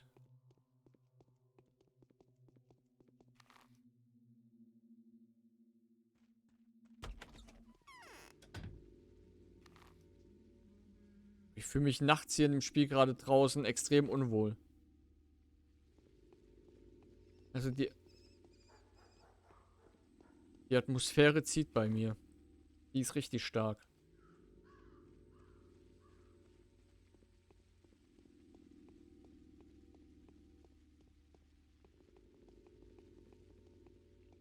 Man fühlt sich wirklich unwohl.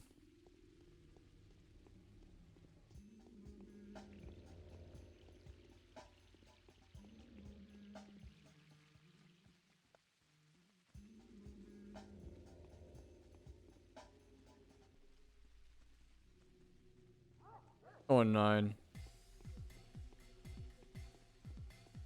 Bitte nicht. Ich hoffe, er ist nicht schneller als ich.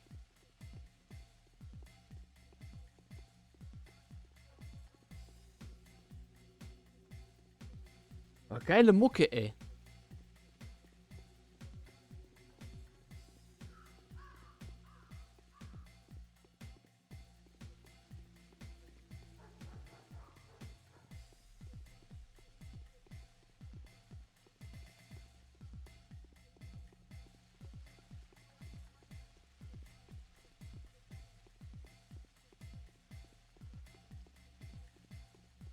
Der immer noch hinter mir? Ich will nicht gucken. Ich habe Angst.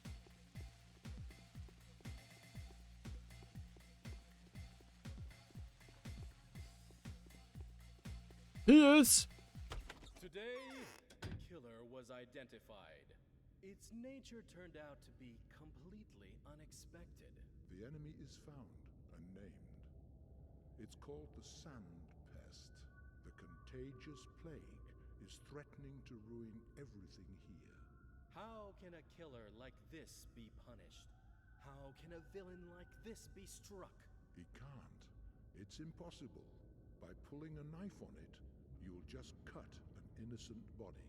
I think I should go. Nothing to be done here anyway. You should go. Go then. Wherever you please. Shoo! 'Tis the day of the killer was identified. Its nature turned out to be completely unexpected. The enemy is found and named. It's called the Sand Pest. The contagious plague is threatening to ruin everything here. How can a killer like this be punished? How can a villain like this be struck? He can't. It's impossible. By pulling a knife on it, you'll just cut an innocent body. I think I should go. Nothing to be done here anyway.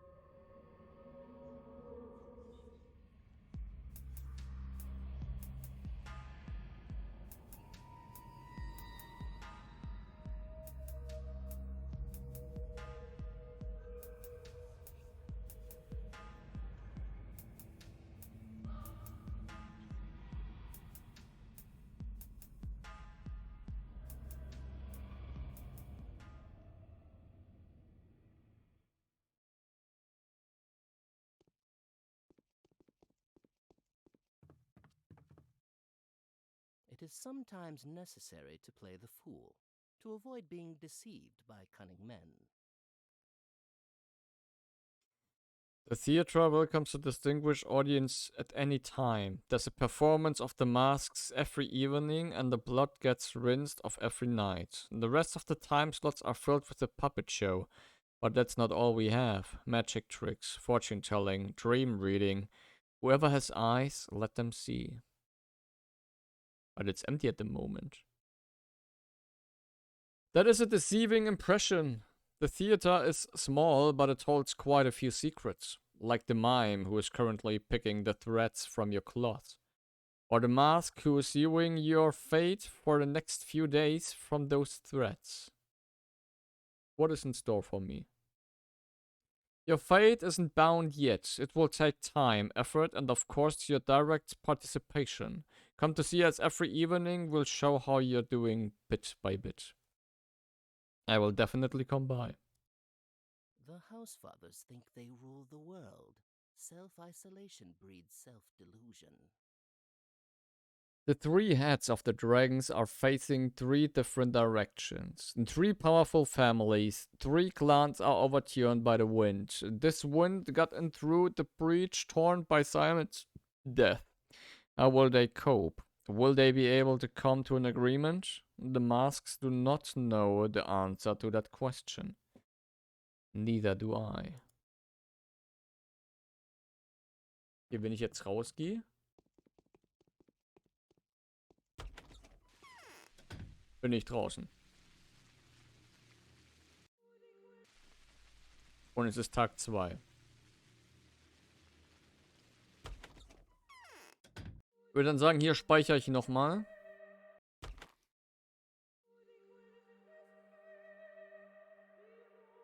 Perfekt. Und hier kommen wir dann auch zum Ende. Dann würde ich mal jetzt einfach mal so schätzen. Also. Finde ich sehr interessant, das Game.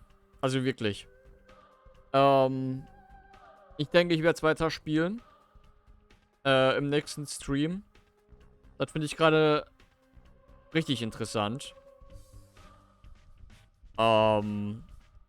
Gefällt mir bisher relativ gut. Wann der nächste Stream genau sein wird, kann ich leider nicht so genau sagen. Das könnte morgen sein.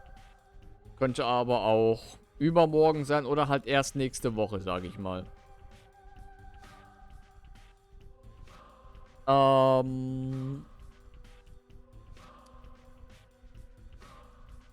Ich muss zugeben, aktuell, ich muss mal gucken, wie ich mit Koromon weiterverfahre.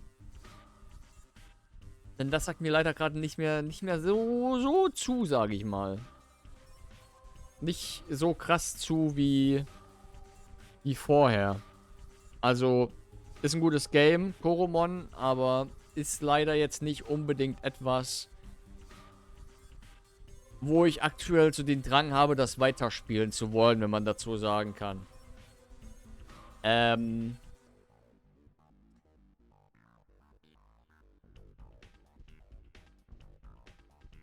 Vielleicht werde ich das mit Pathologic ersetzen. So der Gedanke aktuell. Bin mir jetzt aber auch nicht so ganz sicher. Ich weiß es nicht. Ich weiß es nicht. Ich weiß es halt leider wirklich nicht.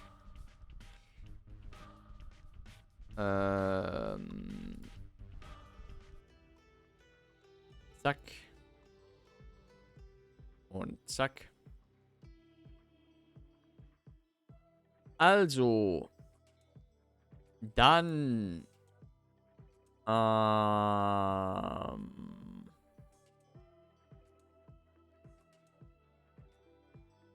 Gucke ich gerade vorm Beenden, wo, wie, was. Also. Hallo Salia. Wo kommst denn du jetzt her? Wie geht's?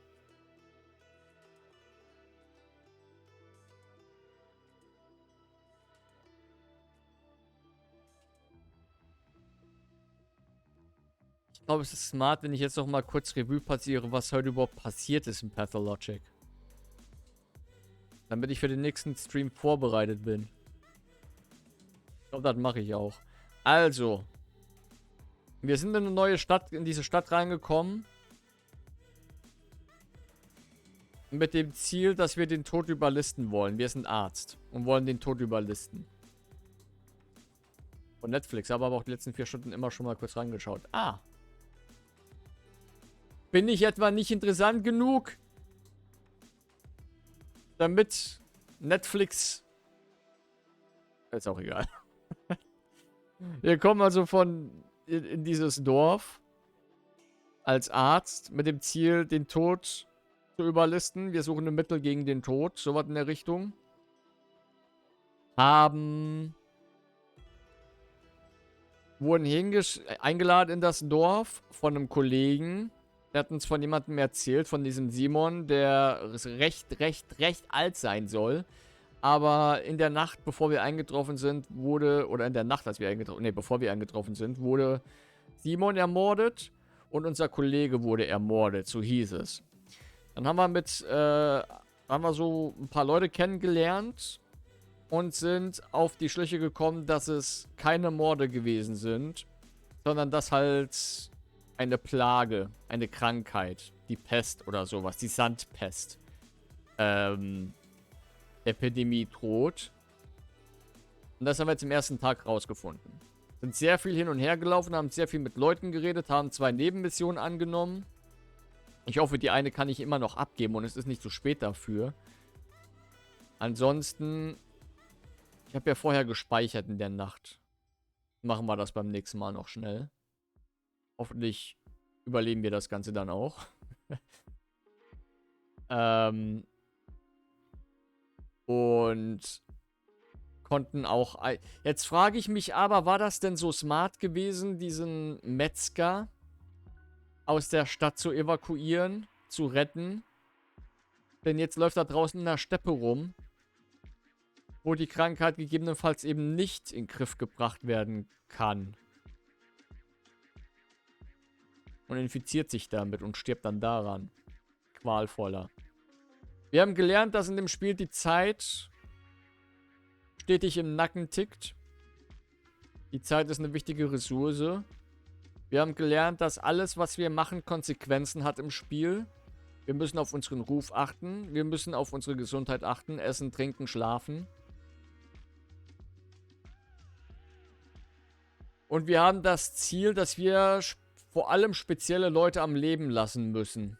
Dass die überleben müssen. Die sind wohl sehr wichtig für die Story. Wenn einer von denen stirbt oder so, da haben wir ein Problem. Es ist dann wohl nicht Game Over, sondern es ist dann halt einfach eher so, wird schwierig weiter voranzukommen. WB Carnage. Also das haben wir herausgefunden.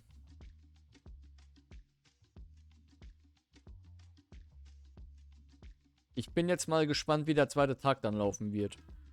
Denn der erste Tag soll ja eher so der Tag sein. Ich muss mal gucken, bei Achievement. Ich habe ja ein Achievement gekriegt, als ich den Tag überstanden habe.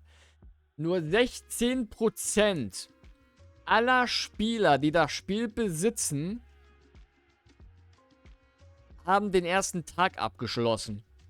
Ich gehöre zu den 16%, die das Spiel über den ersten Tag hinaus gespielt haben.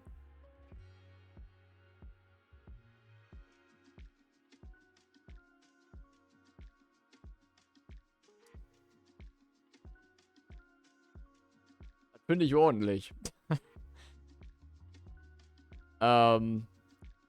Ziemlich bedrückende Atmosphäre, dieses Spiel.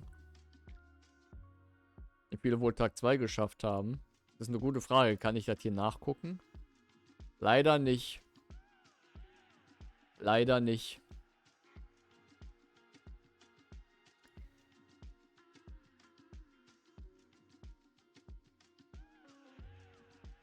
Und was ich halt immer so bisher in Erfahrung bringen konnte, ist, dass es ab dem zweiten Tag nochmal intensiver werden soll, was die Atmosphäre und sowas betrifft. Und dass dann halt ab da im Grunde so ein bisschen der Survival-Horror losgeht. Aber du hast jetzt 4 Tage lang nur einen Tag gespielt. 4 Stunden lang. 3 Stunden. 3 Stunden. Ich meine mal gelesen zu haben, dass ein Tag im Spiel 2 Stunden dauert. Die Musik ist mir gerade zu aufregend. Dass ein Tag 2 Stunden dauert, aber mit den ganzen Dialogen dazwischen. Weil dann pausiert die Zeit. Dialoge pausieren die Zeit.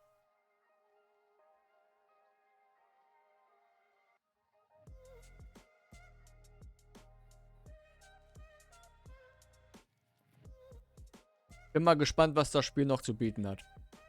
Bisher finde ich es auf jeden Fall sehr interessant. Es war auch gerade eher so, jetzt der erste Tag zumindest, war mehr so ein Detektivspiel. Dass ich angekommen bin, mir wurde von einem Mord berichtet und ich musste dann jetzt rausfinden, wer der Mörder ist. Und habe dann die Leute befragt, habe versucht, also eins und eins zusammenzuzählen. Bin zu der nächsten Person gegangen, habe die befragt, habe nochmal bei einer anderen Person nachgefragt, bin Hinweisen nachgegangen, so nach der Richtung. Das hat mir schon recht gut gefallen. Irgendwie. Ich bin mal gespannt, wie es weitergeht. Und das dann mit der Pest losgeht. Und ich bin auch gespannt, ob das irgendwelche Folgen haben wird, dass ich von dem dreckigen Wasser getrunken habe aus dem Brunnen. Wo mir der eine Typ davon erzählt hat im Spiel. Der eine NPC, der gesagt hat, dass das Wasser rötlich aussieht, dass es Klumpen hat und so. Und ich habe den Scheiß getrunken, ey.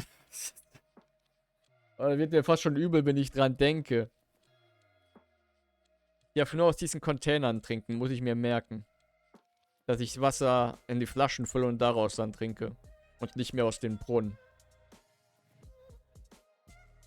Aber bisher gefällt es mir echt gut. Bin gespannt, ob das Spiel weitertragen kann. Ich glaube, es gibt, wenn ich das jetzt richtig deuten kann, aufgrund des Logs, des Journals, whatever, 12 Tage.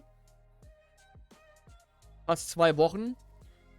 Bin gespannt, ob ich die überleben werde und ob ich es schaffen werde, die wichtigen Leute, die ich am Leben lassen muss, am Leben halten muss, ob ich die auch am Leben halten kann.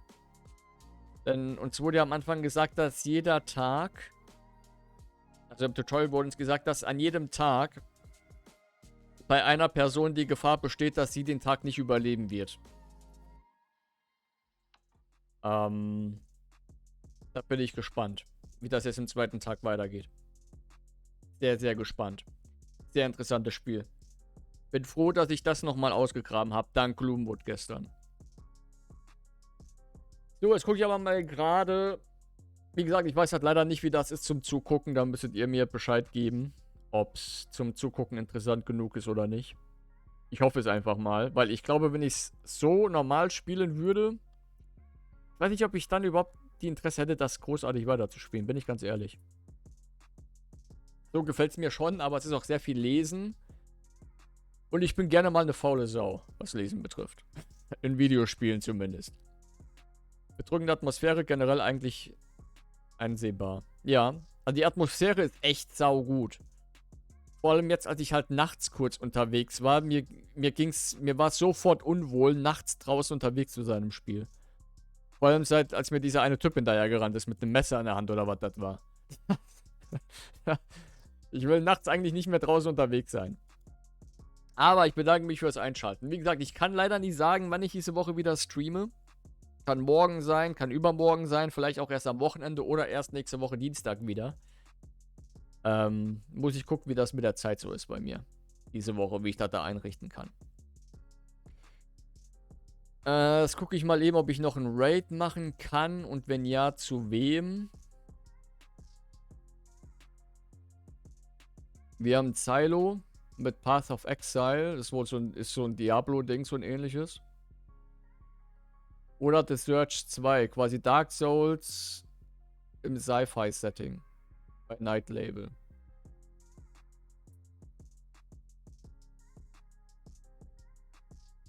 Night Label hat 6 Zuschauer, Silo hat 3 Zuschauer. Ich glaube, dann schicke ich euch zu Silo.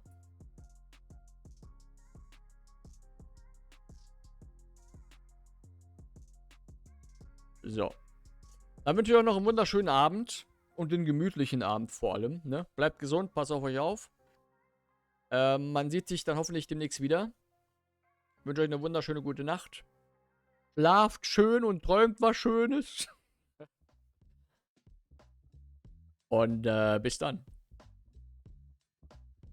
Ciao, ciao.